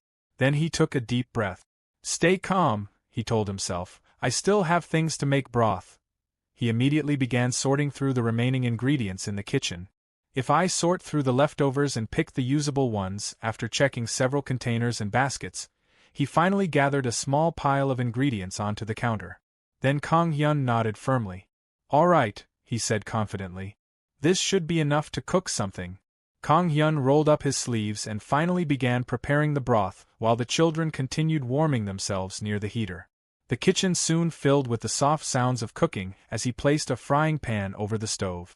The anchovies crackled softly as he stirred them around the hot pan. A rich, savory aroma slowly spread through the room, immediately drawing the attention of the children. He dropped them into a large pot of water, and steam slowly began rising as the broth started to boil. While waiting, Kang Hyun moved smoothly through the kitchen, preparing the remaining ingredients. Kang Hyun poured icy water little by little into the flour mixed with salt and cooking oil. He carefully kneaded the dough with both hands. And once the dough comes together, knead it by hand for about 10 minutes, wrap it and let it rest in the fridge. The soft sounds of kneading echoed through the warm kitchen. While we're at it, let's make the seasoning too. He grabbed several bowls and began mixing ingredients. Add soup soy sauce, minced garlic, sesame oil, and ground sesame seeds. The rich smell became even stronger as he stirred the seasoning paste. And then, instead of chili powder, he suddenly grinned mischievously while sprinkling finely chopped pepperoncino into the mixture. Toss in finely chopped pepperoncino, and the seasoning paste is done. Finally, Kang Hyun pulled the dough from the fridge and stretched it slightly between his fingers. Lastly, just tear off pieces of dough and drop them in. The dough pieces plopped into the boiling broth one after another. At that moment, Sangu's eyes widened. That looks fun. Myung immediately nodded beside him. I want to do that too. Kang Hyun glanced toward the children dramatically before sighing on purpose. It'd be so nice if I had some help. Maybe a person or two? Instantly, several hands shot into the air. Me too. Kang Hyun laughed softly. Okay then, wash your hands first. The children immediately rushed toward the sink in chaos. A few minutes later, everyone gathered around the pot carefully. Just tear off small pieces and drop them into the broth, Kang Hyun instructed gently. It's hot, so be careful. The children carefully pinched pieces of dough and dropped them into the soup one by one. Slippery. Tiny splashes of broth popped from the pot as uneven pieces of dough floated to the surface. This one's huge. Shang-hu shouted proudly while pointing at his oversized dough piece. Kang Hyun stared at it for a moment before laughing helplessly. Well, still. I guess that's part of the charm of sujibi. The children tilted their heads curiously. Kang Hyun smiled while stirring the pot slowly. Sujibi is a traditional Korean soup featuring rustic hand-torn noodles in savory broth. The warm smell soon filled the entire house. Near the heater, Miju and Keelman slowly sat up after smelling the soup. It smells so good, Miju mumbled sleepily while rubbing her eyes. Kang Hyun noticed them and smiled warmly. You're awake? Well, come on then. Let's dig in. Soon, everyone gathered around the table together. The moment the children took their first bites, their eyes widened. It's delicious. It's chewy. This sujibi is so chewy. Kang Hyun chuckled proudly while placing more bowls onto the table. Sangha proudly says, hee hee. I helped make it too. Kang Hyun smiled softly while watching the children devour the food. It's nice seeing you eat so well. The warm broth quickly melted away the cold lingering in everyone's bodies. It's warm. Miju sighed happily while holding her bowl close. Kang Hyun finally sat down by himself and scooped up some broth. Then I'll give it a try too. He took a sip and immediately relaxed. It warms you right to the core. Nearby, Myung suddenly pointed toward the seasoning paste. Uncle, can I try adding that seasoning too?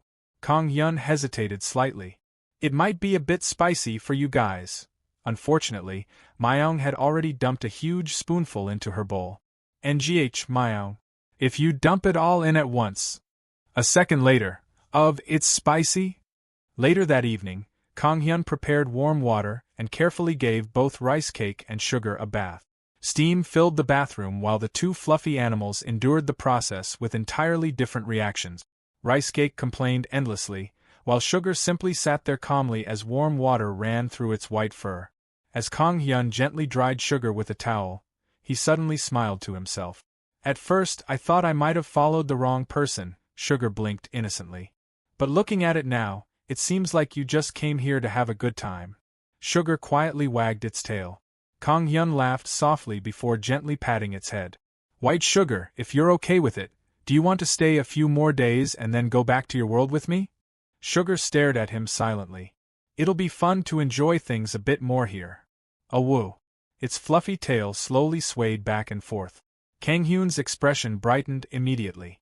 That means yes, right? Woo. Rice Cake doesn't feel good about the idea. Since it's come to this, want me to show you something even more fun? By tomorrow, the road should be open again. White Sugar, he called cheerfully, want to go to the market together tomorrow? Woo. Outside, snow continued falling quietly beyond the frosted windows. The next morning, Kang Hyun bundled himself warmly before attaching a harness around Sugar carefully. The roads were finally open enough for people to travel again, and the village market was crowded with noise and activity despite the snow. As Kang Hyun walked through the busy streets with Sugar beside him, the old-style popcorn vendor suddenly shouted, "All right, here we go. 1, 2, 3. Bang!" The sealed metal pot exploded open with a loud pop, making fresh popcorn burst out dramatically. Kang Hyun grabbed both rice cakes and Sugar's ear not to hurt them. Children nearby laughed while running through the street. Kang Hyun smiled while looking around the lively market. They are munching on the caramelized popcorn. This is part of the charm of the market too. So savory. Sugar looked slightly uncomfortable while wearing the harness. Kang Hyun crouched beside it apologetically. Is the harness uncomfortable? Hang in there a bit. You really have to wear it when there are a lot of people. In return, Kang Hyun continued with a grin, we'll eat a ton and see a ton. Sugar sighed dramatically.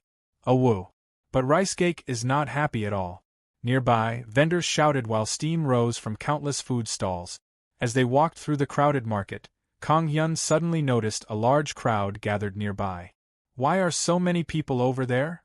Loud metallic clanging noises echoed from the center of the crowd. Ah, last year's street performer. I didn't die, and I'm back again. Nearby customers gathered around a taffy vendor excitedly. One piece of taffy, please. Me too. Kang Hyun smiled slightly. Wow, it's been a while since I've seen a taffy vendor. He slowly walked closer while looking around curiously. Watching street performances like this is part of the fun, then he paused. Is this a street performance too? Whoa. He's good, music suddenly echoed loudly through the market square. Beautiful Yongpyong. United Yongpyong. Kang Hyun froze. Standing in the middle of the crowd were the village chief and Jong, the pianist. The village chief dramatically pointed into the air, while Jong passionately played music beside him. Do you know Lee Gangyeon? The crowd blinked in confusion. He is a famous cook. Kang Hyun's face instantly turned pale. He's Yongpyong's pride. Yongpyong's treasure. The village chief suddenly leaned toward Jong and whispered loudly enough for everyone to hear. Jong Hwan, what's Jaren in English? Jong answered calmly without stopping the music. Pride. Oh. Yongpyong's pride. He's a cook. Meanwhile, Kang Hyun slowly backed away in horror.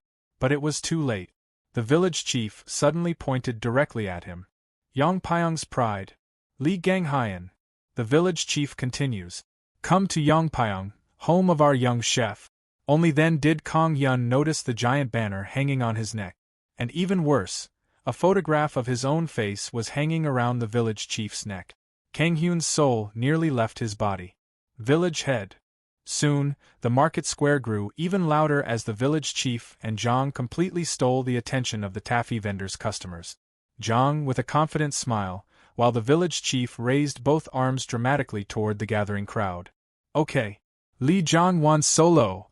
Jong gave a playful wink before his fingers flew across the keys. Rossini, William Tell Overture. The melody version. Bright, energetic notes echoed through the market. Dorong, dorong, dorong dong dong. People immediately began turning their heads toward the performance. Huh? There's something over there, too. He plays really well. The crowd that had been surrounding the taffy stall slowly drifted toward Jong instead. The taffy vendor's eye twitched. Then, Pajong. Kumbiodiok. Kumbiok. The vendor suddenly pulled out a pair of drums from beneath his stall. The taffy seller took out the drum. You don't see that often. The market instantly exploded with excitement. Jong narrowed his eyes competitively before changing songs without hesitation. Vivaldi's Four Seasons, Summer, Third Movement. His fingers blurred across the piano keys at terrifying speed. Now suddenly with both hands. Chwerararak. So fast. Whoa. Great pace. Meanwhile, the village chief became completely carried away by the atmosphere. Okay. Like this. Let's do a one-shot match for Yongpyong and the young chef's honor. The competition only intensified. The drummer pounded harder. Jong played faster. The crowd screamed louder. The village chief looked 1 second away from starting an actual festival. Kang Hyun, who had been standing nearby with sugar and rice cake, stared in utter disbelief. He comes behind them. So why is my honor on the line?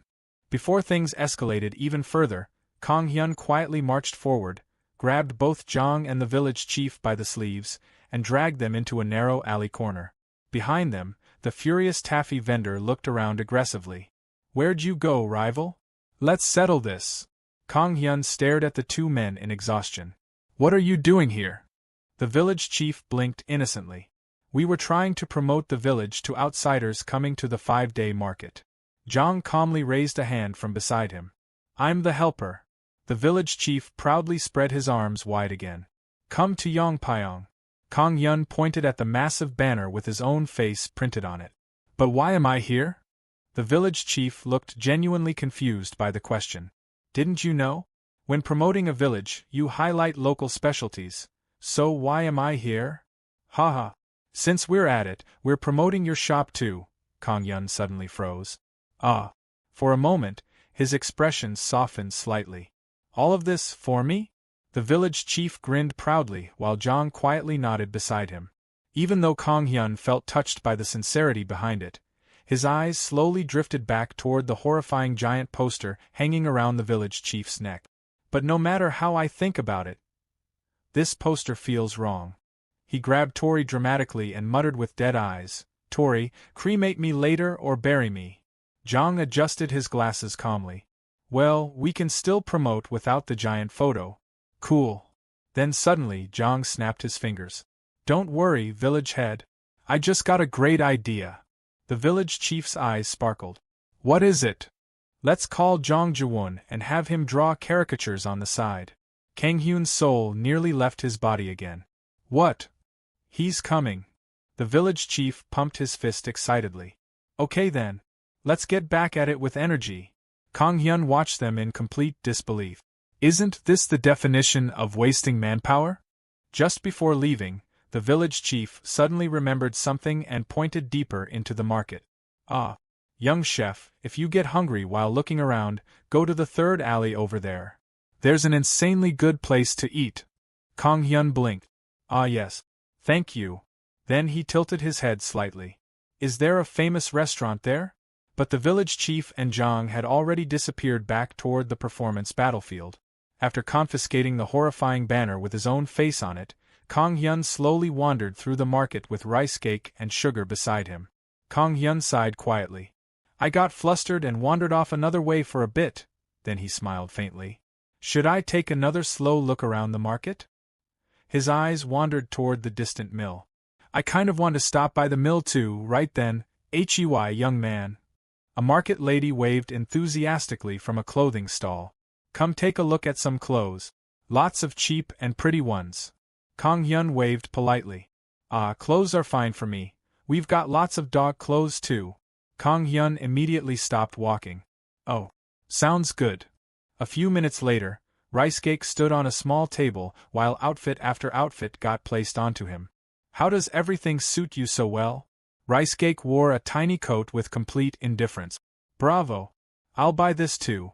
Oh, of course, sir. Kang Hyun smiled brightly while holding up another outfit. It's such a relief that Rice Cake likes wearing clothes. A born fashionista. Meanwhile, Sugar quietly watched everything from the cart. As expected of a market lady, great sales skills. Still, Kang Hyun honestly did not regret the purchase at all. As they continued walking, Rice Cake's ears suddenly twitched. Huh? A delicious smell. Sugar immediately perked up too. Kang Hyun sniffed the air. Whoa, this is, nearby, a food vendor shouted proudly, fresh, delicious twisted donuts here. Kang Hyun instantly changed direction. No way I can just walk past this. Not long afterward, they sat near a food stall with their arms full of snack. My arms hurt, let's eat already. Kang Hyun stared happily at the freshly made hotdog. Wow. It's been forever since I had hotdog. He bit into one carefully. Hotdog is best stuffed with lots of sesame sugar and pan-fried in oil. The old-school kind is the best. Hot. Molten syrup nearly burned his mouth, but his eyes sparkled with happiness. The crunchy sugar and nuts are so good. Nearby, Sugar happily munched on savory snacks while Rice Cake focused entirely on a twisted donut. The twisted donuts are good too, right? Freshly fried makes them even better. Kang Hyun nodded enthusiastically. Crispy outside, chewy inside, Rice Cake suddenly headbutted him impatiently for another bite. Kang Hyun laughed while rubbing his forehead. Let me see. Wow, this place is really good. After finishing the food, he looked at the market again with dangerous determination.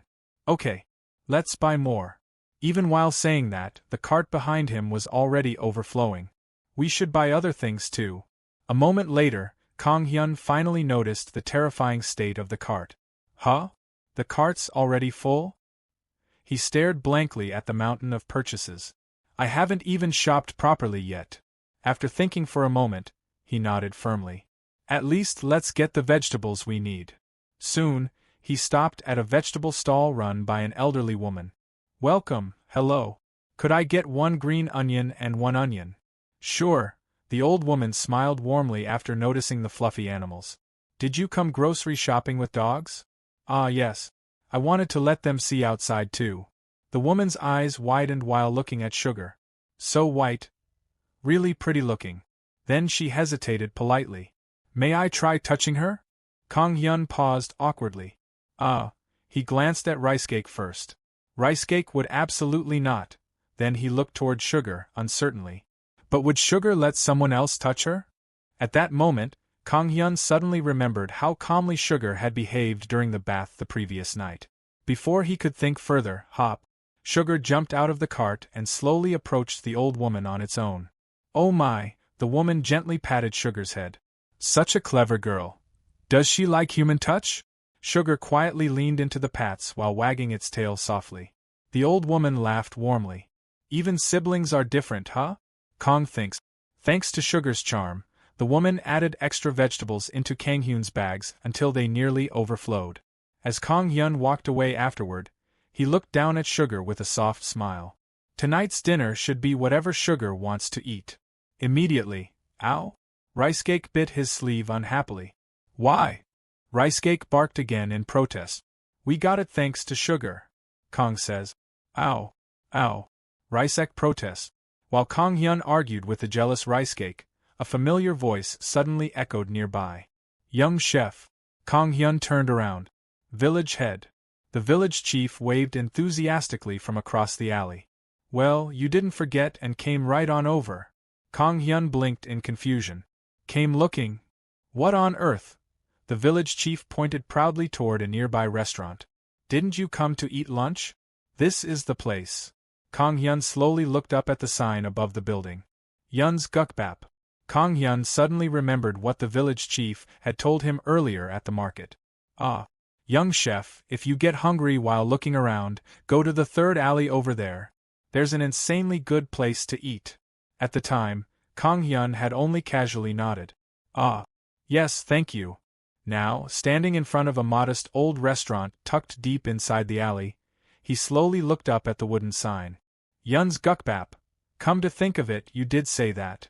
The chief pushed the door open first. The bell above the entrance rang softly. Mr. Yoon, are you inside? A young man who was tables immediately turned around. Welcome. Ah, the Yongpang village head. His tired-looking face brightened with recognition. It's been a while. Yeah, the village chief replied cheerfully. I came with a young man from the village today, hello? The young man blinked curiously. Ah, is this the chef you were talking about? The one you always praised, he added with a small laugh. The village chief burst into laughter. Haha, I did talk about him a lot. Kang Hyun quietly looked around the restaurant while the two talked. The place was neat and clean, with old wooden tables polished from years of use. Steam lightly drifted from the kitchen in the back. But something immediately felt strange. There wasn't a single customer. Kang Hyun glanced toward the empty seat. Is it before opening hours? The young man awkwardly scratched his cheek. Before answering, however, he stared at Kang Hyun more carefully. Nice to meet you. But you look very similar. Kang Hyun blinked. Pardon. You know, Yun continued innocently, that famous star chef from the cooking survival show before. His eyes widened slightly. Do you know Chef Kang Hyun Lee? Kang Hyun froze. Do? No. Him. His expression instantly malfunctioned. For a second, he seriously considered confessing. Should I have told him? Thankfully, the village chief interrupted before things became more awkward. But where's your father? Out on delivery. The smile on Yun's face faded slightly. He looked toward the kitchen. My father isn't feeling well, so I'll be running the place for a while. The village chief's cheerful expression immediately softened. Oh dear, really? Is he okay? Yes, Yun answered quickly. He has to go to Seoul for treatment for a while, but he'll be fine. That's a relief. Even while smiling, the chief still looked worried. Yun straightened his shoulders after a moment. But I got all the recipes from my father, he said firmly. And I learned a lot by watching him, so I'm confident. His eyes quietly sharpened with determination. This is a good chance for me to prepare to take over the restaurant. Kang Hyun silently studied him. There was unmistakable pride in Yun's voice. But hidden underneath it, there was anxiety too. The kind of anxiety someone carries when they desperately want to prove themselves. Kang Hyun smiled faintly. I can feel your pride somehow. That's admirable. Meanwhile, the village chief happily sat down. Haha, I'm looking forward to the second generation's taste too. As Kang Hyun and the chief took their seats, The village chief began talking proudly about the restaurant. It'll be good. The owner's been making gukbap here for 50 years. Kang Hyun's eyes widened. Wow, 50 years. That's a really long time. In my younger days, this gukbap gave me a lot of strength. The chief looked strangely nostalgic while speaking. They only have one menu item here. That deep, seasoned taste is something else, the chief added proudly. Soon, bowls of steaming gukbap were placed onto the table. Your gukbap is ready. The rich aroma instantly filled the air. Kang Hyun's eyes sparkled. Wow, gukbap from a place with 50 years of tradition. It looks delicious. Without wasting another second, he picked up his spoon and tasted the broth.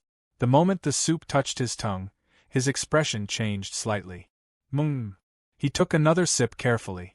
The meat is tender, and the broth is clean without any off-smell. A satisfied smile slowly appeared on his face. Gukbap really is great because it's so filling. The village chief nodded enthusiastically while eating. You've got to dip the meat in the sauce. Nearby, Yun nervously stood watching them. His hands were clenched tightly without him realizing it. After several seconds, he cautiously asked, So? How does it taste? The village chief looked up first. It's good, filling and satisfying. Kang Hyun nodded too. Me too. It's a bit mild, but that actually makes it easy to eat. Hearty and good for appealing to younger people. For a moment, relief flashed across Yun's face. But Yun stiffened. Do you get the meat from somewhere else? The taste feels different. The color drained from Yun's face. Is the taste very different? He asked hurriedly. Could you tell me exactly how it's different? The village chief scratched his head awkwardly. Well, I'm not sure in detail. He frowned while trying to explain. It's just a bit different, I guess. Anyway, it's different. Yun staggered slightly. His lips trembled. Why? He stared blankly at the steaming broth. What's missing? Sir. Kang Hyun called carefully. But Yun had already fallen into panic. With the same recipe, the same meat, and the same cooking tools, his fingers tightened helplessly. So what on earth is different? Kang Hyun quickly tried to reassure him. Sir, I really enjoyed it. The village chief nodded. Yeah, it's good, you did well enough. But look. Yun slowly looked around the restaurant. At the empty tables, at the silent entrance, at the chairs, no one sat anymore. When my father was here, the shop was always lively, his voice quietly shook. But now it's empty. The words carried genuine frustration. It's been like this ever since I took over. Something is definitely wrong. Then suddenly, Yun looked directly at Kang Hyun. You said you're a chef, right? His desperate eyes trembled. What on earth is it? The difference between my gukbap and my father's? Kang Hyun paused. Honestly, he could not give a direct answer. I've never actually tasted your father's gukbap. What is it, seriously? The frustration in Yun's voice deepened. Kang Hyun quietly thought for a moment. Then, maybe, Yun immediately looked up. Maybe it's the difference in sense and efficiency, in touch and experience. The restaurant fell silent. He's been doing it for 50 years, after all. Yun bit his lip hard. Damn it, he lowered his head. To be honest, I was confident. His fists slowly clenched. For the past few weeks, I wanted to show that I could handle things on my own. His voice became quieter. At this rate, he stared helplessly toward the kitchen. My father won't be able to rest in peace. Kang Hyun's expression softened. Cooking often can't capture its full taste with recipes alone. Yun looked up silently. You can't fully copy a seasoned chef's subtle control and intuition. Kang Hyun leaned back slightly before continuing. But, his gaze sharpened. You've been watching your father work by his side all this time. Yun slowly blinked. Then you should be able to find that missing clue. Something flickered in Yun's eyes. Hope. A little later, Yun guided Kang Hyun into the kitchen. We get our meat from the same supplier as always, Yun explained proudly. We've been trading high-quality meat for decades. Kang Hyun quietly observed everything around him. The kitchen was spotless. Not a single greasy stain covered the counters.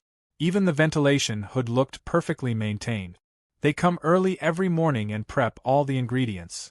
Kang Hyun slowly nodded. You really keep the place clean. Yun brightened immediately. It's impressive how the hood and counters are spotless with no grease buildup. Because this is where food for customers is made, Yun answered seriously. So cleanliness is essential. Kang Hyun genuinely looked impressed. This level of care and maintenance requires real diligence. Yun smiled brightly.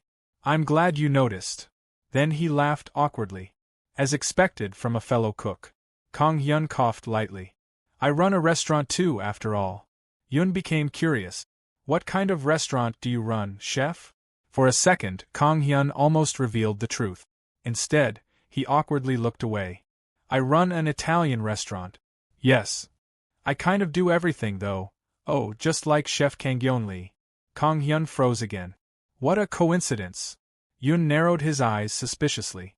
At this point, aren't you actually him? Kang Hyun's soul nearly left his body. Maybe it's time to say it.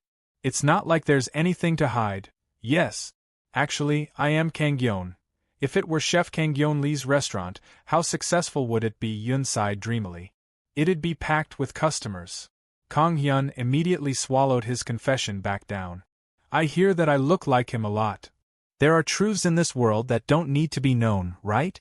You really do look alike. Kang Hyun silently looked away with dead eyes. Then his attention returned to the cooking process. Are you doing every step the same as your father? The broth boiled intensely. Yun nodded firmly. Yes. I just come in earlier and leave later. His expression hardened with determination. I don't have as much experience as my father, so I have to work that much harder. As he prepared the broth, Yun quietly continued speaking. From early morning, he prepped the ingredients that came in that day and boiled broth all day in front of the fire without rest. His eyes lowered slightly. Without a single day off, he worked like that for decades to raise us 3 brothers. Kang Hyun silently listened. Having seen my father's efforts, I have to work even harder. The large pot boiled violently. Steam filled the kitchen. Kang Hyun carefully watched every movement Yun made. An ox head was one of the hardest ingredients to work with. It released huge amounts of fat. It was difficult to clean. And if handled carelessly, the broth would easily develop a terrible smell. So creating a broth this clean required an incredible amount of care and effort. Then what on earth is different? Kang Hyun narrowed his eyes. The recipe is the same. And he's putting in even more effort. His gaze slowly moved across the kitchen. The pot. The fire. The broth. The preparation. Then suddenly, His eyes widened sharply. I get it now. Kang Hyun quietly watched him for a moment before finally speaking. Sir, do you keep skimming the fat off this broth the whole time? Yun immediately nodded. Of course. I skim it in front of the fire almost all night. Kang Hyun blinked slightly. All night. Yes, all night, Yun answered firmly while continuing to move the ladle across the bubbling broth. Not a single drop of fat left. His eyes sharpened with determination. Because we must serve only the best to our customers. Kang Hyun slowly looked down at the sliced meat Yun had prepared beside the cutting board. The meat was incredibly clean. Almost too clean. The meat you're preparing now is really clean too, Kang Hyun observed quietly. Without a single bit of fat. For the customers, Yun answered immediately. We must give only the very best. Kang Hyun stared silently at the broth for a moment. Then a faint smile slowly appeared on his face. No wonder. Yun looked at him nervously. While eating the gukbap, I thought it tasted really clean, Kang Hyun continued calmly. Like there was nothing unpleasant on the palate at all. The broth continued to boil. I could really feel how much effort went into it. For a moment, Yun lowered his eyes. Because if I don't at least work hard, I can't catch up to my father. His voice became quieter as he stared into the steaming pot. So that someday I can inherit this shop, my father's pride. His fists slowly tightened. I thought I had observed everything. A bitter smile appeared on his face. But at this rate, I'm not sure I can really become the second owner. You can. Yun's eyes widened as he quickly looked up. What? His voice trembled slightly. How? Instead of answering immediately, Kang Hyun turned toward the village chief, who was patting sugar. Village head.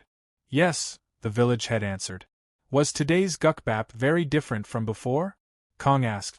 The chief tilted his head while thinking carefully. No, not that much, just how should I say? Kang Hyun smiled faintly. Did it feel much cleaner? The chief suddenly pointed his finger excitedly. Oh right. That's the feeling. He nodded repeatedly. Clear is fine, but the old one was more savory, I'd say, richer and deeper maybe? Kang Hyun's eyes slightly widened. The savoriness you're talking about is probably the flavor of the fat. The broth bubbled heavily as Yun froze in place. If you remove all the fat, Kang Hyun continued, that rich flavor disappears too. Yun frowned slightly. But to remove bad odors, of course, you have to remove fat. You should remove the fat that causes bad smells, Kang Hyun explained calmly, but if you remove even the fat that adds flavor, it becomes clean but may feel a bit light. Yun slowly looked down at the broth again. His expression began to change. Kang Hyun quietly added one more question. Didn't your father cook it that way too? Yun suddenly fell silent. The kitchen became quiet except for the sound of boiling broth. Kang says, your hard work is truly admirable. If you add some know-how to the effort you're making now, I think you can definitely cook like your father. That night, long after everyone else had gone home, Yun stood alone in the kitchen again. The fire crackled beneath the pot as steam drifted through the empty restaurant. Slowly, memories began returning to him. Now that I think about it, his eyes widened slightly. My father didn't skim the fat that often. A small drop of broth fell from the ladle. Maybe once every 5 hours or so.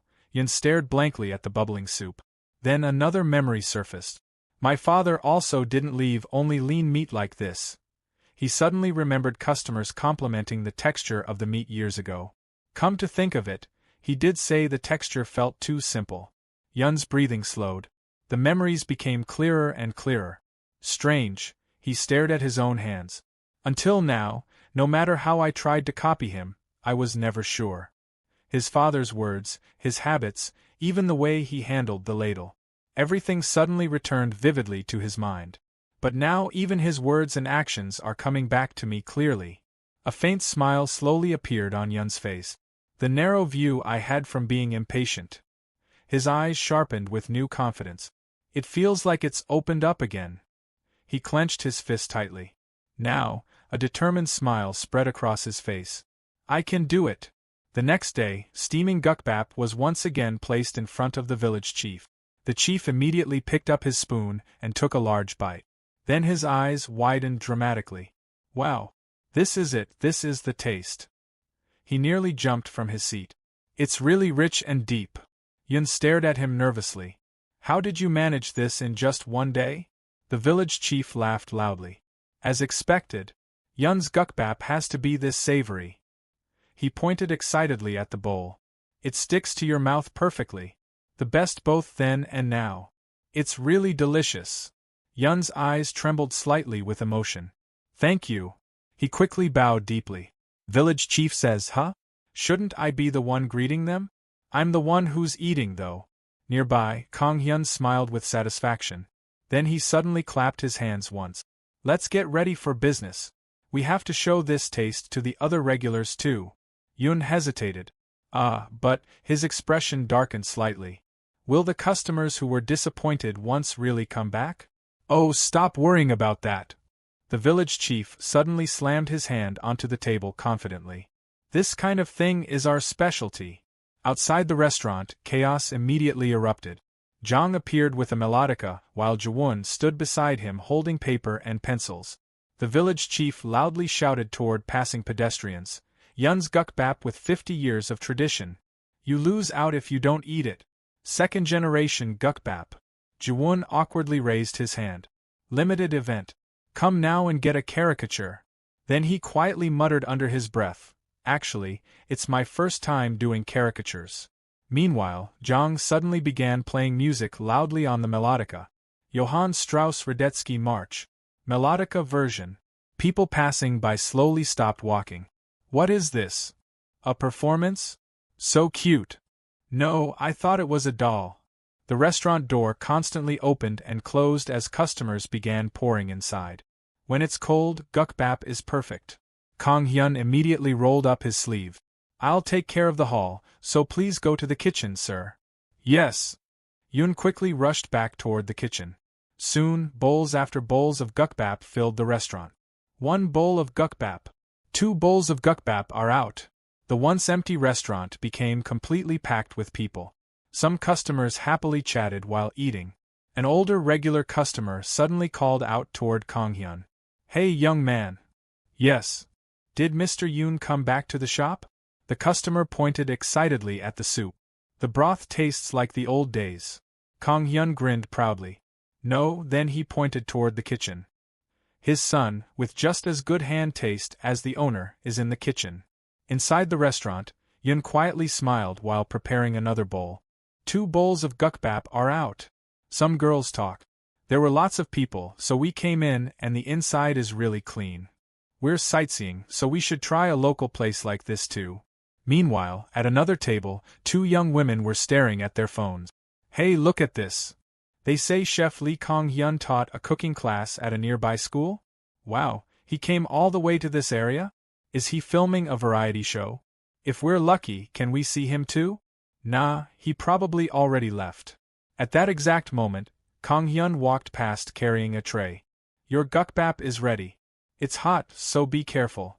The 2 girls slowly lifted their heads. Then both of them froze completely. "It's real!" "Ah!" Outside, the signboard swayed gently in the wind as more and more customers gathered around the restaurant. Within only about an hour, rumors began spreading online. People excitedly posted that Chef Kang Hyun Lee was apparently filming a restaurant variety show somewhere deep in the countryside. "Found you, rival!" The taffy vendor found Jong. And while Yun's gukbap slowly regained its former popularity, far away, in another world entirely, the atmosphere was completely different. Randolph and Amelia stood silently. Randolph rubbed his forehead heavily. "What on earth happened? Have you heard anything different on your side?" Amelia crossed her arms and sighed deeply. "Yes. We're at a loss too, which means you don't have any other solution either." "Seriously, this is troublesome," says Randolph. Amelia also agrees. All around them, countless strange snails slowly crawled across the ground. The duo stared at the bizarre sight with exhausted expressions. She slowly looked toward the endless snail army. The snails continued crawling endlessly toward the village. Randolph stared at them blankly. "What should we do about this?" At the base of the snowy mountain, cold wind swept across the fields as Kang-hyun tightened the food pouch onto Sugar's back one last time. The holy wolf stood calmly while bundles of dried meat, snacks, and supplies were carefully secured around its neck and shoulders. Kang-hyun stepped back and smiled warmly. "All right, it's done." Rice cake on his back, watching with narrowed eyes while flicking his tail irritably. Kang-hyun gently patted Sugar's fur. "Let's all share this with your family when you get home." Sugar let out a soft sound while staring quietly at him. He was such a good kid who listened well. It's actually sad seeing him go. His expression softened even further. The moment Kang-hyun muttered that, Rice Cake suddenly bit his head. "Ah! Why are you doing this, Rice Cake?" Rice Cake growled unhappily as if protesting the attention Sugar was receiving. Kang-hyun laughed awkwardly. "What, are you getting jealous just because I'm thinking about him leaving?" Rice Cake huffed and turned his head away dramatically. Meanwhile, Kang-hyun gave Sugar one final pat on the head. "Give my regards to your parents too. Come visit again next time." Sugar quietly stared at him. "Pat pat. You're always welcome here." Then Kang-hyun noticed something strange. Unlike before, Sugar kept glancing back repeatedly. In the past, he would always leave without turning around even once. But this time was different. Sugar stopped several steps away, slowly turned back toward them, and gave a small smile. "Oh!" A long howl echoed through the mountain. Rice Cake also howls back in answer. Kang-hyun smiled softly and waved his hand. "See you again, Sugar." With one final glance, Sugar disappeared into the snowstorm beyond the mountain path. For a while, Kang-hyun silently stared at the empty trail. Then he suddenly stretched his shoulders. "All right then, shall we enjoy some healing camping too?" Rice Cake immediately perked up. Kang-hyun grinned. "I want to have a drink and enjoy the scenery for the first time in a while. Then of course a lake would be nice." Soon, the group headed toward the lakeside beneath the snowy mountains. However, the atmosphere near the lake felt strangely tense. Amelia, Randolph, and Noah were already gathered there, all staring down at the shoreline with serious expressions. Amelia says everyone should talk something one by one. Noah pointed toward the water. What on earth are these things? Large, strange snails crawled slowly across the muddy lakeside. Their shells were blue and twisted. Noah rubbed his chin. I don't know. Randolph crossed her arms. Me neither. Amelia pointed between the three of them dramatically. What, even with 3 races together, we can't figure it out at all? Randolph sighed heavily while staring at the lake. It seems like the hot spring that burst earlier mixed into the lake. He pointed toward the water where more snails slowly emerged from below. Since these things keep coming up from the bottom of the lake, their numbers have exploded, Amelia says. Nearby animals nervously approach the water before quickly backing away in fear. Amelia frowned deeply. The frightened animals can't even drink water properly anymore. Her expression darkened as she looked across the shoreline. And their numbers keep increasing too. What are we supposed to do about this? Noah immediately shrugged. What do you mean? What should we do? He casually picked up one of the snails. We just eat them. Amelia's face froze. These. The strange creature squirmed in Amelia's hand. Noah hesitated for half a second. As long as they're not poisonous. Amelia pointed at him in disbelief. You hesitated just now too. How could you even suggest that? Right then, footsteps crunched across the forest behind them. Oh, you're all here. Kang Hyun walked toward the lake, carrying camping supplies over one shoulder. I was just heading to the lake. What a coincidence. Then he noticed everyone's expressions again. You're saying strange creatures are covering the forest? Randolph immediately pointed at the creature. That's right. It's this thing. It suddenly increased a lot these past few days. Kang Hyun crouched down for a closer look. That thing? Randolph nodded seriously. Of all places, something this bizarre appeared in the border area, so people aren't happy about it. Kang Hyun picked one up carefully and examined the shell. Isn't this just a whelk with a strange color? Everyone froze. A what? Kang Hyun tilted the shell slightly. Given how many there are, they might be an invasive species. Nearby, frogs croaked while fish splashed inside the lake. Amelia stared at him in surprise. It's a creature we're all seeing for the first time. Then she narrowed her eyes curiously. Kang Hyun, do you know what it is? Kang Hyun scratched his cheek thoughtfully. I don't know if it's the same, but where I come from, there's a similar ingredient called galbenji. Noah instantly pointed at everyone triumphantly. See? I told you it's food. Randolph still looked horrified. Even so, who would eat this? Noah immediately tossed one upward. As I said, we just eat them and be done with it. Before anyone could stop him, Noah shoved the whelk into his mouth. Mr. Noah? Crunch. Everyone stared in horror. Then Noah's face twisted violently. Tui! He spat it out onto the ground. It's fishy. Kang grabbed his shoulders in panic. Are you okay? What if it has poison or something? Noah wiped his mouth and frowned thoughtfully. It's fine. Doesn't seem poisonous. Then he rubbed his chin. The shell is annoying, but the meat has slight sweetness and a pretty good chew. Kang Hyun's eyes widened slightly. Oh? Then it really is similar to the galbenji I know. He glanced toward the endless snail population covering the lake. Then maybe eating them all could actually solve the problem. Randolph and Amelia stared at him blankly. Kang Hyun tilted his head.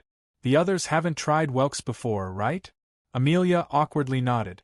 Yes, that's true, but Kang Hyun confidently rolled up his sleeves.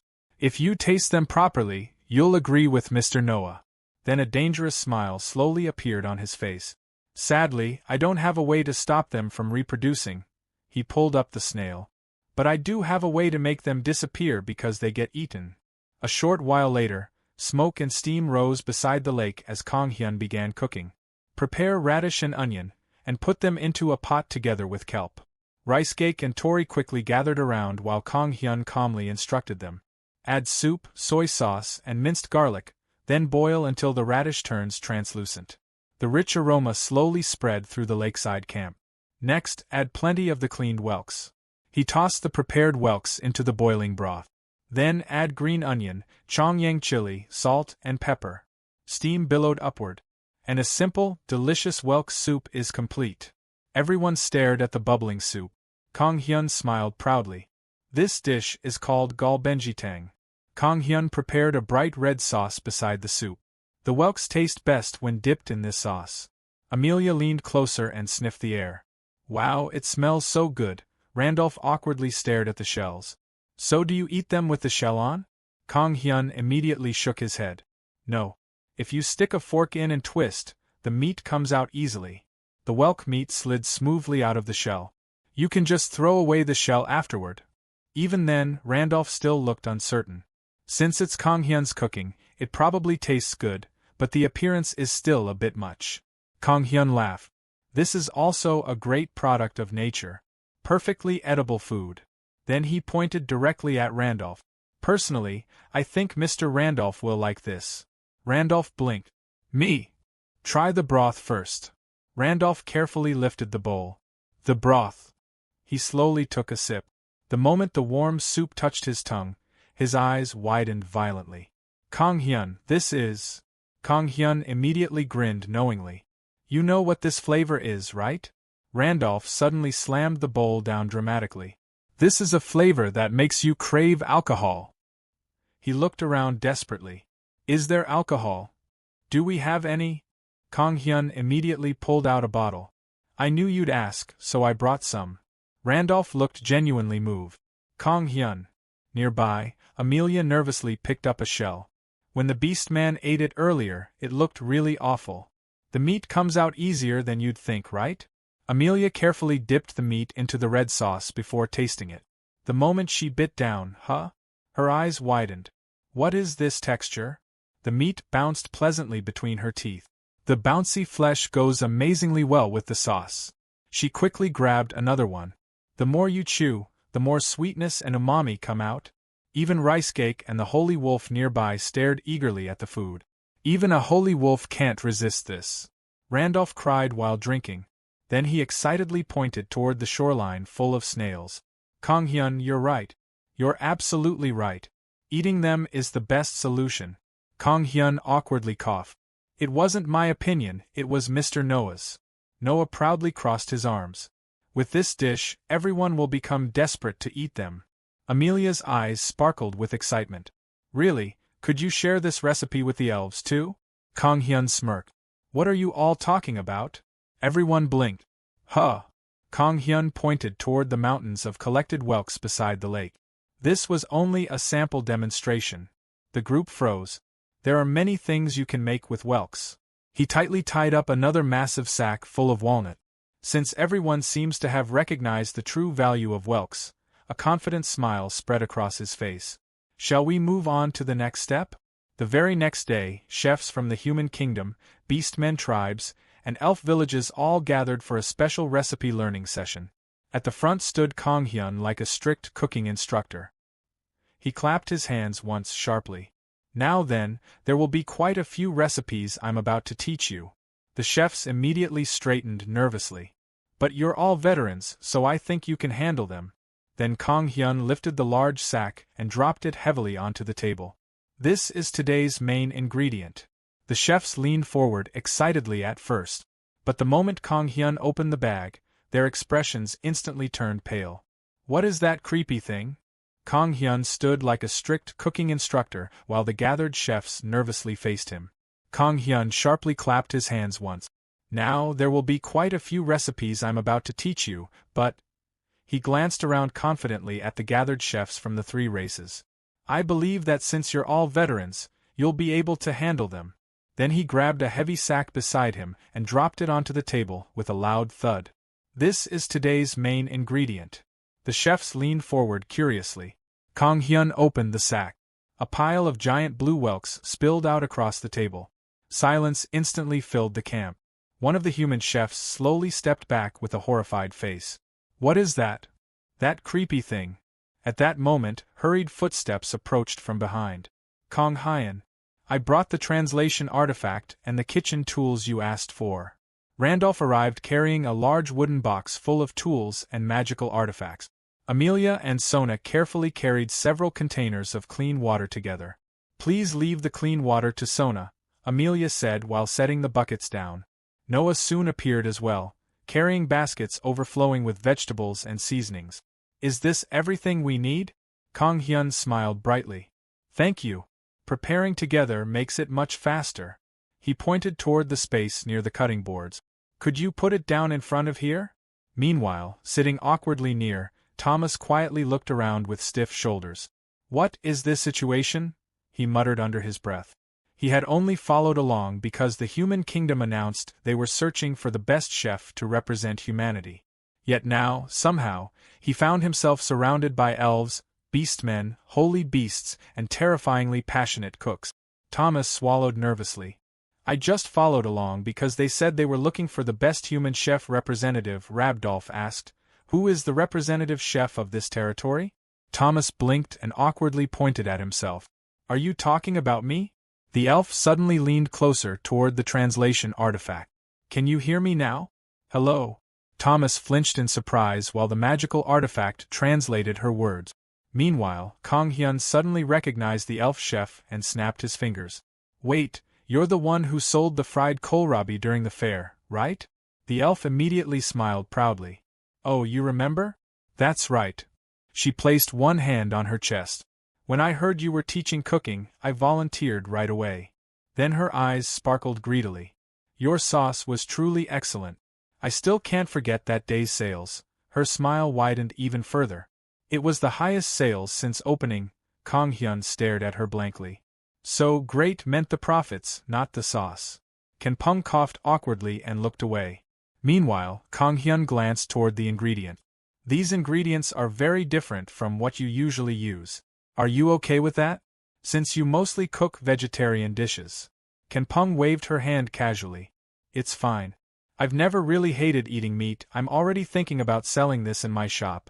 Kang Hyun narrowed his eyes. Your expression doesn't match your words. Nearby, another chef nervously raised her hand.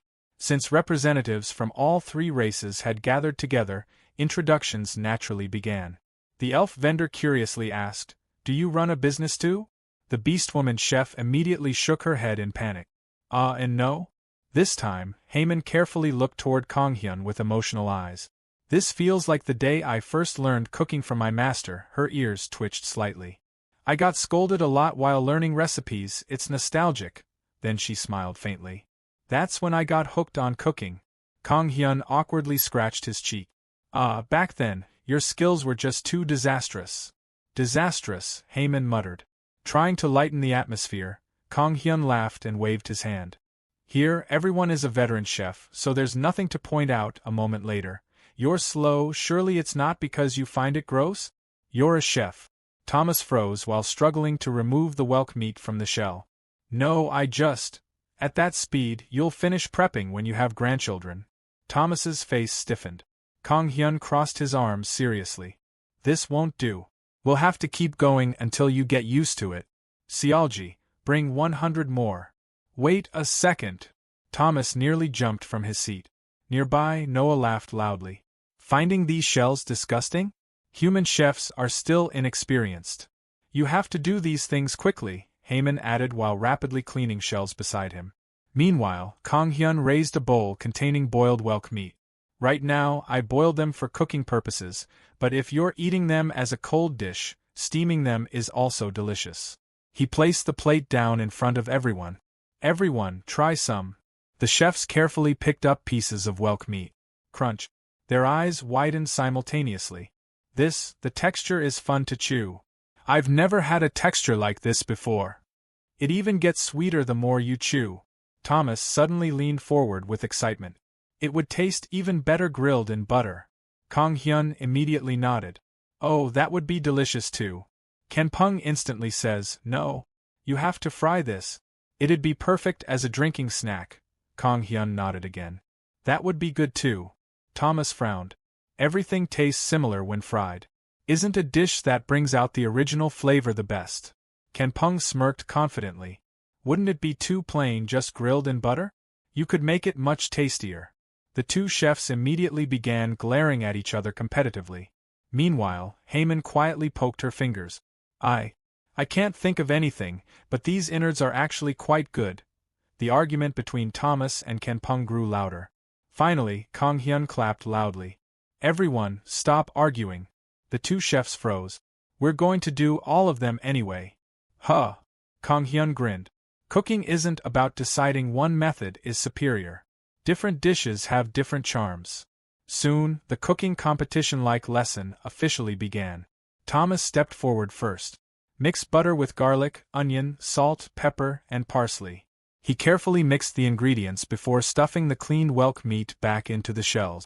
Like this? He asked nervously. Good, Kang Hyun replied with approval. Thomas sealed the openings with fragrant garlic butter. Bake in the oven until the surface turns golden brown. The rich buttery smell quickly spread through the camp. Finally, Thomas proudly lifted the tray. Whelk escargot complete. Randolph and Rice Cake sat proudly at the judges' table.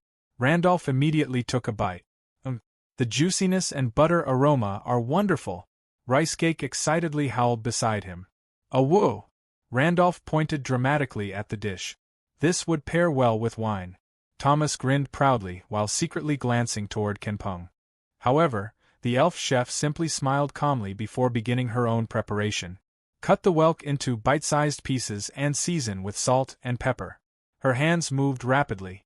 Make a thick batter with starch, egg white and oil, then coat the whelk. Amelia blinked in surprise. This is easy. Kenpung smirked confidently. Fry once until golden, then fry again quickly at high heat. Oil crackled loudly. Then she prepared the sauce. Add oil to a pan, then sauté minced garlic, green onion, and chili to create a spicy aroma. She poured several ingredients together smoothly. Then reduce soy sauce, vinegar, sugar, and mushroom broth instead of oyster sauce. Kang Hyun nodded approvingly. It's hard to get seafood ingredients here. Smart substitution. Finally, Kenpung tossed the crispy whelks into the sauce. Kenpung-style whelk complete. Amelia and Noah immediately became the next judges. Amelia's eyes widened after the first bite. The spicy and tangy sauce is delicious. Noah loudly nodded. The texture is great, crispy outside, chewy inside. It's really delicious. Kenpung proudly laughed. Ho-ho, fried food is the best. Then she glanced smugly toward Thomas. Hasn't the winner already been decided? Thomas narrowed his eyes. If you're that confident, why don't you try it? Alright. Let's swap and taste each other's. The two exchanged plates. A few seconds later, Thomas's eyes widened. What is this, such an intense and addictive fried dish? Meanwhile, Kenpung covered her mouth in shock. My goodness, the flavor is incredible, it suits the fairy's taste perfectly. Thomas proudly crossed his arms while eating the escargot again. It's rich and smooth, it just slides down, says Amelia. Nearby, Heyman shyly pushed forward a steaming bowl. This would be perfect to eat comfortably after drinking, says Randolph. Was it called whelk porridge? I like it. Soon, laughter filled the entire camp. They're all delicious. I can't rank them. Ha ha ha. Thomas awkwardly scratched his cheek. That's true, Kenpung smiled calmly. Instead of ranking them because they're different, we should have just admitted they're all good. Then she looked toward Thomas. I was being too immature. Thomas smiled awkwardly. This dish, called escargot, was really delicious too. Kenpung laughed softly. Your dish was good too. Soon, everyone gathered around Heyman's porridge together. So that, whelk porridge. What does that taste like? There's more here. I want to try some too. Then suddenly, thunk. Another dish appeared on the table. Everyone blinked. Huh? What's this? Kang Hyun casually sat down with a mysterious smile. I happened to have the ingredients, so I made this too. Steam rose from a large bowl of noodles mixed with bright red sauce. It's called whelk somian, and in the place I'm from, it's actually a very famous whelk dish. Everyone immediately took bites. The entire table froze. What is this? This addictive, spicy, sour-sweet taste. This makes the alcohol go down so easily. It's spicy, but delicious. Kenpung's eyes sparkled intensely. Can you teach me the recipe for this dish too? I definitely want to sell this. Kang Hyun awkwardly laughed. This dish uses ingredients that are hard to get here, so, teach me. Kenpung looked ready to grab his sleeve desperately. Kang Hyun sighed. Then let me think for a moment if there are substitute ingredients. Nearby, Thomas wiped sweat from his forehead while continuing to eat. It's spicy. How do you even come up with sauce combinations like this? As the night deepened, dishes covered the entire lakeside table. Randolph smiled warmly at everyone. All right. There's plenty of food, so let's all sit down and eat together. And raise our glasses too. Randolph immediately lifted a bottle. Good idea. We should at least drink a celebratory toast for the successful recipe sharing, says Amelia. Then Noah suddenly stood up dramatically and raised his cup high. Then this will be our toast. He pointed toward the snowy forest. To our neutral forest. Then toward Konghyun. And to Konghyun, who protected the peace of the three races. Cheers! Everyone raised their glasses together. Konghyun immediately waved his hands in embarrassment. At least toast to the peace of the forest. Randolph burst into laughter. It's not wrong. If Konghyun is here, the forest's peace is protected. What are you talking about? Laughter echoed throughout the snowy mountains long into the night. Meanwhile, back in the Beastkin village, Cassandra happily drank a spoonful of the newly recreated whelk broth. Kaya haha. This broth is absolutely amazing. Solving the forest's headache like this, that's so like Konghyun. Ha ha ha. Reports from the human kingdom and elf villages had already begun spreading rapidly. The rumors have already started spreading among humans, Noah reported. The fairies seem quite satisfied too. Cassandra smirked proudly while resting her chin on one hand. Honestly, can this forest even function without Konghyun now? Nearby, Mona eagerly tasted the broth. Is it good? Mua. Delicious. Cassandra laughed loudly again. Lord Roventus was already worrying about creating a territorial specialty. Then she leaned back proudly. Well, we should ask Konghyun, our mediator and inspector. A mischievous grin spread across her face. When is Konghyun coming next? Ha ha ha. Later, Konghyun arrived in Seoul for some personal business. Towering buildings, crowded streets, flashing signs, and the endless sound of traffic instantly reminded him how long it had been since he last visited the city. His phone buzzed in his pocket. Me? I'm in Seoul right now. Came for work for a day, Konghyun said while holding the phone to his ear. On the other side, his mother immediately sounded relieved. Oh my, that's perfect. Since you're there, check if Seon is doing well. Konghyun sighed while adjusting the strap on his bag. Come on, I'm sure she's doing fine. No need to see her in person. Don't say that. Mom can't go to Korea herself. Then since I'm here, I'll drop by and see her. The call ended with a soft beep. Konghyun stared at his phone for a moment before muttering helplessly, seriously? Mom worries too much. Seon's already a full-grown adult. Beside him, Tori barked loudly while rice cake squeaked from inside Konghyun's side bag. Konghyun laughed faintly. I only answered the call and suddenly got assigned a mission, right? Oh whoa. Rice cake poked her tiny head out while Konghyun smiled. It's been a while since I've been to Seoul, so let's look around slowly. Tori wagged his tail excitedly while rice cake squeaked again as if agreeing. Meanwhile, back in the snowy village, several children stood in front of Konghyun's restaurant with disappointed expressions. The sign hanging outside clearly read, "Closed today." Sangwoo collapsed dramatically. I was going to go sledding with Uncle Konghyun. Back in Seoul, Konghyun first headed toward his former workplace. The restaurant was busy preparing to open another branch, and his old boss had desperately asked him to come help adjust a few recipes. The moment Konghyun entered the kitchen, the atmosphere noticeably changed. He then washes his hands. As expected, with Konghyun keeping things steady, the kitchen feels lively, the restaurant owner said proudly while watching from afar. The staff seem much more focused too. I'm glad I asked you to come taste everything in person. Konghyun stood at the counter while tasting one of the dishes. Two staff chefs stood beside him nervously with notebooks in hand. Let's cut the scallops a bit thicker, Konghyun said calmly after one bite. The texture is lacking. The chefs immediately nodded and wrote everything down. Some crushed pistachios on top might be nice too. One chef's eyes widened. Oh! Konghyun tasted another sauce before frowning slightly. Using siki in the main dish gives it character, but it's a bit too sweet. He reached for a lime and grated a small amount into the sauce. I'll add a bit of lime zest. The aroma instantly changed. The two chefs stared at him with amazement. Could I also see the cooking process? Konghyun asked. Ah yes. The staff hurried to make space for him. One of the younger chefs secretly glanced toward Kanghyun while whispering under his breath, to see Chef Lee Kanghyun this close. Even with small changes, the quality improved so much.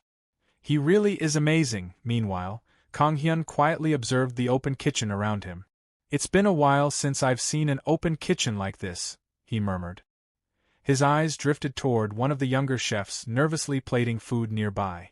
The first restaurant I worked at had this exact layout. The memories slowly resurfaced in his mind. Back then, he had been unbelievably nervous.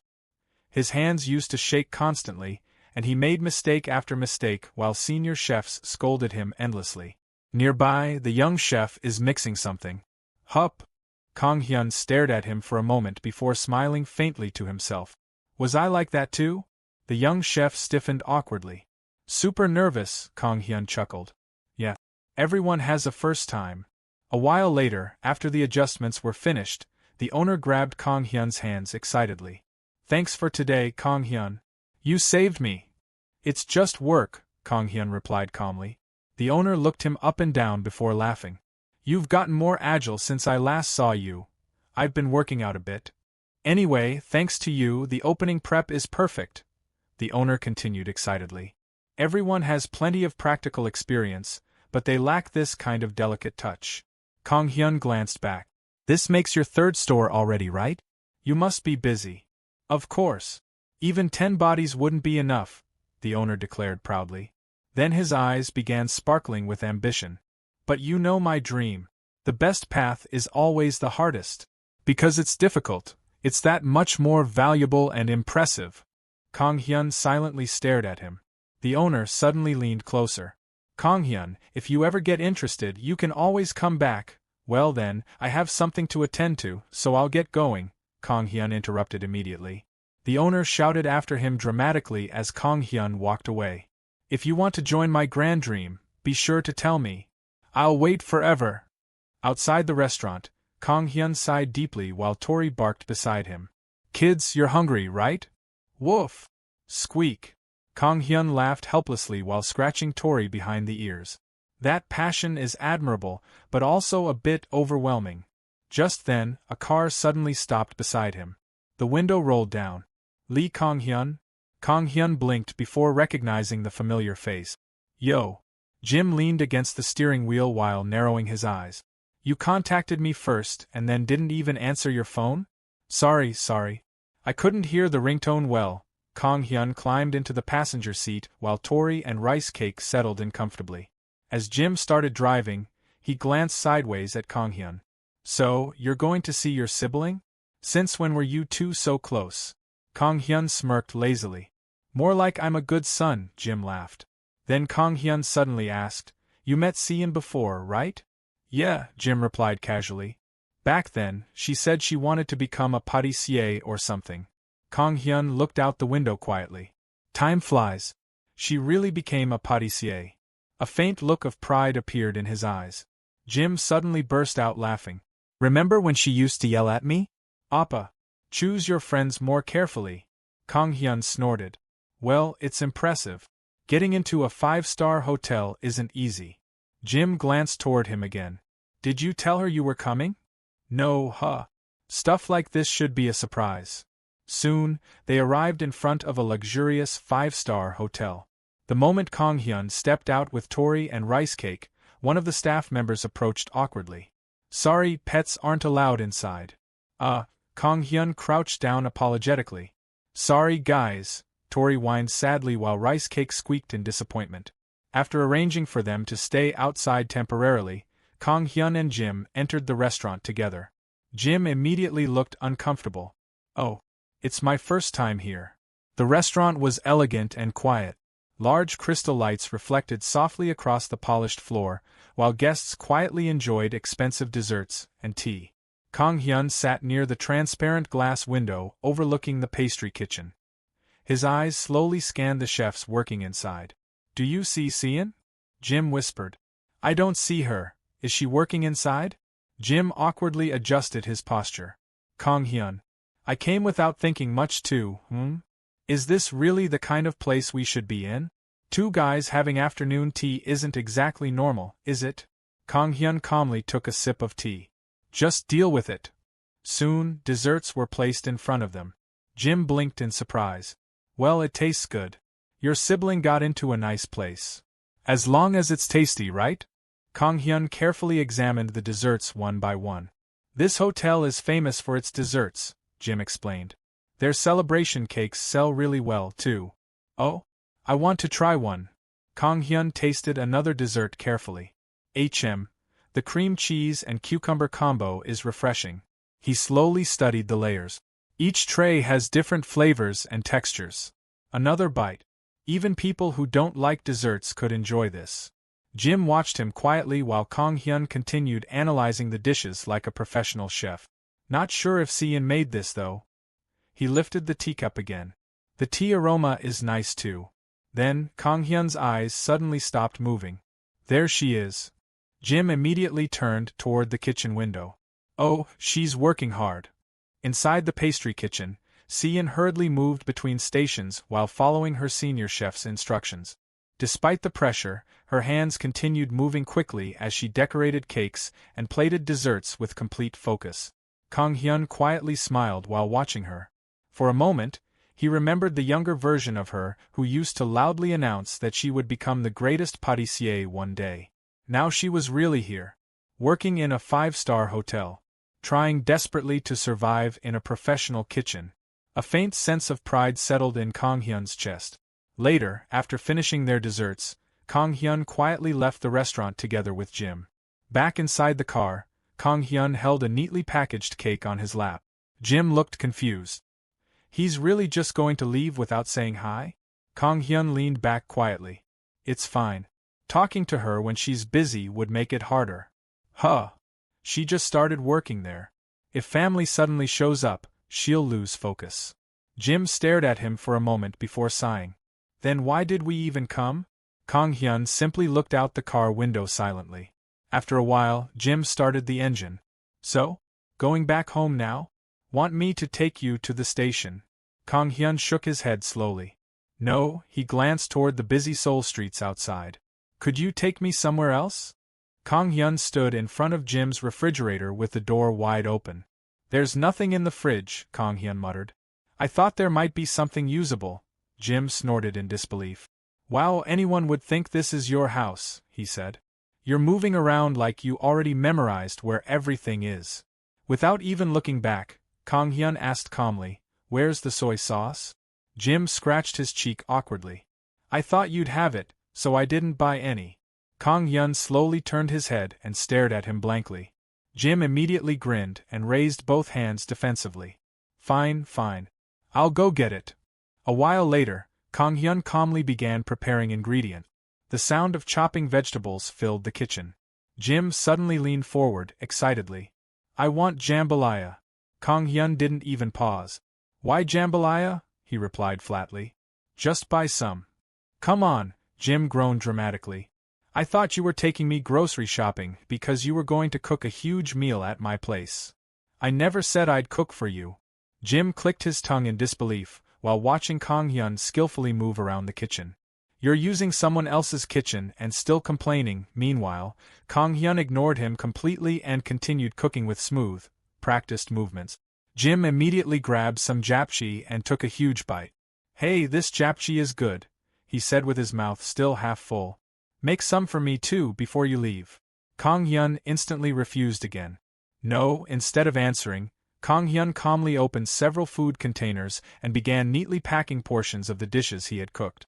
Jim watched him for a moment before realizing who the food was actually for.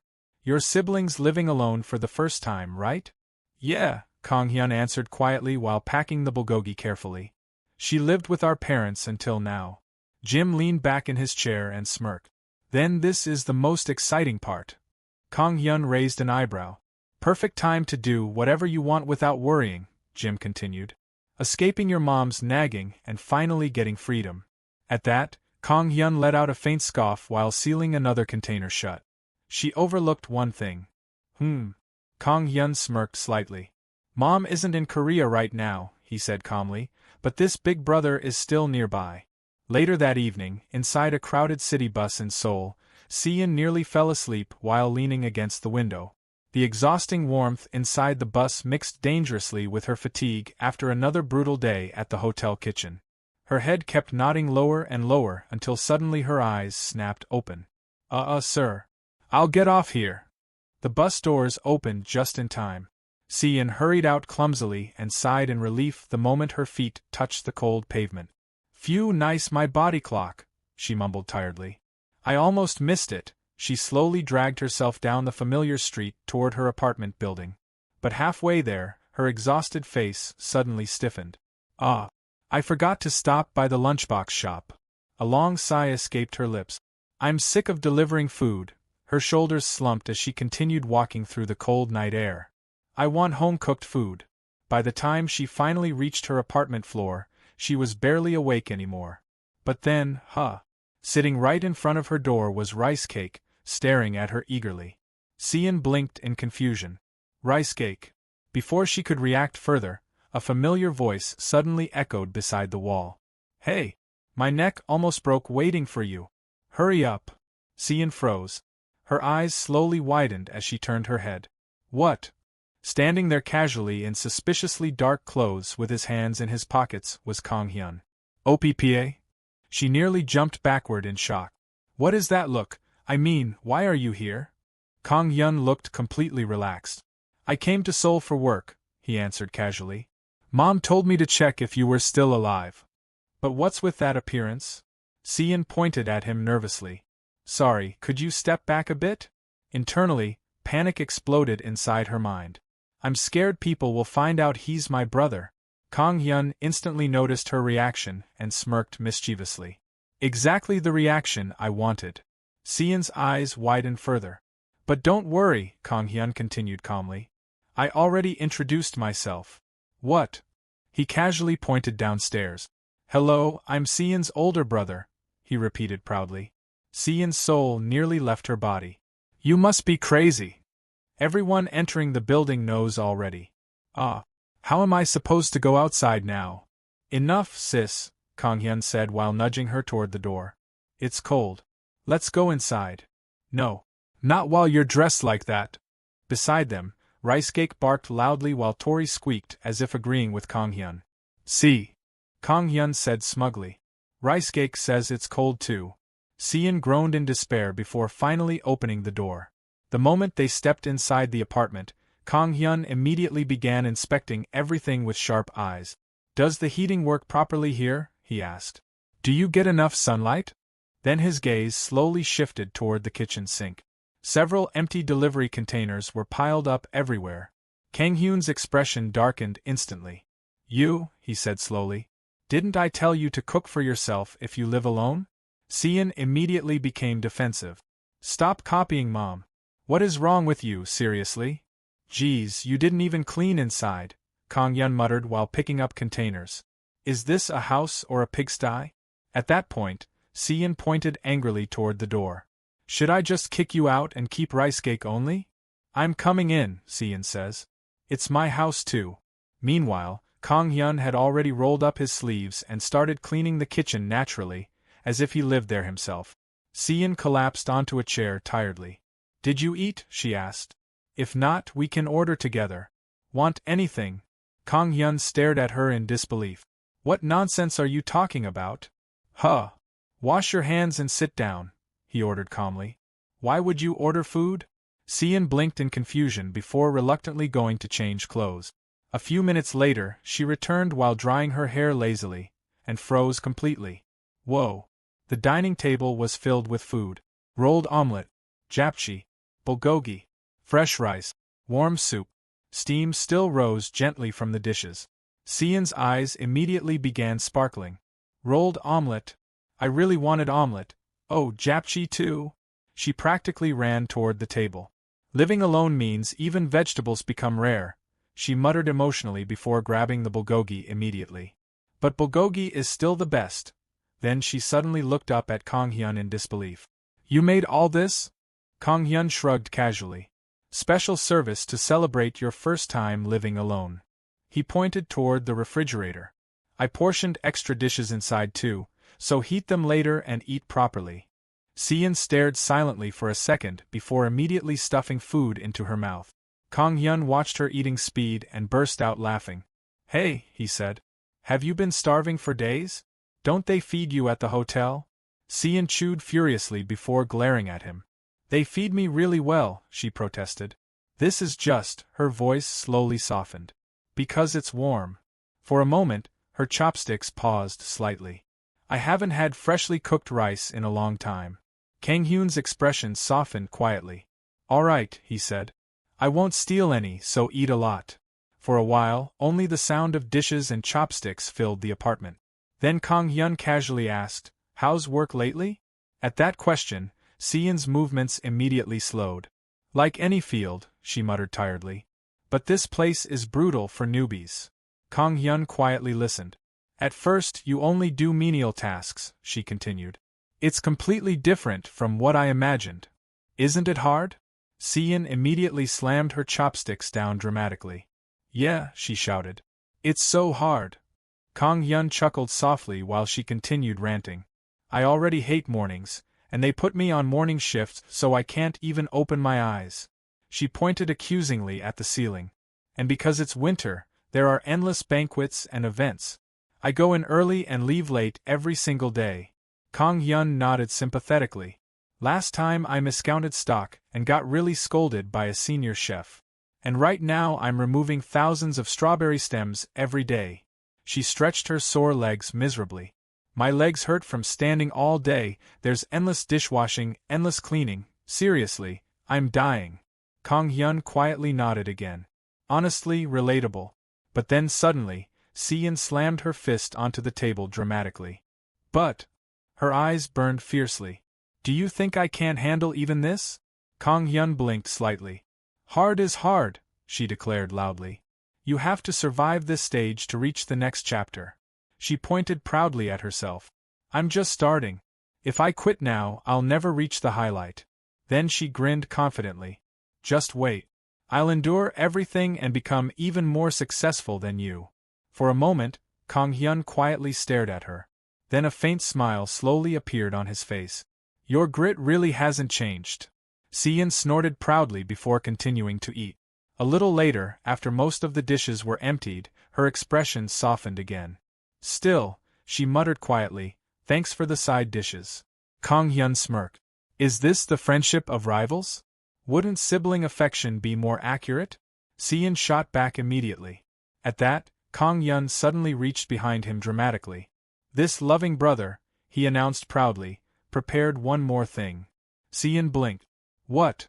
"Tada!" Kang Hyun slowly revealed a neatly packaged cake box. "A cake to celebrate your fresh start." Sian leaned closer curiously. Then her entire expression froze. "Wait." She abruptly stood up from her seat. "That's our hotel's cake." Kang Hyun innocently tilted his head. "Oh? Is it? Don't tell me you came to my workplace?" Instead of answering, Kang Hyun calmly cut a slice. Beside him, Rice Cake barked while Tori squeaked excitedly. "You're eating too, right?" Kang Hyun asked them casually. "Did you come or not?" Sian shouted. "Answer me!" Kang Hyun ignored the question completely while examining the cake carefully. "Oh my," he murmured dramatically. "Whoever sliced these strawberries did such a neat job." Sian's face instantly turned red. OPPA. The next morning, Kang Hyun was still buried deep under sleep when the loud vibration of his phone shattered the silence of the apartment. Ugh, half asleep, he blindly reached across the bedside table before finally grabbing the phone. "Hello," Sian mumbled groggily. "Who is it interrupting my sweet day off?" A familiar laugh came from the other side. "Oh, Hyung Yunseop." Kang Hyun immediately frowned against the pillow. "Oh, it's that guy." Then he paused. "No, ignore what I just muttered." Jim burst out laughing through the phone. "You just woke up? The sun's already high in the sky." Kang Hyun rubbed his eyes tiredly before sitting up slowly. I was drinking with this lad last night, without me?" Jim complained dramatically. "That's harsh." Sorry. Jim immediately cut him off. "If you're really sorry, then we're hanging out today." Kang Hyun narrowed his eyes suspiciously. "Just come out when I call later," Jim said confidently. "And leave the dogs behind. There's nowhere we can take them." At those words, Kang Hyun glanced toward the living room. Rice Cake was sleeping peacefully, both of them wrapped in blankets after staying up late talking the previous night. But I haven't shown them around Seoul yet, Kang Hyun muttered quietly. A few hours later, after reluctantly getting dressed, Kang Hyun crouched in front of Rice Cake and scratched behind the wolf's ears. Sorry guys, he said quietly. I made plans today. Rice Cake let out a soft whining sound while wagging his tail slowly. Kang Hyun sighed. I wanted to show you Seoul myself. Before he could finish apologizing, Seon suddenly jumped up excitedly from the couch. Don't worry, she shouted brightly. I'll treat Rice Cake to a full-course Seoul tour. Rice Cake barked in response. Kang Hyun stared at the scene for a moment before sighing in defeat. Well, she likes dogs, so it should be fine. Though internally, he quietly corrected himself. Technically not a dog. A little later, Kang Hyun arrived downtown after Jim dragged him into a large theater building. The moment he looked up at the massive movie posters outside, his expression immediately turned suspicious. A person who only watches OTT platforms suddenly wants to go to a theater? Jim smirked proudly while walking ahead.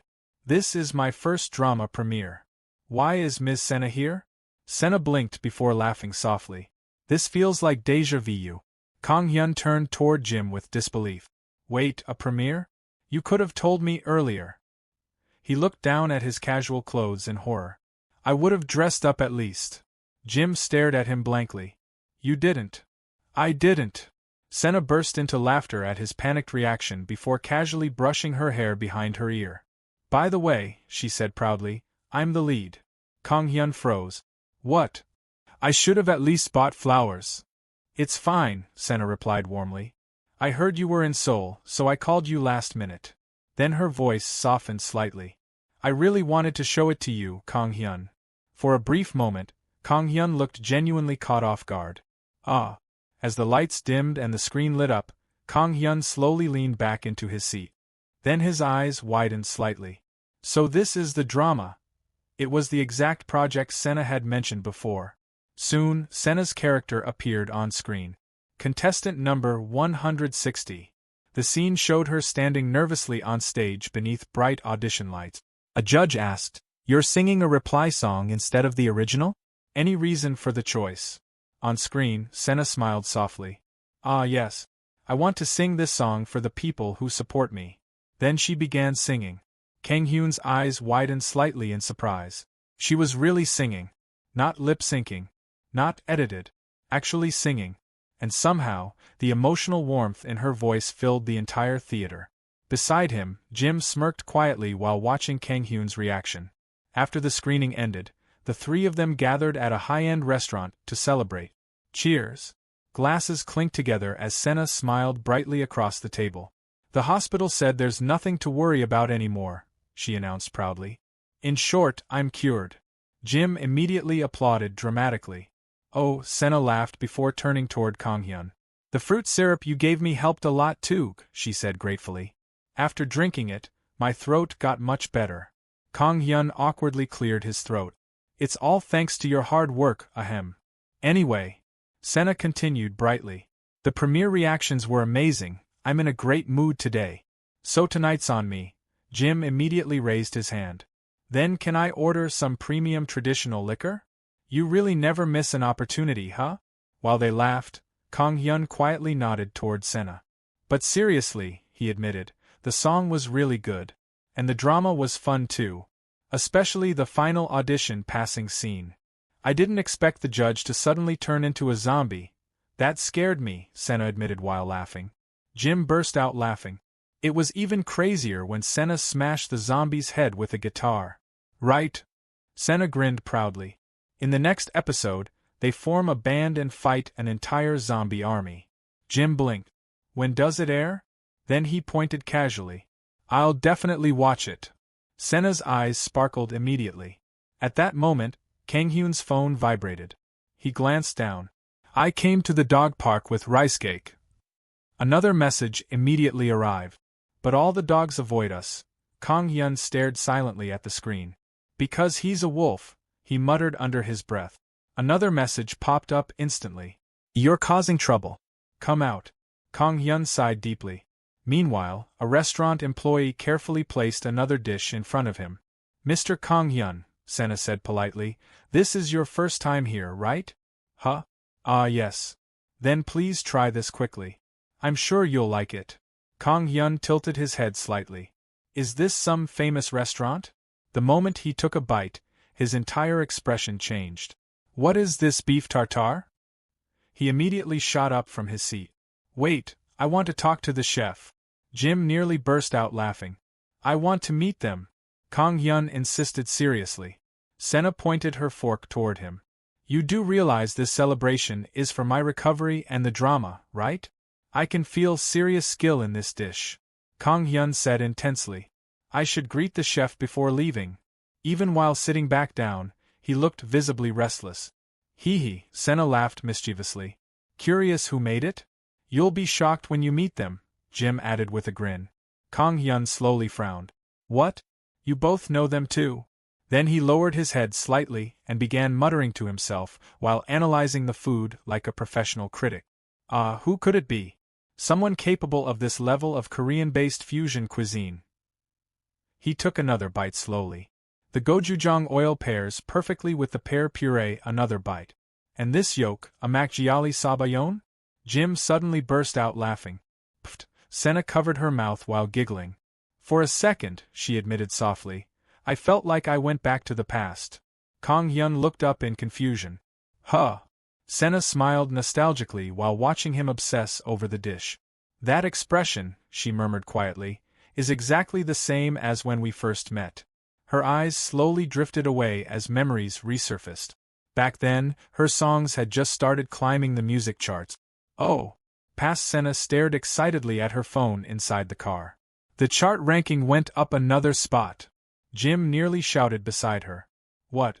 It's climbing like unstoppable momentum. At this rate, it might hit #1. Sena laughed brightly while hugging her phone. "I told you. This song had a really good vibe." Then she dramatically flipped her hair. "No matter how I think about it, I feel like I'm at my peak lately," Jim groaned. "Here we go again. My songs are doing well, my looks are blooming," Sena continued shamelessly. "Jim says, even the CEO was super excited about the recent reactions. So they told me to feed you something delicious to boost morale." "Really?" Sena asked. "I haven't eaten anything tasty in forever because of dieting." Then she looked out the window suspiciously. "Wait, where are we going?" Jim smirked confidently. "Just look forward to it. We're going to eat something amazing." A little later, the car stopped in front of an elegant fine dining restaurant. Sena's eyes widened instantly. "Huh? This place? You know it?" Jim asked. "Of course I do," she exclaimed. "This is that insanely hard to reserve fine dining place." Then her expression suddenly changed. "Wait." She pointed at the sign. "It says they're closed today." Jim casually waved his hand. "It's all arranged, so just come in." "Huh? Arranged?" By now, Sena was starving enough to follow without questioning further. As they entered the quiet restaurant, Jim called out loudly, "Hey, star chef!" Inside the kitchen, a man slowly turned around with visible irritation. "Wow," Sena whispered unconsciously. Standing there beneath the kitchen lights was Kang-hyun. Much younger than now. Wearing a chef uniform. Sharp eyes filled with annoyance as he stared at Jim. "I told you not to call me that," he said flatly. Then he pointed a knife toward Jim without hesitation. Sena mumbles, "It's Chef Kang-hyun Lee." Back then, when Sena visited Kang-hyun's restaurant for the very first time together with Jim, the entire atmosphere had already felt strange from the moment they entered the place. Sena blinked in surprise while watching Jim casually lean against the counter. He loudly asked Kang-hyun if he was handling everything alone and questioned where the staff members were. From inside the kitchen, an annoyed voice answered immediately. Kang-hyun coldly replied that of course he was working alone and asked whether Jim seriously thought he would call his employees in on their day off. The sharp tone made Sena glance toward the kitchen entrance. The moment she saw him properly, her eyes widened slightly. He really was Chef Kang-hyun Lee. Even in person, he carried the same sharp and distant aura people constantly talked about online. Sena quietly stared between the two men in disbelief. So Jim actually knew Chef Kang-hyun personally. It was such an unexpected connection. Completely ignoring Kang Hyun's obvious irritation, Jim grinned and casually walked farther inside. Kang Hyun flatly warned him that there were not many menu options available. Jim shamelessly replied that he still absolutely needed to eat tiramisu. Kang Hyun's eyebrow twitched slightly. Without caring at all, Jim casually introduced Senna and explained that she was the singer he managed. Caught off guard, Senna quickly bowed politely and introduced herself. Despite the awkward atmosphere, her eyes sparkled with excitement. She honestly blurted out that Kang Hyun looked even more handsome in person. She added that she was a huge fan of Chef Kang Hyun and that these days, he seemed even more popular than celebrities. Kang Hyun stared at her silently for a moment before replying in a completely emotionless voice by asking whether they had come there to eat. Senna awkwardly muttered an embarrassed apology. The atmosphere instantly became uncomfortable again. Kang Hyun coldly pointed toward the table without even properly looking at her. He informed them that they were already late for their reservation time and told them to take their seat. Senna's eye twitched in irritation. She was just about to explode when Jim quickly grabbed her arm and hurriedly told her to hold herself back. Senna clenched her fists while staring at Kang Hyun's back as he turned around and walked straight into the kitchen again without saying another word. In her mind, she screamed that he was even worse in person than he was on television. Meanwhile, Jim awkwardly scratched his cheek and apologized. He jokingly muttered that Kang Hyun was currently going through puberty. Senna slowly turned toward him in disbelief and sarcastically remarked that apparently it was a blessing when puberty happened on time. Jim then quietly admitted that Kang Hyun was actually holding himself back a lot right now. Senna stared at him blankly and demanded to know what she had possibly done to make him restrain himself when all she had done was compliment him. Jim sighed while sitting down. He explained that once she talked with Kang Hyun more, she would understand. According to him, Kang Hyun was simply a complete cooking maniac. Senna stubbornly crossed her arms and asked what that had to do with anything. Jim merely smirked and told her that she would eventually see for herself. At first, Senna fully intended to remain annoyed. However, as the minutes slowly passed, her attention gradually drifted toward the open kitchen. Kang Hyun stood silently beneath the bright kitchen lights while carefully preparing ingredients with calm and precise movements. Earlier, his eyes had been filled with irritation and exhaustion, yet now all of those emotions had disappeared completely. While cooking, he looked peaceful, focused, almost happy. The contrast caught Senna completely off guard. She unwillingly admitted to herself that he actually looked kind of cool whenever he stayed quiet and focused on cooking. The rhythmic sounds of chopping, sizzling oil, and clinking dishes quietly filled the restaurant. Every movement Kang Hyun made appeared smooth and practiced, like someone entirely absorbed within his own world. Still, Senna quickly shook those thoughts away internally and reminded herself that the taste of the food was what truly mattered. Finally, the first dish arrived. The moment Senna took a bite, her entire expression froze. Jim immediately looked alarmed and asked what was wrong. Slowly covering her mouth, Senna whispered in disbelief that it was unbelievably delicious. Her eyes widened as she admitted that the food seriously melted inside her mouth. Jim burst out laughing and jokingly asked whether that was really the expression of someone enjoying food. Senna completely ignored him and immediately took another bite. Inside her mind, she wondered how someone could only lack personality when he seemed so perfect in every other way. The complicated look on her face made Jim laugh even harder. He teased her by saying that expression looked more like pity than admiration and told her to simply enjoy the food normally. Not long afterward, the sound of footsteps approached their table again. Kang Hyun personally placed another dish in front of them.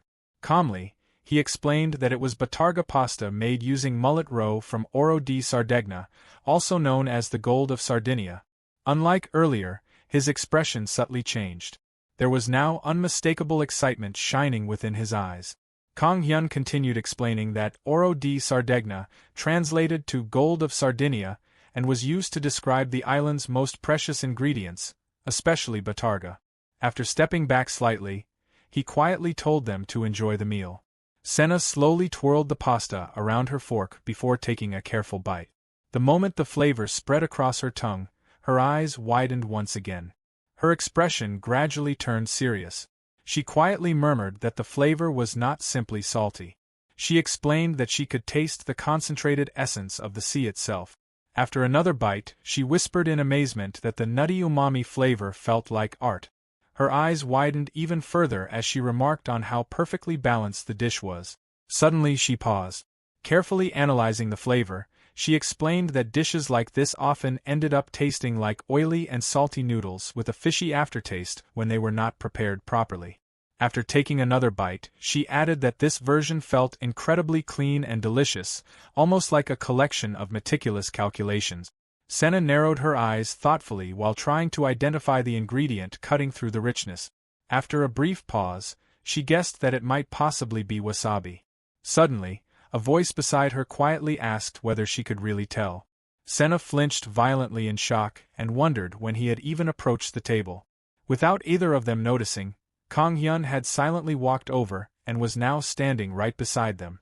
For the first time since they met, he actually looked genuinely interested in talking. Enthusiastically, Kang Hyun explained that he had lightly drizzled wasabi oil over the pasta to finish the dish. His eyes shone brightly as he continued explaining that the oil cut through the greasiness and made the batarga's umami flavor stand out even more. Now that he had started discussing food, he showed absolutely no signs of stopping. Kang Hyun continued by explaining that people usually used lemon zest or herbs very precisely to remove the fishy taste. Leaning slightly closer to the table, he passionately added that he personally wanted more variation, something sharper and more detailed that could create a stronger kick through acidity. Senna stared at him blankly. This was practically a completely different person from the cold and distant man earlier. Kang Hyun awkwardly cleared his throat and tried to calm himself down. He quietly muttered that if she had enjoyed the dish, he happened to be developing a new menu item and asked whether she would like to try it before dessert. Even Senna herself did not understand why she answered with such awkward hesitation while thanking him. However, Kang Hyun immediately looked pleased. Without wasting another second, he quickly turned around and hurried back into the kitchen. Senna remained frozen while staring after him. In disbelief, she whispered to herself, asking what exactly had just happened and who that person even was. Jim laughed loudly and reminded her that he had already warned her. Kang Hyun really was just a complete cooking maniac. Whenever he cooked, his eyes genuinely sparkled with excitement. Back in the present, Senna unconsciously smiled while remembering those old memories. Across the table, Kang Hyun immediately noticed her expression and asked what was wrong while still talking with Jim. Senna quickly shook her head and replied that it was nothing. But inwardly, she quietly admitted to herself that he truly had not changed at all. A little later, after completely destroying the table full of food, Kang Hyun leaned heavily back in his chair while holding his stomach. Happily groaning, he admitted that the meal had been amazing. Then, without any shame, he confessed that he had become too curious and ended up ordering almost every single dish on the menu. Finally, he declared that he was completely full. As the group prepared to leave, Kang Hyun's eyes drifted toward the kitchen entrance once again. Quietly, he asked whether the kitchen was located that way. Jim stared at him in disbelief and remarked that Kang Hyun really was obsessed with kitchens. Just then, a familiar voice suddenly called out from behind them and asked whether Kang Hyun had been looking for him. Kang Hyun immediately turned around. His eyes widened in surprise. Standing there was the famous chef critic himself, Hwang Dae-gil, calmly smiling at them. Warmly, Hwang greeted him and remarked that it had been a long time since they last met. He added that it was even nicer seeing Kang Hyun again in Seoul. Kang Hyun blinked rapidly before looking around the restaurant once more. Slowly, he realized what was happening and muttered in disbelief that the restaurant actually belonged to Hwang Dae-gil himself. Hwang proudly confirmed that it was indeed his restaurant and asked whether Kang Hyun was surprised. Gesturing around the interior, he explained that it was a fusion Korean restaurant that had only recently opened. Kang Hyun silently stared at him. Meanwhile, Hwang's expression gradually became more serious. Quietly, he admitted that ever since that particular day, he had been thinking deeply about many things. Kang Hyun remembered the conversation they once shared. Back then, he had told Hwang that everything he had built would not collapse and that perhaps he should enjoy the opportunity to build something entirely new once again. Hwang smiled faintly and explained that, in the end, he had decided to follow the path his own heart desired. He firmly declared that if there was an even higher level he could still reach as a chef, then he intended to continue challenging himself until the very end. At the same time, he clarified that this did not mean he would abandon the Korean cuisine he had originally pursued. Kang Hyun quietly listened to him. Even though Hwang had much to lose, he still was not afraid of continuing to challenge himself. Finally, Hwang smiled and asked how Kang Hyun had found his cooking. Without any hesitation, Kang Hyun immediately admitted that the food had been truly excellent. His eyes shone with honest admiration as he confessed that the dishes were so impressive that he could hardly believe they had been created by a traditional Korean chef. Hwang burst into bright laughter and happily remarked that such praise was extremely high praise indeed. Then his expression softened gently. He admitted that if those words were coming from Kang Hyun, then he could truly trust them. Slightly bowing his head, Hwang thanked him sincerely and explained that thanks to Kang Hyun, he now felt capable of moving forward without hesitation. After a brief pause, Hwang suddenly remembered something else he wanted to mention. Kang Hyun looked up curiously. Hwang explained that although he knew Kang Hyun was not particularly interested in appearing on television, the program producer had still asked him to at least bring up the topic. Kang Hyun quietly asked what it was about. Hwang calmly folded his arms and asked whether Kang Hyun knew that he hosted a gourmet travel program. Kang Hyun nodded and replied that he had seen the show once before. Hwang explained that the program was approaching its second anniversary and that they were preparing a special episode. Kang Hyun's eyes narrowed slightly as he wondered whether Hwang was talking about inviting a guest.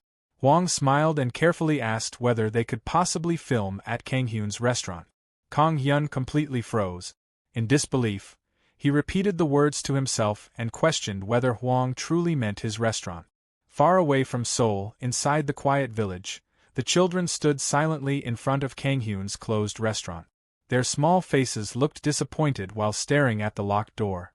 One child sadly muttered that uncle was not there again today. Another child quietly counted on their fingers and wondered how many nights they would still need to sleep before he finally returned. Meanwhile, not too far away, Seon happily walked through the streets together with rice cake. Excitedly, she asked whether they should visit the pet food expo next. Poor souls. Seon happily walked beside Kang Hyun along the road leading to the station. She kept her hands clasped together as she proudly said that there was probably no other little sister as angelic as her who would personally walk someone all the way to the station. Puffing out her chest dramatically, she declared that Kang Hyun must have saved an entire country in his past life to deserve someone like her. Then she proudly pointed at herself and told him that he should feel grateful for having such a wonderful sister. Not long after that, Seon finally revealed the real reason behind her kindness. She casually suggested that Kang Hyun should leave Seolji behind with her. Kang Hyun immediately narrowed his eyes and pointed out that this had been her true goal from the start. Seon quickly argued that Seolji probably liked her more than Kang Hyun anyway. While happily rubbing the puppy's face, she boasted about how much time she had spent playing with him recently. However, at that exact moment, Rice Cake looked completely exhausted. Even Tori, who stood nearby, seemed relieved at the thought of finally escaping from Seon's endless attention. Kang Hyun stared at the scene with a blank expression and commented that things definitely did not look that way at all. Seon puffed her cheeks out in disappointment before dramatically saying that it could not be helped. She then asked if she should bring Seolji with her again next time. Kang Hyun looked at her in disbelief and remarked that she really seemed desperate. Although Seon clicked her tongue in annoyance, she eventually gave up trying to steal the puppy away. After a short silence, her expression softened slightly, and she quietly thanked Kang Hyun for the side dishes he had prepared for her. Kang Hyun simply nodded and calmly told her to take care of herself. Seon responded by telling him to do the same. Soon, the train doors closed with a sharp sound. As the train slowly began moving away from the station, Kang Hyun leaned quietly against his seat and stared out the window at the village scenery gradually disappearing into the distance. His thoughts naturally drifted toward the upcoming broadcast. He recalled that they had ultimately decided to film together with Mr. Hwang Dae-gil. Since the proposal had originally come from the teacher, Kang Hyun briefly wondered whether he should prepare some kind of special dish specifically for the broadcast. Still, after thinking about it for a while, He simply closed his eyes and relaxed against the seat, deciding that there was still plenty of time left before he needed to worry about it. Before long, the scene shifted back to the spirit world. The peaceful forest remained as lively as ever. Rice Cake and Tori sat together on a large tree branch while, below them, a muscular rabbit proudly carried a shiny apple toward an overweight female bunny. The female bunny happily accepted the apple and immediately began eating it, causing the muscular rabbit's eyes to sparkle with pride and excitement. A strangely affectionate atmosphere filled the area. Then suddenly, thunk! A carrot violently struck the tree right beside them. The muscular rabbit froze in shock before slowly turning around. Standing there was a slim black rabbit with another flower confidently held in his mouth. The black rabbit coolly hopped forward before elegantly offering the flower to the female bunny. Her eyes immediately widened with admiration. At once, the muscular rabbit's expression twisted with hostility. The competition had officially begun. High above them, Rice Cake quietly watched the ridiculous rabbit love triangle unfold without saying a word. Not too far away from all the chaos, Kang Hyun continued training with Randolph. The sounds of rapid movement repeatedly echoed through the forest. Suddenly, Randolph sharply turned his head and asked what that sound had been. Almost immediately afterward, he grinned widely and praised the spirit for never missing an opponent's opening. Kang Hyun lowered his stance slightly while catching his breath. Even though Randolph's attack had completely failed, the older warrior still looked extremely satisfied. Randolph admitted that the move had not worked at all, but he proudly declared that Kang Hyun's growth was still tremendous. He then asked whether Kang Hyun could feel the improvement himself. Kang Hyun flexed his sore fingers slightly before nodding. He admitted that whipping meringue definitely required less effort these days compared to before. Even so, a faint tingling sensation still lingered throughout his arms from the intense training. Randolph awkwardly scratched his chin and admitted that using meringue as a standard for measuring strength was a bit difficult to understand. Then, suddenly clapping his hands together, Randolph suggested ending the lesson there for the day before asking if Kang Hyun had time available. Kang Hyun blinked in confusion and asked why. Randolph explained that the Lord truly wanted to meet him because of how much he had helped the territory during the Welk incident. Smiling lightly, he asked whether Kang Hyun would like to go together with him today. Kang Hyun immediately agreed happily. He then glanced toward the distant village with curiosity and commented that it had been quite a long time since he had last visited the village. A short while later, the two finally arrived near the village gates. The moment Kang Hyun stepped inside, he immediately noticed that the atmosphere felt completely different from usual. Colorful decorations hung between the buildings, villagers busily carried supplies through the streets, and cheerful laughter echoed all around them. Kang Hyun curiously looked around before commenting that the village atmosphere felt unusually lively. He then asked Randolph whether some kind of festival was taking place. Randolph smiled and explained that Kang Hyun probably would not know because Winter Grandfather's Day would soon arrive. Confused, Kang Hyun repeated the unfamiliar name, asking what Winter Grandfather meant. Randolph explained that it was an old story passed down for generations about an old man dressed entirely in blue clothes. According to the legend, the old man gave presents to good children. The moment Kang Hyun heard that explanation, his eyes widened immediately. He blurted out that it sounded exactly like Santa Claus, only with a different color scheme. Then he tilted his head and asked whether Winter Grandfather secretly left presents beside sleeping children's beds. Randolph looked horrified at the idea. He questioned why anyone would go through the trouble of secretly delivering something for free and then deeply frowned before calling that behavior trespassing. Kang Hyun stared at him blankly. Randolph proudly continued explaining that, instead, children had to personally find the hidden Winter Grandfather somewhere in the village in order to receive a present. At that exact moment, a nearby child suddenly screamed that Winter Grandfather had been discovered. Another group of children immediately pointed excitedly and shouted that they had found him. An old man dressed entirely in blue panicked and immediately tried to run away while children chased him through the street. Watching the chaotic scene, Kang Hyun burst into laughter and commented that the event sounded surprisingly thrilling. Randolph calmly nodded and explained that the holiday was basically meant to wrap up the year. More quietly, he added that people should simply think of it as a day spent gathering together with people they felt grateful toward while sharing a meal.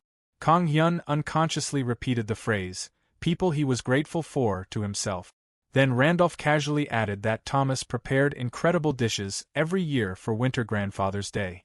The moment Kang Hyun heard that, his eyes immediately lit up with excitement as he realized there were special foods associated with the celebration. Before long, they finally arrived at the Lord's residence. The doors opened. Lord Reventus greeted them with an unusually bright smile and warmly commented that it had been a long time since he had last seen Kang Hyun. Kang Hyun blinked in surprise before cautiously remarking that Reventus seemed to be in a much better mood than usual. Reventus laughed warmly and explained that he had gained a great deal thanks to Kang Hyun. His expression soon became sincere as he admitted that he truly wanted to meet Kang Hyun personally in order to thank him. Kang Hyun awkwardly rubbed the back of his neck and modestly insisted that he had only shared a recipe. Reventus immediately replied that the recipe alone had helped tremendously. Gesturing toward the bustling city outside the window, Reventus explained that every tavern in the territory was now selling dishes such as whelk soup and whelk somian. He proudly added that the food had even become famous in other territories as a brand new delicacy, attracting visitors who traveled specifically to try it. Because of that, the entire territory had become far more lively. Then Reventus's expression turned serious as he declared that Kang Hyun's achievement was truly remarkable. He further explained that Kang Hyun had made it possible for the three races to cooperate together to solve the crisis. Looking directly at him, Reventus asked whether Kang Hyun understood the significance of that accomplishment. Kang Hyun looked genuinely stunned and admitted that he had never thought about things that deeply before. Reventus soon smiled once more and declared that he had received a tremendous favor. He then generously told Kang Hyun to request absolutely anything he wanted because he would gladly grant it. However, Kang Hyun quickly shook his head and insisted that Reventus's gratitude alone was already enough. Reventus immediately laughed knowingly and said that he had expected such an answer. Randolph nodded beside him in agreement. Still, Reventus explained that Kang Hyun also needed to consider the Lord's position. If someone who had contributed so greatly to developing the territory received no reward at all, Reventus felt it would make him appear petty and ungrateful. Kang Hyun paused thoughtfully before finally understanding that refusing everything entirely might actually damage the Lord's dignity. Then suddenly, an idea appeared in his mind. Reventus leaned forward curiously and encouraged him to speak freely, even suggesting possibilities such as gold or jewels. But Kang Hyun immediately shook his head. Instead, he requested that everyone gather together and share a meal on Winter Grandfather's Day. Reventus blinked in surprise and repeated the words, all together. Kang Hyun enthusiastically nodded and clarified that he meant everyone, including the fairies and beast folk as well. Smiling lightly, he explained that since the holiday was meant for sharing meals with people one felt grateful toward, he thought it would be wonderful to eat together with everyone who had helped him since arriving there.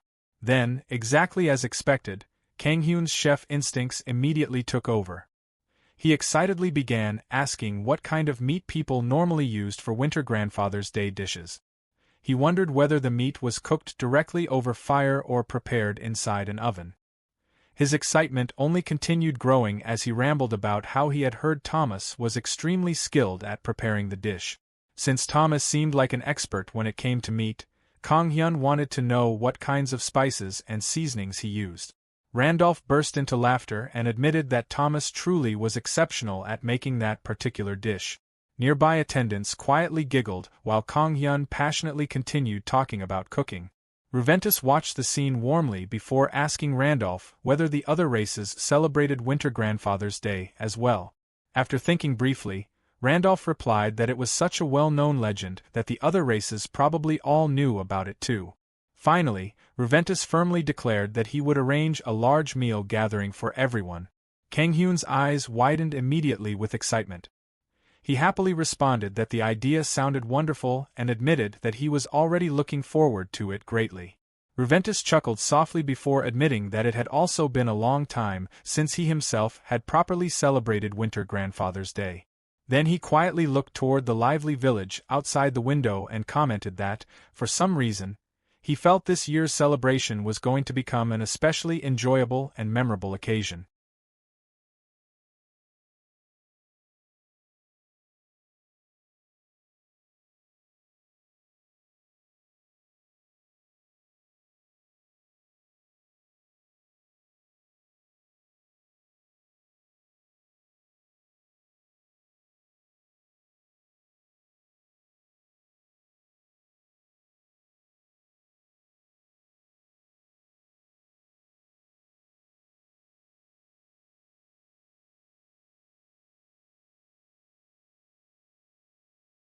In the large open meeting grounds at the center of the territory shared by the three races, preparations are already in full swing. Long tables are arranged beneath colorful winter decorations. People from the human territory move busily between the tables, carrying dishes, chairs, and barrels of drink. At the center of everything stand Lord Reventus, Randolph, and several attendants. Everything is ready. Then the sound of footsteps echoes from the entrance. Thet. Reventus turns toward the entrance and smiles, saying that they have arrived. A group of guests enters the gathering grounds. The representatives of the three races have truly come. Cassandra looks around the beautifully decorated venue and admits with surprise that it is far grander than she had expected. The elf elder glances toward Reventus and thanks him for the invitation, adding that the view is very pleasant. Reventus chuckles and replies that since they are distinguished guests, proper preparations have been necessary. Nearby, several attendants nervously look around. Kong speaks in amazement, saying that seeing everyone gathered together like this feels completely new. He adds that he is looking forward to the day. Cassandra awkwardly scratches her cheek and explains that although she trusts Konghyun, everything has happened so suddenly that she has been confused.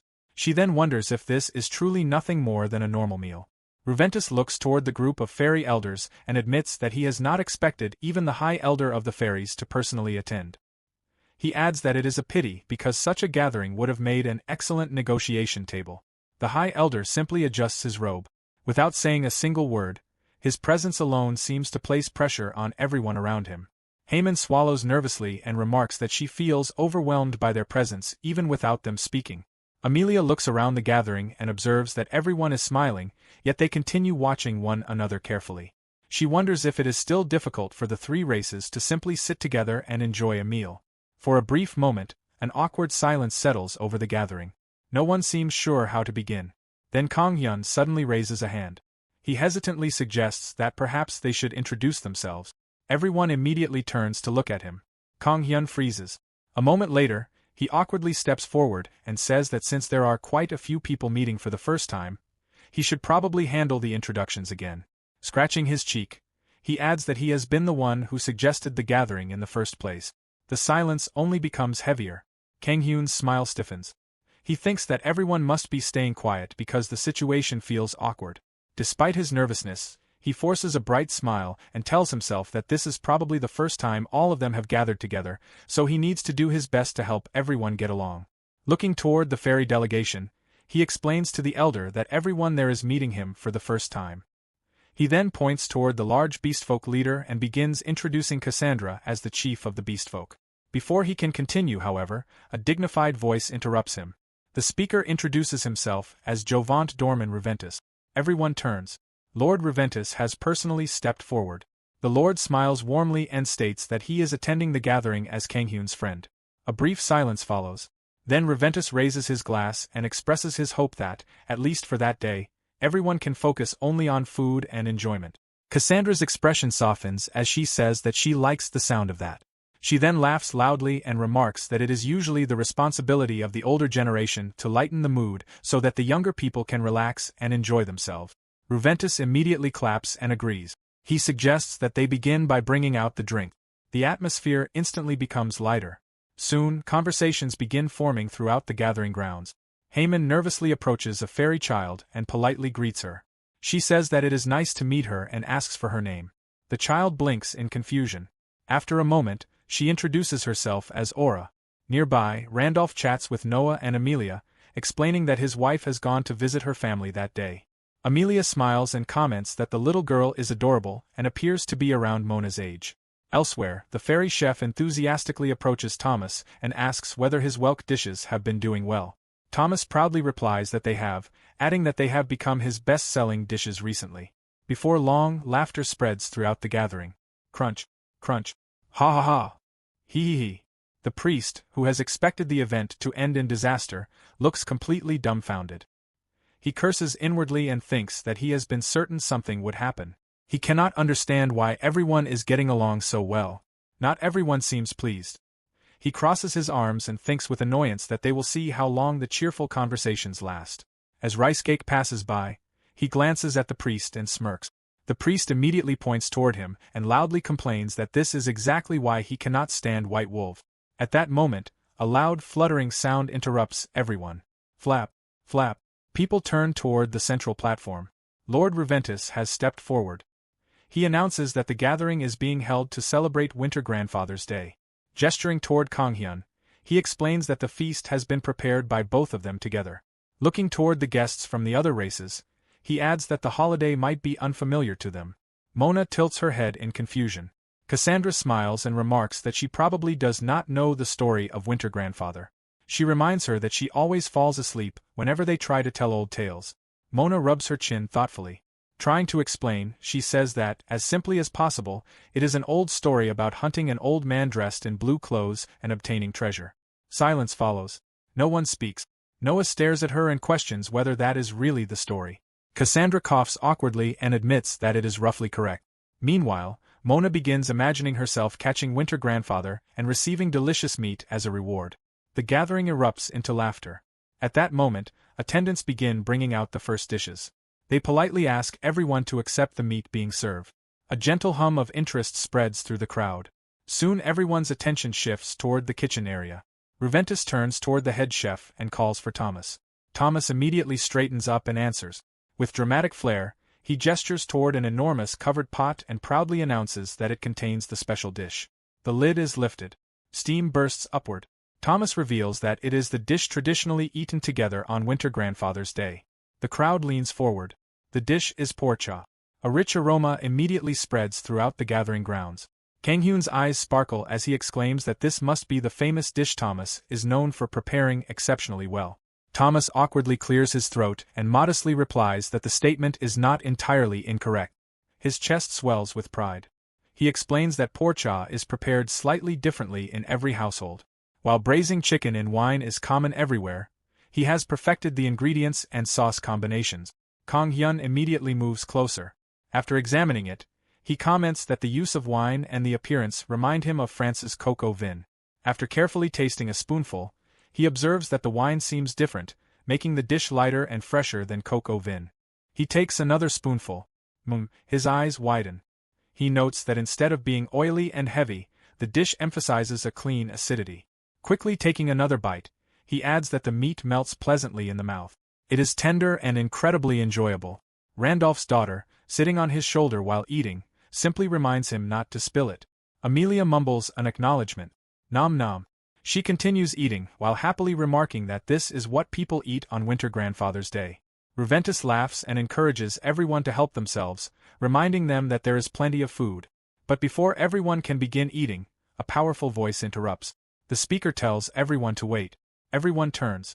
Cassandra steps forward carrying an enormous object over her shoulder. She declares that although they have accepted the invitation, they have no intention of quietly sitting back and receiving hospitality without contributing. She drops the massive object onto a table.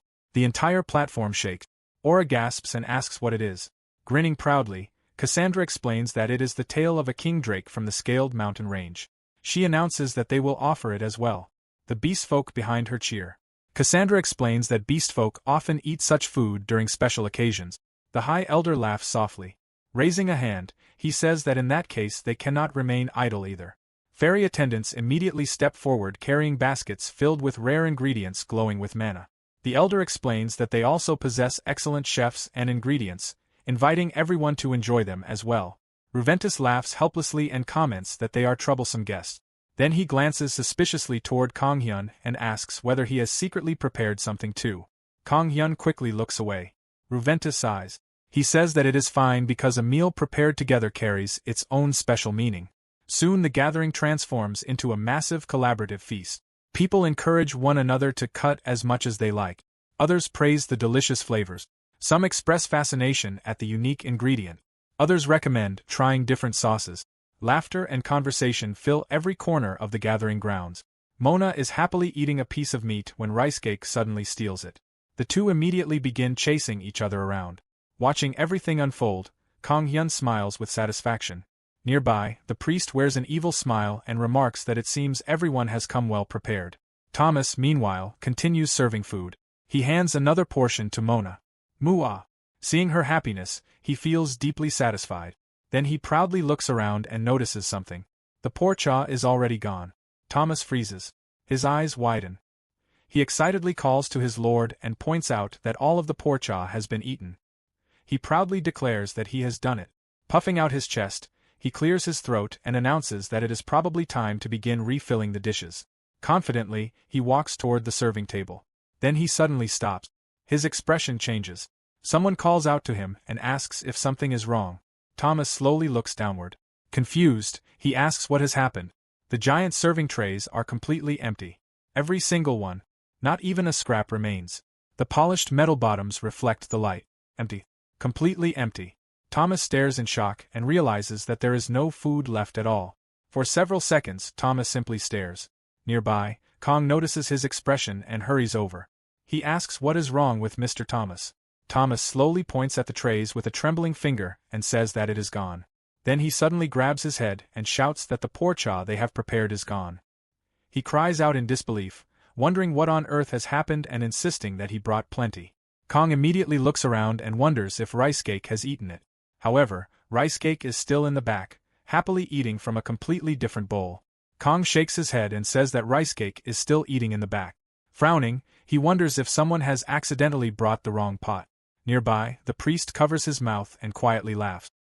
His shoulders tremble with amusement. Switching the pots before coming takes much more effort than he expects. Takes them quite a while to notice. The priest smirks as he watches the confusion spread. He thinks that after boasting about treating everyone, there is now not enough food. While leisurely sipping his drink, he believes that this should ruin the entire meal. Just then, Haman notices the commotion and approaches. She asks if something is wrong. Kong lowers his head and explains that they seem to be short on porcha. Haman glances at the enormous king drake tail her people bring and remarks that they also bring meat, so it should not be a problem. However, the beastfolk chief suddenly pauses. Her eyes widen as she notices how much it has decreased. The elf elder looks toward her and points out that she has eaten most of it. Cassandra awkwardly coughs and admits that he is right. Thomas clenches his fists and says that he should have checked one more time before arriving. His shoulders slump as he blames himself for making such a mistake at an important gathering of the three races. For a moment, guilt fills his face. Then Kong Hyun steps forward and says that, thankfully, most of the ingredients can be found in the forest. Thomas looks at him. Kong Hyun explains that for the few missing spices, he can use his own supplies. He checks his inventory and adds that at least there is plenty of wine. Thomas looks up. Kong Hyun smiles and says that, as for the meat, he will try making it in a style he is familiar with since he at least knows the taste. Then he extends his hand and suggests that they make it together. Thomas blinks. Kong Hyun grins and says that if it is not enough, they can simply make more. Immediately, Haman agrees. She says that if everyone works together, it will be done in no time. The fairy chef nods excitedly and declares that with 4 chefs, even 100 servings are easy. Noah raises his hand and says that they will help as well. He reminds everyone that they do not come just to be treated. Randolph glances toward Noah and smirks. He jokes that Noah's friend seems to want to eat more of Kanghyun's cooking. The mood immediately brightens. Thomas straightens his posture. Amelia asks where they should start and whether they should gather ingredients first. Randolph raises a hand and admits that he is terrible at cooking, so he will simply follow instructions. Kong immediately suggests dividing the roles. Slipping back into chef mode, he points toward Noah and Randolph and instructs them to catch some leap beasts. If possible, they should look for ones with fine-grained meat. Then he turns toward the fairies and asks them to gather the vegetables and herbs he mentions. He rapidly lists ingredient after ingredient. For leaves, he instructs them to pick the younger ones, while for root vegetables, they should choose the ones that spring back when pressed. Finally, he looks toward the other chefs and suggests that they revise the recipe together. Everyone responds enthusiastically. The gathering explodes into activity. Rustle. Soon, the forest echoes with movement. Meanwhile, a large leap-beast bird bursts through the bushes with a loud screech. Several hunters freeze. Then Randolph's eyes sharpen. He declares that the bird is the biggest one. He steps forward. Noah immediately moves beside him and insists that he spots it first. Randolph replies that whoever catches it first will own it. Noah agrees. Moments later, the unfortunate creature collapses. Noah proudly crosses his arms and claims that he lands the finishing blow. Randolph snorts and argues that he deals the most effective hit. Noah counters that he is still the one who catches it. Nearby, Rice Cake suddenly leaps forward. Whoosh! The white wolf grabs the bird and trots away. Then he turns and gives them an extremely smug look. Noah stares. Randolph stares. Rice Cake's tail wags triumphantly. Noah remarks that bigger does not always mean more useful. He adds that the bird is probably too tough to eat and that Gangian will not like it either. The two of them immediately begin criticizing the bird. In response, Ricecake angrily barks and howls. Elsewhere, Amelia gathers herbs and spices with her spirit bird, Sona. She thanks Sona for the help. The fairy gathering team is also working hard. Amelia asks Aura how things are going. Aura looks up from her basket and replies that they are making progress. Then she suddenly notices someone.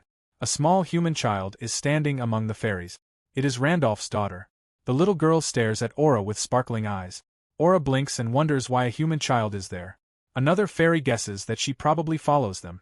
They admit that human children are still unfamiliar to them and nervously confess that they do not know what to do. Meanwhile, Randolph's daughter is completely fascinated. She stares around in amazement as the wind moves unexpectedly and the water reacts strangely. Everything seems magical to her. Her eyes sparkle with wonder. Aura quietly whispers that those are spirits and guesses that the girl cannot see them. Randolph's daughter suddenly points excitedly at Aura and praises her, saying that she is amazing. She excitedly calls Aura cool and declares that she is the best. Aura blinks. Then, feeling slightly embarrassed, she waves her hand. Tiny flowers suddenly bloom in midair. The little girl gasps repeatedly in amazement. Aura shyly looks away. Amelia then asks Aura what she is doing. Eventually, the meat is gathered. Kong thanks everyone. Kong Yun looks around and remarks that everyone seems satisfied for some reason. Then he claps his hands and announces that they should get started as well. He immediately begins assigning tasks. First, he says that Miss Heyman should trim the meat. Heyman puffs out her chest and reminds everyone that she is a beastman too. Kong Hyun nods and instructs her to cut thoroughly across the grain. Pointing at the meat, he explains that leap beast meat is tough, so the muscle fibers need to be broken down as much as possible. Everyone listens carefully. He continues explaining that while pepper and fruit acids are used to remove the smell and tenderize the meat, the others should prepare the vegetables and render fat in an iron pot. Soon the cooking begins. Sizzle. Fat melt. Knives chop rhythmically. Tack, tack, tack. Thomas dramatically points and instructs everyone to sear the meat in the oil rendered from the fat. The meat hits the pot. He then instructs them to stir-fry the vegetables and pour in plenty of wine. A barrel tilt. Wine rushes into the pot. Someone lets out a loud cry. Thomas stares in shock and comments that it is such expensive wine. Kong ignores the complaint. Once the wine reduces, Tori steps forward dramatically. He explains that when the wine has reduced by about half, it is showtime. Everyone cheers. Borrowing Tori's ultimate technique, Kong Hyun controls the heat perfectly. The pot simmers furiously. Only a short time later, someone asks if everyone can smell how good it is. The rich aroma spreads across the entire gathering ground. Thomas looks conflicted. He comments that it happens so quickly. Although he is grateful, he points out that he starts preparing since the previous day. Heyman stares at Kong Hyun in awe and praises her master for recreating the dish so perfectly in such a short time. Nearby, Kong Hyun notices a familiar sight and asks Mona if she is already lining up. Heyman laughs and explains that beastfolk always line up like that when food is involved. Randolph's daughter immediately joins the line and happily announces that she wants to join too. Everyone laughs. Soon, others join as well. Some call for everyone to line up, while others suggest they should try it too. One beastfolk rubs his stomach and wonders if running around has helped digest some of the food they have already eaten. Suddenly, the fairy chef's eyes widen. A brilliant idea flashes through his mind. He declares that he wants to sell this dish. He praises its delicious taste and comments that although the meat is not as tender as the first dish, he can still chew it with just his gums. He enthusiastically repeats that it is tasty. Randolph's daughter nods vigorously.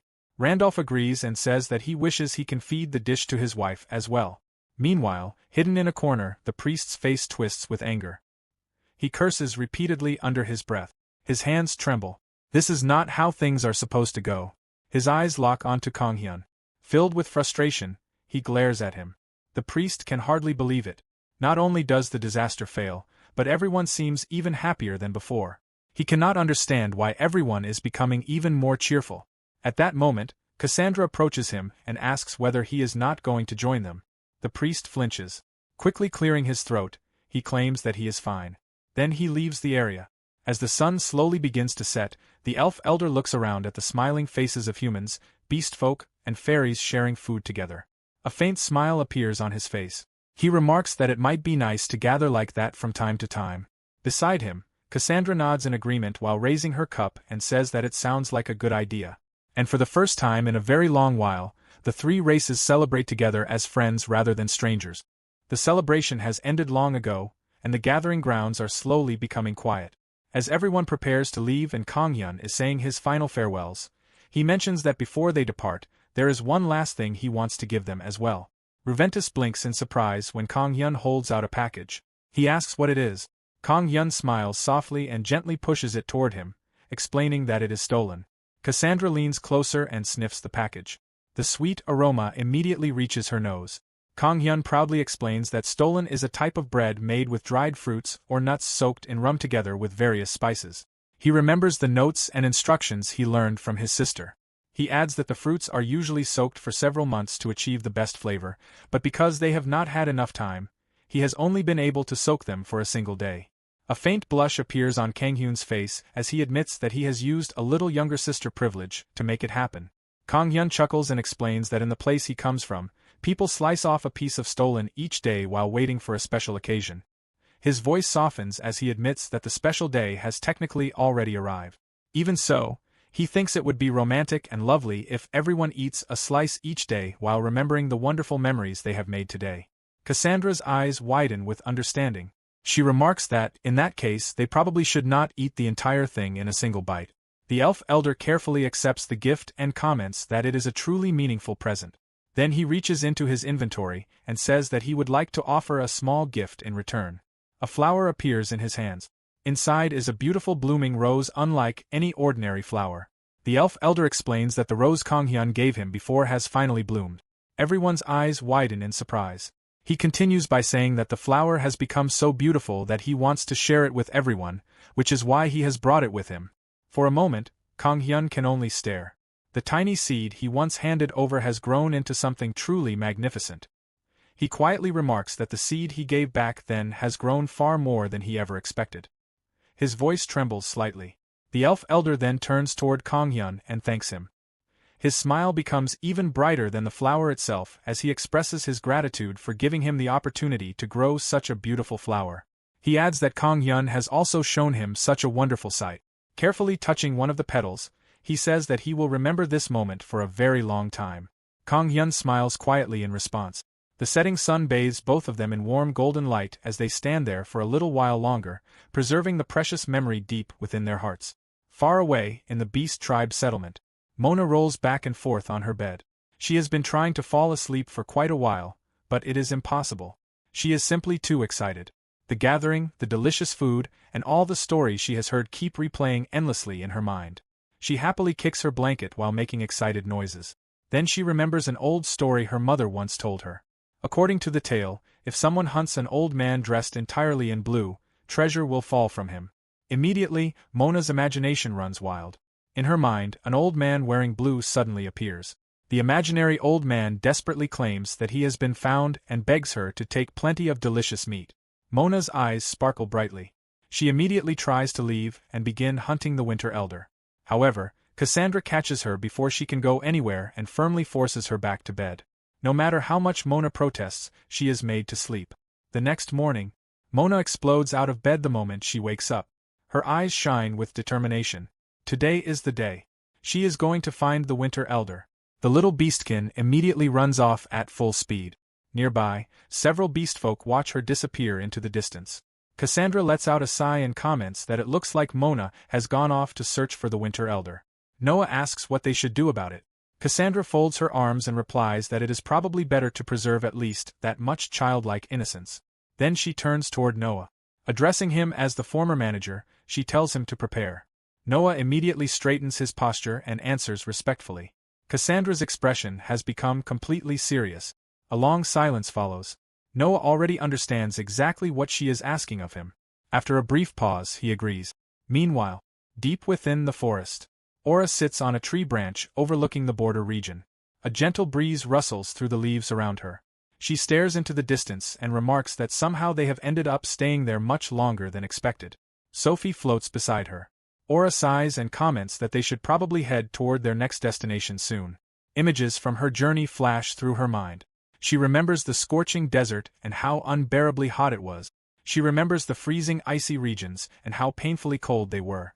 They have experienced all kinds of places. Aura hugs herself as she recalls those harsh memories. Then her expression becomes thoughtful. She admits that she does not know why she still feels unsatisfied. They have witnessed incredible beauty and endured many hardships, yet it still feels as though she is merely treading water without making any progress.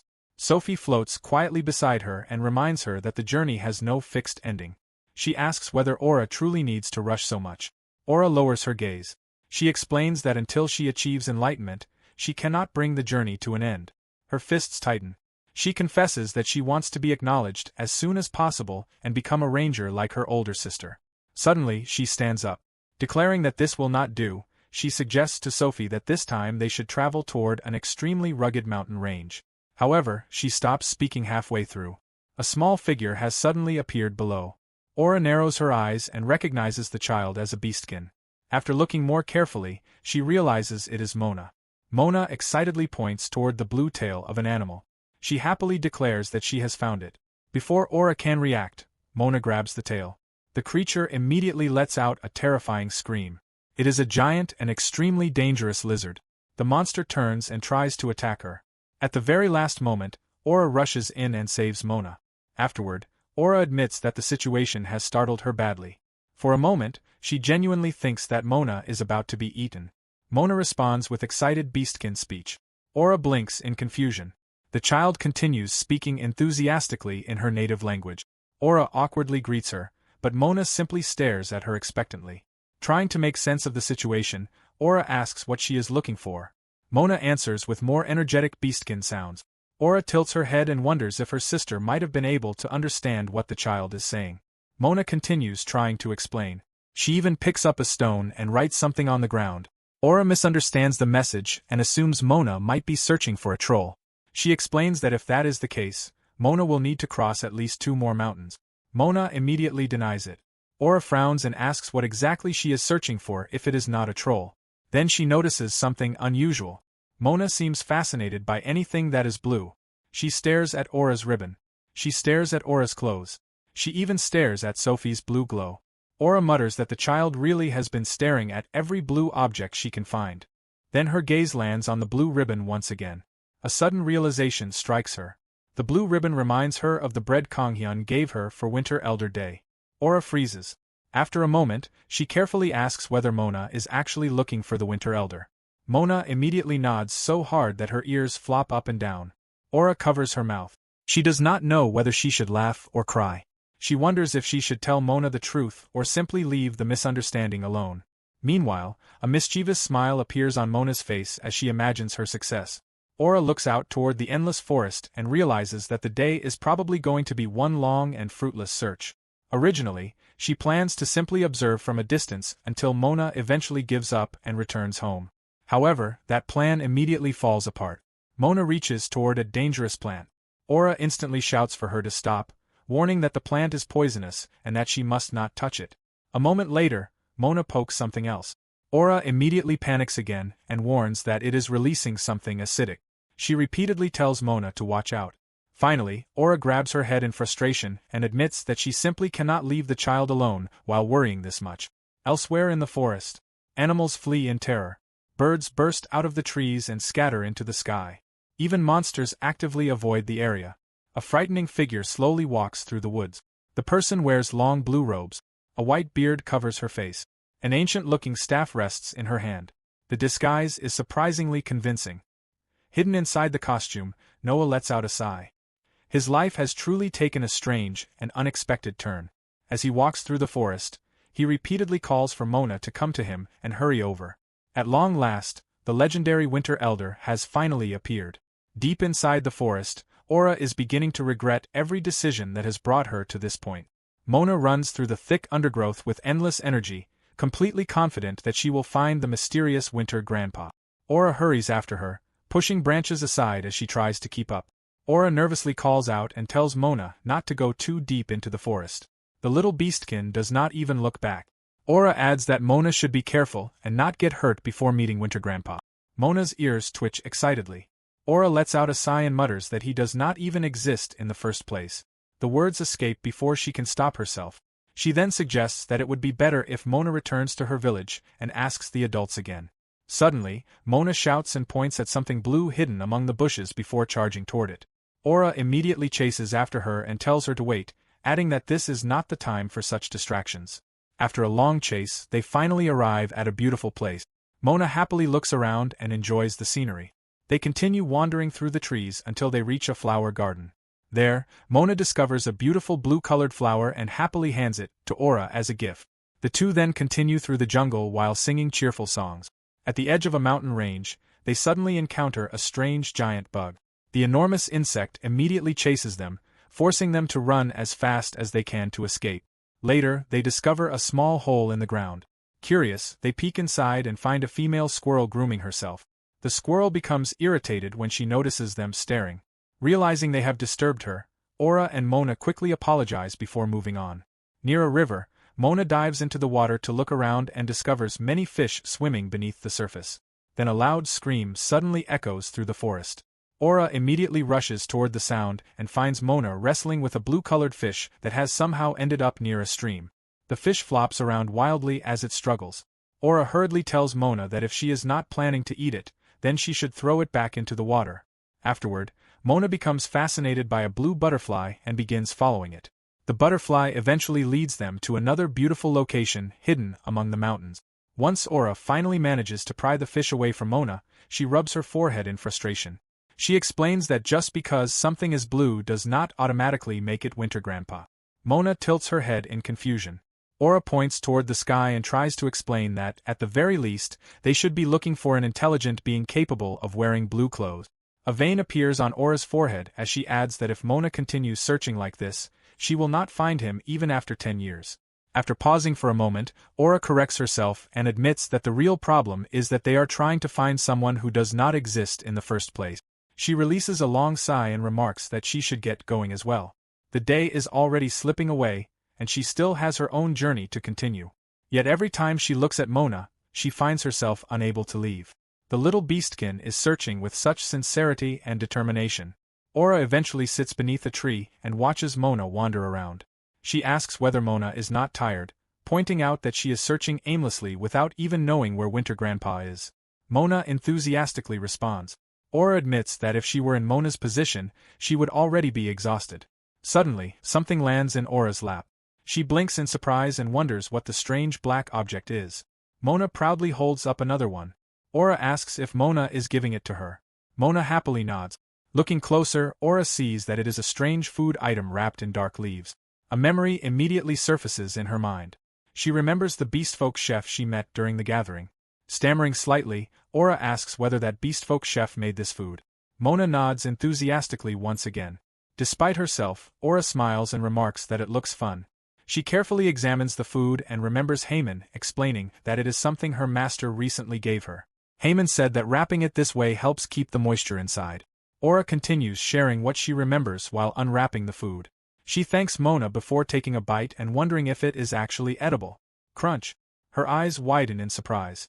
She takes another bite and realizes that the outer layer is wrapped in something crispy. Crunch. Crunch. With each bite, the flavor becomes richer. Aura admits that it is actually very good. Mona proudly puffs out her chest. Aura cannot help smiling. She explains that during her travels, she has always focused on efficiency and only carries bland, preserved food.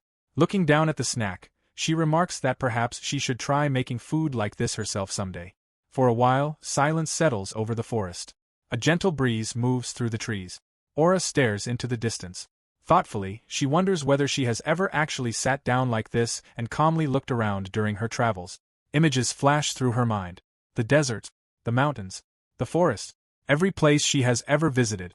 Yet she has always been rushing. She has always focused on reaching the destination and never pays attention to the journey itself. Or remembers that Emilia also crosses the same desert. Looking up at the blue sky, another memory surfaces. She remembers her younger self telling Sophie that they are going the same way. She also remembers impatiently urging everyone to hurry because once they cross that area, they will finally be done. Back then, she is always impatient and always rushes ahead. Then she remembers her sister's words. Her sister gently explains that the journey has no fixed ending and asks whether there is really any need to rush so much. Aura quietly stares at the trees. For once, she has no answer. Suddenly, Mona cries out excitedly. The little beastkin jumps to her feet, her eyes sparkling once again. Aura immediately recognizes that expression. With a resigned smile, she asks if Mona is going to start searching again. She stands up and announces that she will come along as well. Mona immediately takes off running.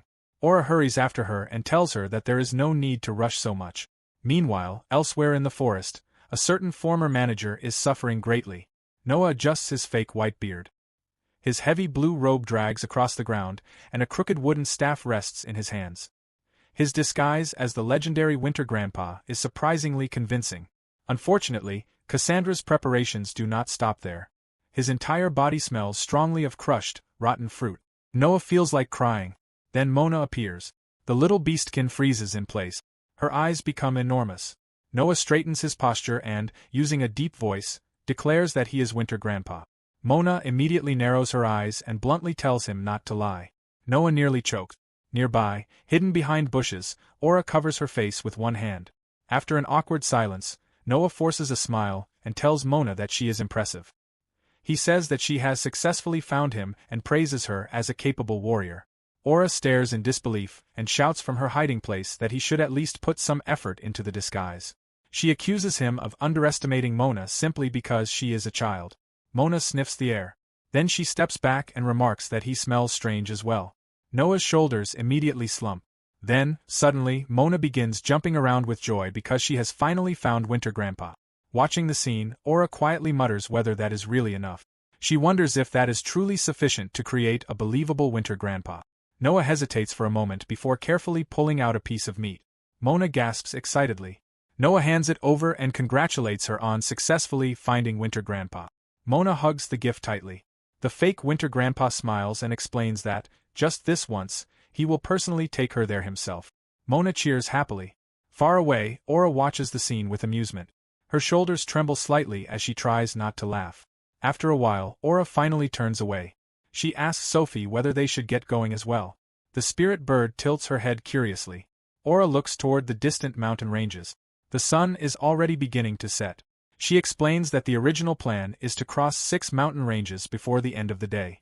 She adds that they should hurry a little. Pointing dramatically toward the horizon, Aura declares that today's journey is going to be a forced march. The spirit bird responds weakly. Aura takes a step forward. Then she stops. She glances back one final time. After a brief pause, she admits that this kind of relaxed journey is far more enjoyable than she expected. The wind gently brushes against her face. Aura looks toward the endless sky and suggests that perhaps next time they should visit the sea. She has heard that the endless horizon there is incredibly beautiful.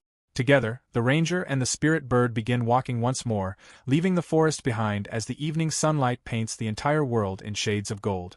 The peaceful atmosphere of Kangyeon's countryside restaurant is interrupted when a filming crew arrives. Kangyeon warmly welcomes them, saying that they have finally arrived. Beside him, Tori tilts his head curiously and makes a questioning sound, while Rice Cake also looks toward the newcomers and lets out a curious bark. The crew approaches with bright smiles and begins greeting Kangyeon, but before the man can finish speaking, Kangyeon casually greets everyone with a relaxed smile. The staff politely bow and welcome him. Hwang Daegil steps forward and politely asks Kangyeon to take care of them during the day's filming. It is the filming day for Hwang Daegil's television program, a show that travels around introducing interesting people and places. Kangyeon scratches his cheek awkwardly and admits that although he agreed to the filming, he honestly feels embarrassed because there are no customers in the restaurant and there is not even a signature menu. Looking around the quiet restaurant, he confesses that he still does not know exactly what he should show them. Hwang Daegil laughs and reminds him that he already told him to act naturally during the filming. He explains that, as they discussed beforehand, he will order carbonara and they will simply chat comfortably while eating. Another staff member quickly agrees and reminds Kangyeon that they already discussed this during their meeting. The staff member encourages him to simply let them film whatever happens naturally. Hwang Daegil notices that producer Yunha seems unusually excited and asks why she appears especially motivated that day. The woman immediately brightens and explains that she has heard many good things about working with Chef Kangyeon. Curious, Hwang Daegil asks if those stories are really that impressive. Producer Yunha enthusiastically replies that they are the best stories possible. She explains that even after being away from public attention for a long time, Kangyeon still remains one of the most talked about figures. Another producer, Kim Yunha, nods vigorously and agrees. She says there are many amazing stories about him, and then dramatically bows, thanking him for accepting their casting request. Inside her mind, she is already imagining headlines about Kangyeon's countryside life, and believes the program will be a huge success.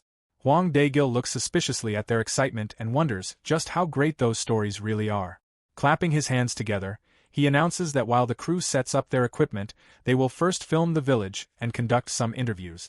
Kangyeon's expression changes immediately. He asks whether they are really planning to film the village as well. Dae-gil confirms that they are and asks if there is any problem. Kangyeon hesitates before saying that there is not really a problem, but it would be better if they avoid going near the village hall. As he rubs the back of his neck, he seems uncomfortable explaining further. Unfortunately, his warning only makes the producers and Hwang Dae-gil even more curious. The crew immediately heads toward the village. Near the village hall, they discover a huge banner praising Kangyeon. Someone immediately orders the camera crew to film it, and another staff member quickly agrees. Watching from a distance, Kangyeon lets out a deep sigh and mutters that this is exactly why he asked them not to go there. Hwang Dae-gil lowers his head apologetically and quietly apologizes to Kangyeon. Soon, cameras are rolling throughout the village. Producer Yunha looks around curiously and remarks that Chef Kangyeon is not even originally from the village. Then she notices another enormous banner nearby and stares at it with wide eyes. She wonders aloud why there is even a banner dedicated to him. The staff exchange surprised looks. One of them comments that they expected Kangyeon to stand out in the village because of his fame. Another wonders whether the villagers treat him especially well because he is a celebrity. Spotting an elderly farmer nearby, they hurry over and politely ask if they can conduct a quick interview. The old man casually nods while carrying a basket of vegetables. Instead of answering immediately, he remarks that the spinach tastes especially good these days. Producer Yunha blinks in confusion and wonders why he suddenly brings that up. Hwang Dae-gil agrees that the vegetables certainly look fresh. The conversation gradually shifts toward Kangyeon. Hwang Dae-gil asks the village head whether he remembers when Chef Kangyeon first arrived in the village. The village head laughs and says that he remembers it clearly. Back then, he does not know that Kangyeon is famous. He explains that opening a restaurant in such a remote place seems foolish to him at first, and he simply assumes Kangyeon is a short-sighted young man. The staff laugh and point out that the villagers still treat him kindly because it is rare for a young person to move into the village. The village head agrees and jokes that thanks to Kangyeon, the village's average age actually goes down. Everyone bursts into laughter. The staff comment that the village head must help Kangyeon adapt to village life quite a lot. The village head replies that helping newcomers settle in is simply part of his responsibility as the village head. Producer Yunha points toward the giant banner and observes that Kangyeon appears to be greatly loved in the village. The village head's expression softens. He explains that such affection is not something other people can create for someone. Pointing toward Kangyeon's restaurant, he states that the young chef earns that love through his own actions. The crew continues interviewing villagers. Before they leave, the village head hands them a large bag of vegetables and tells them to take some since there is plenty available. The producers gratefully accept and thank him. Another villager's face brightens when Kangyeon's name comes up. She warmly laughs and explains that Chef Kangyeon makes dishes specifically for individual customers. She says that after eating his food, it often feels as though the meal is prepared personally for her. The camera zooms in as she speaks. Nearby, a woman holding a young child shares her own story. She explains that when the child is still in her womb, Kangyeon once makes tonkatsu because her husband requests it. The producers stare in disbelief and repeat the word tonkatsu. They find it strange because Kangyeon operates an Italian restaurant. The woman nods and explains that she later discovers that he is a famous chef and is extremely surprised. Even after learning about his fame, she says, he continues occasionally cooking meals for local villagers. Her expression becomes sincere as she explains that the villagers are truly grateful to him. Hwang Dae-gil thanks her for the interview and then thanks the little child as well. The mother smiles and encourages her daughter, Haeun, to say hello. The little girl happily waves and utters a cute greeting. Immediately, several nearby children rush toward the cameras. They excitedly explain that they know Uncle Kangyeon very well. Some shout about being on television, while others proudly claim that they are excellent at giving interviews. The staff laugh and jokingly ask whether all of them want interviews too. The children enthusiastically nod. Later, an elderly woman is asked about the restaurant's signature dish. She wonders whether the restaurant even has one. Another villager replies that Kangyeon simply makes everything. Several people agree. Nearby, Hwang Dae-gil chuckles and remarks that having too much freedom might actually make it difficult for customers to decide what to order. An elderly man crosses his arms and comments that if customers cannot decide, Kang-gyeon often chooses something for them himself. He explains that the chef is so caring that he cannot ignore people who struggle to find food they can eat. Hwang Dae-gil grins and suggests that the man must enjoy those meals. The old man looks away and pretends not to care. However, after a pause, he admits that Kang-gyeon works very hard to suit his taste. Reluctantly, he adds that the vegetable dishes are particularly good. Hearing this, Hwang Dae-gil exchanges surprised glances with the others. Everywhere the crew goes, people speak positively about Kang-gyeon. Producer Yunha stares blankly and remarks that everyone seems busy praising him. She admits that she does not expect such overwhelming admiration from the villagers. Half-jokingly, she wonders whether Kang-gyeon secretly hands out rice cakes to everyone. One staff member quietly comments that Chef Kang-gyeon seems much gentler in person than he appears on television. Dae-gil thoughtfully agrees. However, he admits that he expects something a little more raw and wonders if perhaps everyone is acting differently because cameras are present. Suddenly, a voice behind them questions whether they truly believe that is the reason. The group turns around in surprise. Before they can ask further questions, another staff member calls them back and reminds them that Chef Kang-gyeon is waiting at the restaurant. Everyone immediately agrees and heads back. At the restaurant, Tori chirps happily while Rice Cake barks. The sight of the two animals instantly melts the staff members. Several of them remark that animals are the true source of healing. Back at the restaurant, Kang-gyeon looks completely defeated. He laments that the crew ends up seeing the banner after all. Hwang Dae-gil laughs and observes that the banner seems to be what embarrasses him the most. Kang-gyeon buries his face in his hands and admits that, fortunately, they do not see the life-size cutout hidden behind the village hall. Speaking sincerely, Hwang Dae-gil remarks that the villagers clearly adore Chef Kang-gyeon. He adds that everyone they interview speaks about receiving help from him. Kang-gyeon immediately shakes his head and insists that the opposite is true. With an awkward smile, he explains that he is the one who constantly receives help from the villagers. The room becomes quieter as he continues. He admits that it is embarrassing to talk about, but he has never been very good at getting along with people or enjoying activities together with others. The crew listens carefully. Kang-gyeon explains that after moving to the village, he starts attending village feasts and spending time with children. A genuine smile appears on his face as he admits that, for the first time in his life, he has realized how enjoyable it is to be around other people. Looking out toward the village, he quietly repeats that he is the one who has been helped. After a brief pause, he confesses that one of the reasons he accepts the filming offer is because he wants to promote the village. Almost immediately, he begins waving his hands and asks them not to include that part because it is too embarrassing. The staff cannot stop smiling. One producer quietly whispers that the situation almost feels like a strange case of mutual one-sided love. Another quietly agrees and comments that Kang-gyeon definitely deserves to be loved. Meanwhile, a cameraman is completely occupied with taking pictures of Rice Cake and repeatedly comments on how cute the animal is. Hwang Dae-gil finally declares that it is time to try the dish that everyone has been praising. Kang-gyeon immediately stands up and asks what they would like to eat. Instead of answering directly, Hwang Dae-gil mentions that he has heard Kang-gyeon is particularly skilled at vegetable dishes. Confused, Kang-gyeon simply stares at him. With a rustling sound, Hwang Dae-gil pulls out a bundle of fresh spinach. Revealing the vegetables, he explains that he receives them from the village head and asks whether Kang-gyeon can cook something using them. At that moment, Kang-gyeon blinks in complete confusion. In disbelief, he reminds Hwang Dae-gil that he originally says he is going to order carbonara. The producers exchange awkward glances with one another. Producer Yunha quickly leans closer to Dae-gil and reminds him that they originally planned to film carbonara. Dae-gil agrees that it is true. Then a wider smile spreads across his face as he points out that someone in the village recommends Kang-hyun's wild greens dishes. Producer Yunha immediately remembers the interviews they conduct earlier.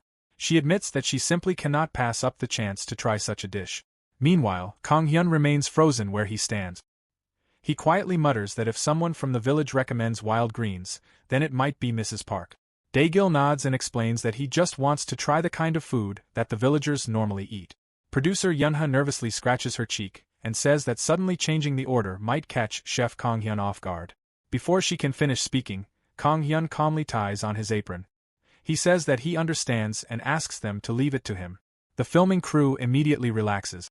However, as Kang-hyun walks toward the kitchen, his thoughts become complicated. He thinks that he confidently says he will handle it, but the situation is not that simple. Looking down at the bundle of spinach, he thinks about what Daegil says regarding the food that villagers usually eat. Spinach is common in Italy as well.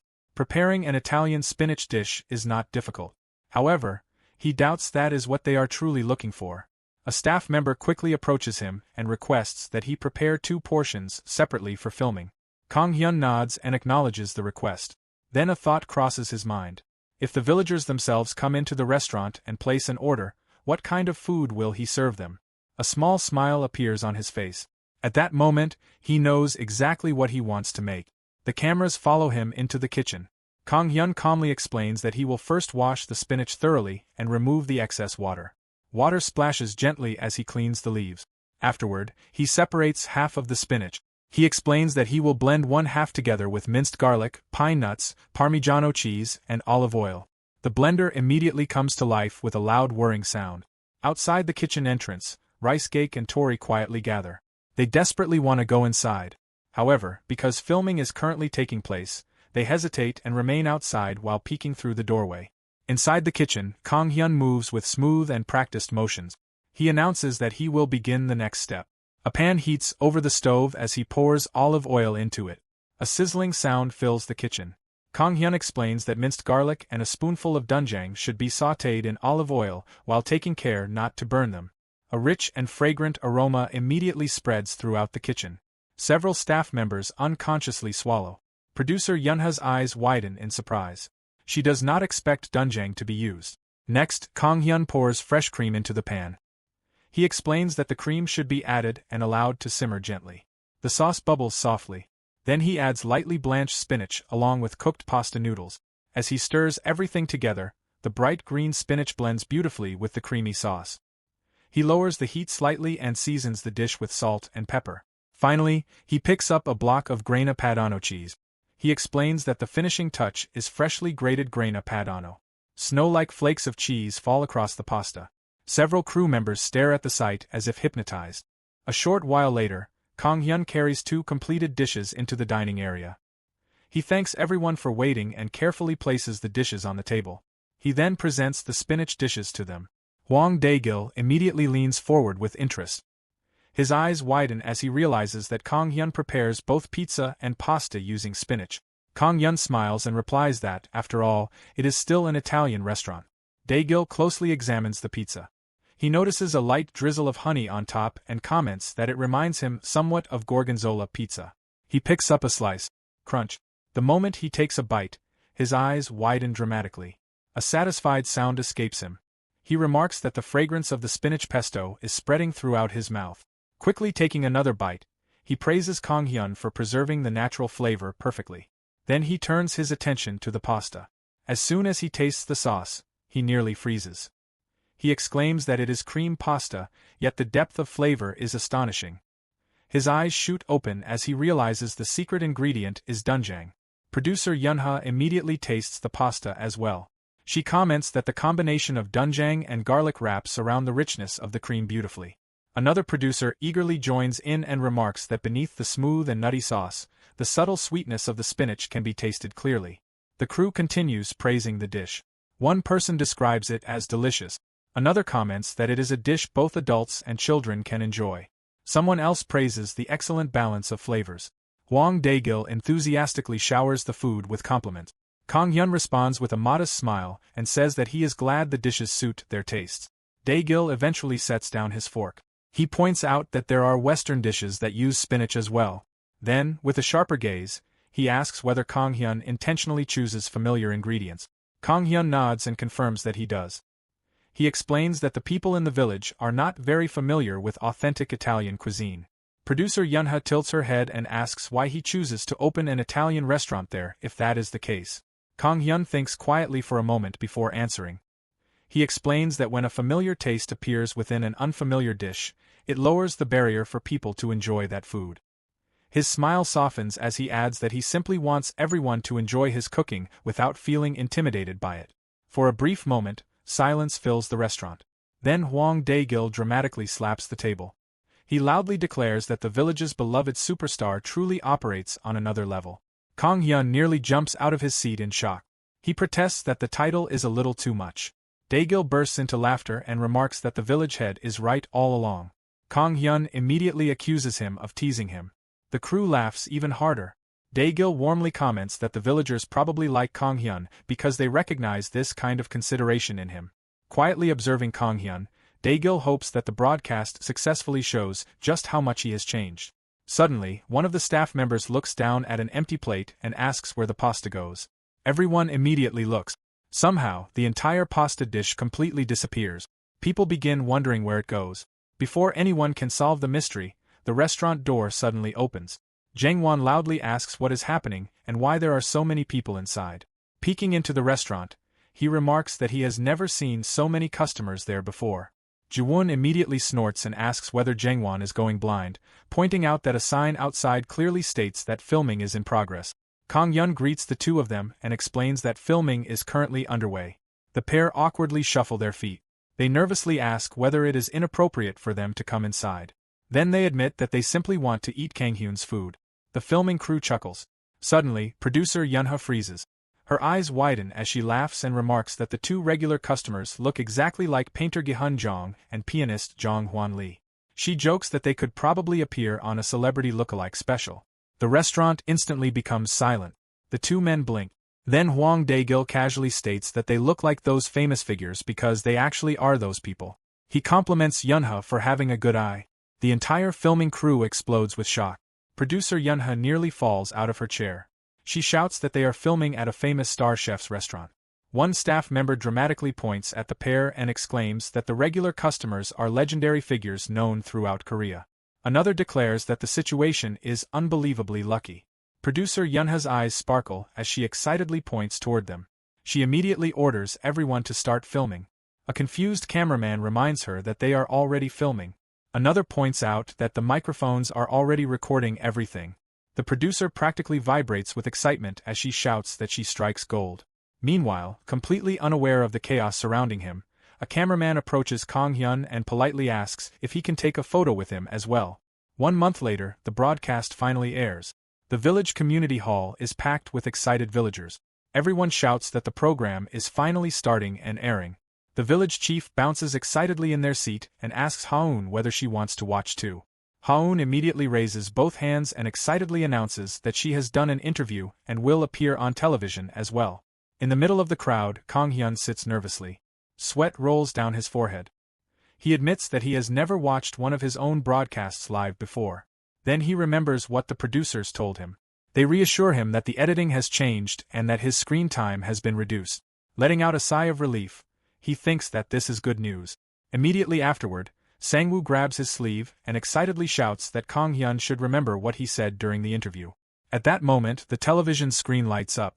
Hwang Dae-gil appears and announces that today's destination is especially special. He explains that the place is run by a junior whom he cherishes greatly. Then the next title card appears. It reads that Yongpyong Village has become a place where the entire village has become fans of the chef. Kang Hyun nearly falls out of his chair. He demands to know what is wrong with that title. The screen changes once again.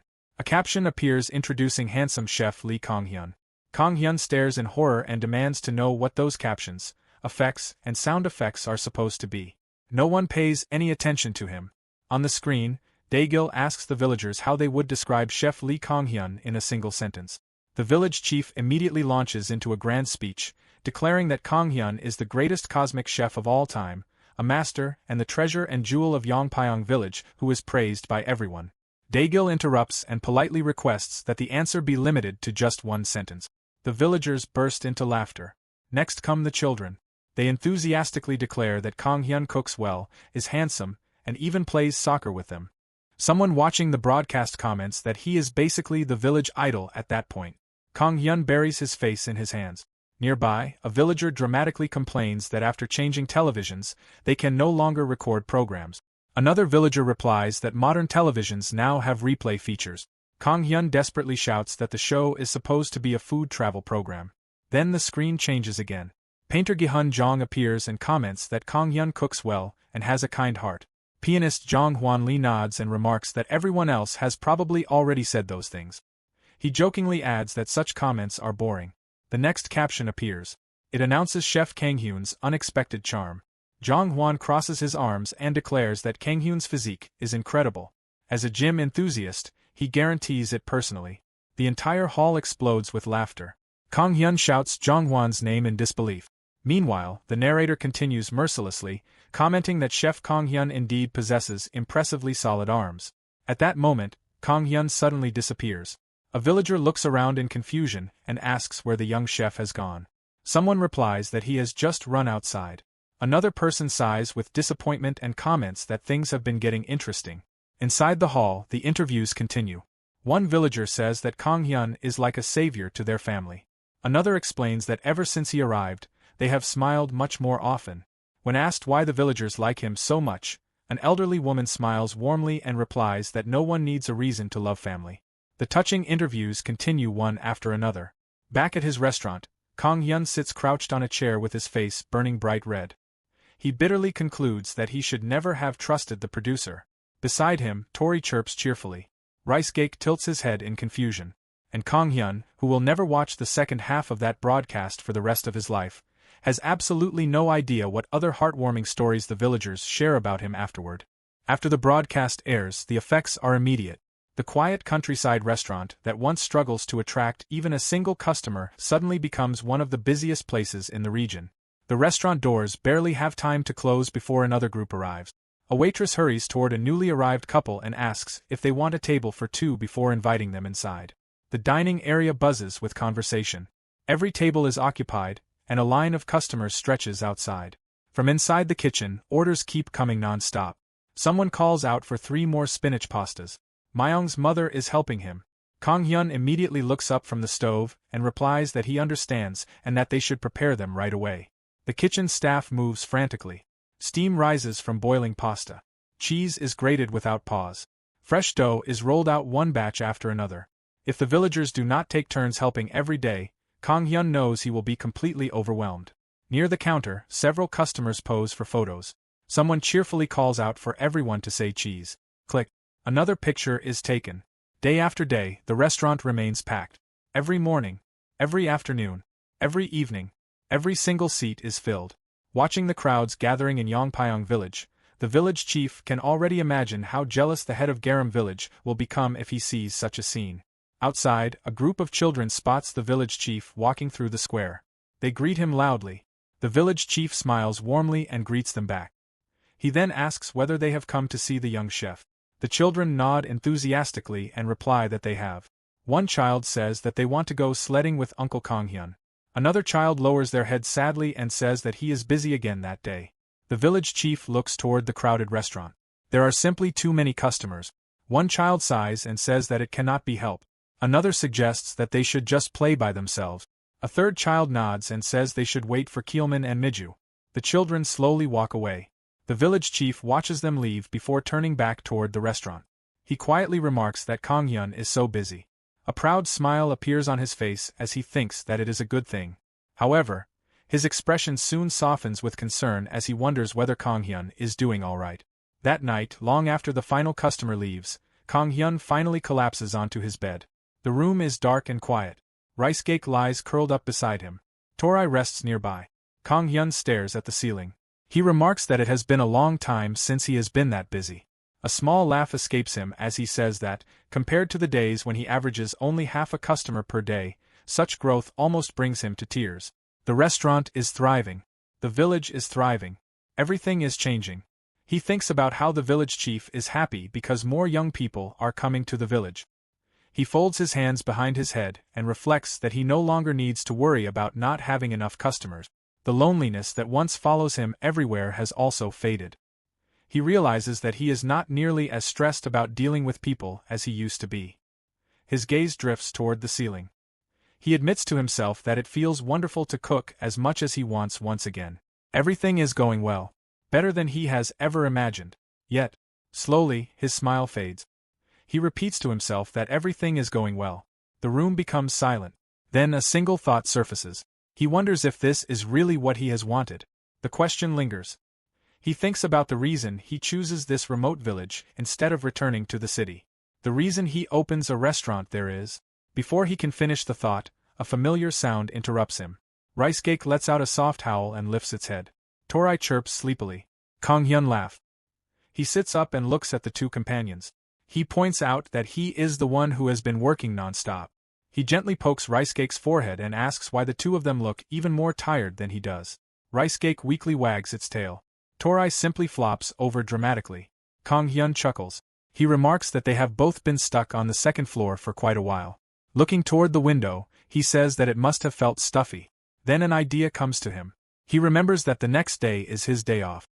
His smile widens as he suggests that maybe they should all go out and get some fresh air for a change. The next morning, cold winter air brushes against Kang Hyun's face as he walks through the village. Rice Cake trots happily beside him. Kang Hyun pulls his scarf tighter and comments that it is still quite cold. Suddenly, a familiar voice shouts a greeting from nearby. Kang Hyun blinks in surprise. Before he can react, a group of children comes running toward him, loudly calling his name. The children instantly surround him. Kang Hyun laughs and asks what they are all doing there. Sangu excitedly explains that they are going to catch smelt fish. His eyes sparkle as he asks whether Uncle Kang Hyun wants to come with them. Before Kang Hyun can answer, Myung hurriedly interrupts and tells Sangu not to ask. Sangu looks confused before remembering something and trailing off. Kang Hyun tilts his head and asks why not. The children exchange nervous glances. Finally, one of them explains that Kang Hyun is very busy. Another child nods and says that his mother has told them not to bother him by asking him to play because he must be tired. A third child adds that he probably has to go back to work as well. The words hit Kang Hyun unexpectedly. For a moment, he remembers something his grandfather once tells him, that if he ever wants to rest, he can come there anytime. The memory lingers warmly in his heart. Then Kang Hyun smiles. He tells them that he actually has the day off. The children's eyes widen. Kang Hyun crouches down to their level and says that he wants to play with Sangu and Myung. With a genuine smile, he asks if that is alright. For a moment, the children simply stare. Then they explode with excitement. They shout that it is alright and eagerly suggest that they all go ice fishing for smelts together. Nearby, Haun's father looks surprised. He asks if Kang Hyun is serious and laughs awkwardly while saying that it is his day off and that he should rest instead. The children are already cheering loudly. Kang Hyun shakes his head and insists that he truly wants to come. His expression softens as he explains that he genuinely wants to play. Glancing at the children, he adds that this is exactly the reason he comes outside. Immediately, the children begin making plans. One suggests bringing a fishing rod for Uncle Kang Hyun. Another proposes going sledding afterward. A short while later, they arrive at the frozen river. The entire surface is covered in thick ice. Kang Hyun looks around curiously.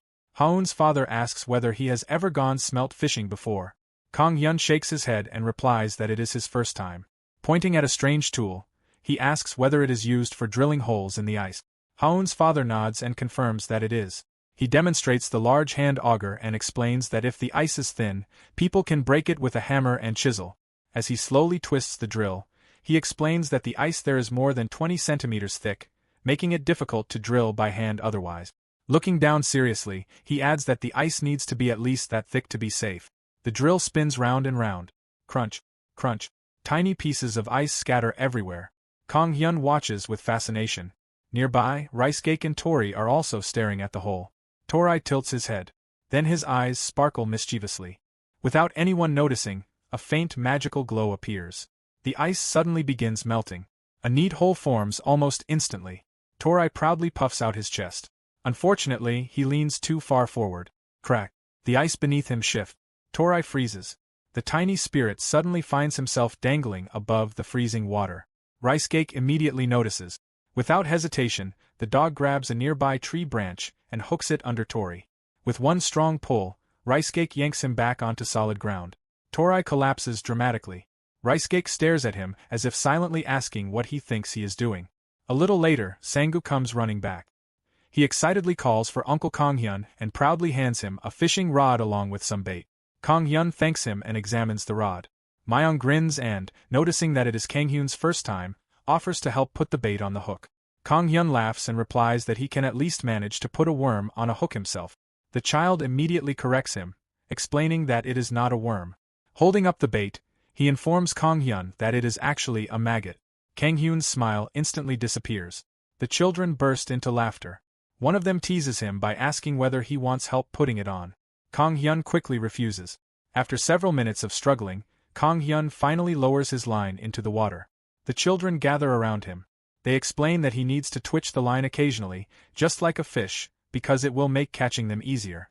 Suddenly, one child points toward the water and urgently tells him that now is the time. Kang Hyun jerks the rod upward. Splash! A tiny fish flies into the air. His eyes widen in amazement as he exclaims that he has caught one. Sanggu cheers excitedly. Then everyone looks at the fish. After a moment, they agree that it should be released because it is still too small. Kang Hyun stares at it and points out that the hook is bigger than the fish's mouth. Sanggu agrees. The fish is immediately released. Soon everyone returns to fishing. The children continue giving instructions. They tell him to pull whenever the line moves. They remind him that if the rod bends more, he should pull immediately. They encourage him, saying he can do it. Then suddenly, the rod bends sharply. A child points frantically and shouts that the fish has taken the bait. The child urges him to pull now. Kang Hyun quickly responds and pulls with all his strength. Whoosh! Everyone freezes. 5 smelts fly out of the hole at once. Silence follows. Then, the children erupt with excitement. They shout in disbelief and admiration, telling him that he is amazing and incredibly cool. Kang Hyun blinks. Then he smiles warmly. Laughing loudly, he dramatically points at himself and jokingly agrees that he really is pretty great. The children laugh even harder. At that moment, a familiar voice echoes across the ice. Haun's father calls out, asking who wants hot chocolate. Everyone immediately turns toward him. The children excitedly shout that they do and rush toward the adult. Watching them run across the frozen river, Kang Hyun suddenly stops smiling. His gaze softens. He realizes that he has almost forgotten. The laughter, the warmth, the children, the villagers, the simple happiness filling the cold winter day. At last, Kang Hyun finally understands. Looking at the people around him, he quietly smiles. For the first time in a long while, he understands why his grandfather left this place to him. And for the first time in a very long time, the answer feels completely clear. Warm steam rises into the cold winter air. Kang Hyun holds a cup of hot chocolate with both hands. The warmth slowly spreads into his fingers as he takes a sip. His eyes immediately widen. He exclaims that it is incredibly delicious. Haun's father laughs while sipping from his own cup. He says that he has been thinking about cooking the smelt they caught earlier and asks what everyone thinks about it. Kang Hyun immediately replies that it sounds good. Haun's father nods enthusiastically, but Kang casually continues by saying that if they are going to do that, they need to catch around 150 fish. Haun's father hums thoughtfully. Kang Hyun suddenly freezes. Haun's father slowly turns his head and says that he does not think they can eat that much. Kang chuckles and explains that they also have rice cake and the children, so there are many mouths to feed. Nearby, rice cake's ears immediately perk up. Tori, who is sitting on top of the dog's head, also raises his tiny face. Both of them stare at Kang Hyun. Their imaginations instantly begin running wild. In their minds, huge mountains of freshly cooked fish appear. Kang Hyun stands before them carrying a giant serving plate. In their imagination, he tells Rice Cake and Tori that there is plenty of food for them and that they need to eat a lot. Jayu! Awo! The two practically sparkle with excitement. Then Rice Cake's eyes flash. A faint magical energy quietly spreads beneath the ice. Meanwhile, Haun's father lets out a sigh. He explains that this is not an easy place to catch fish. Pointing toward the frozen fishing hole, he says that catching that many fish might be impossible. Suddenly, he stops speaking. He stares at the hole and asks what is happening. Kang Hyun blinks in confusion. He also stammers in shock. At that moment, the surface of the water explodes. Haun's father shouts that the smelt have suddenly started doing something strange. Fish begin launching themselves out of the hole. 1, 10, 20, 30. An endless stream of silver bodies shoots into the air. Flop, flop, flop. Within moments, a huge pile of smelt forms beside the hole. The children stare with their mouths hanging open. Haun's father is completely speechless. Kang Hyun nearly jumps out of his seat. Inside his mind, he yells at the two idiots. He immediately glances toward Rice Cake and Tori. Both of them deliberately look away. They act as though they have absolutely nothing to do with the situation. One of the children shouts excitedly that now they can eat until they are full. Kang forces a smile and cheers along. At the same time, Haun's father shouts in confusion, asking why the fish are suddenly jumping out of the water. Kang, however, is already celebrating. He excitedly declares that fried smelt is definitely going to be delicious. He then says that they have caught more than enough and urges everyone to hurry up and cook the fish.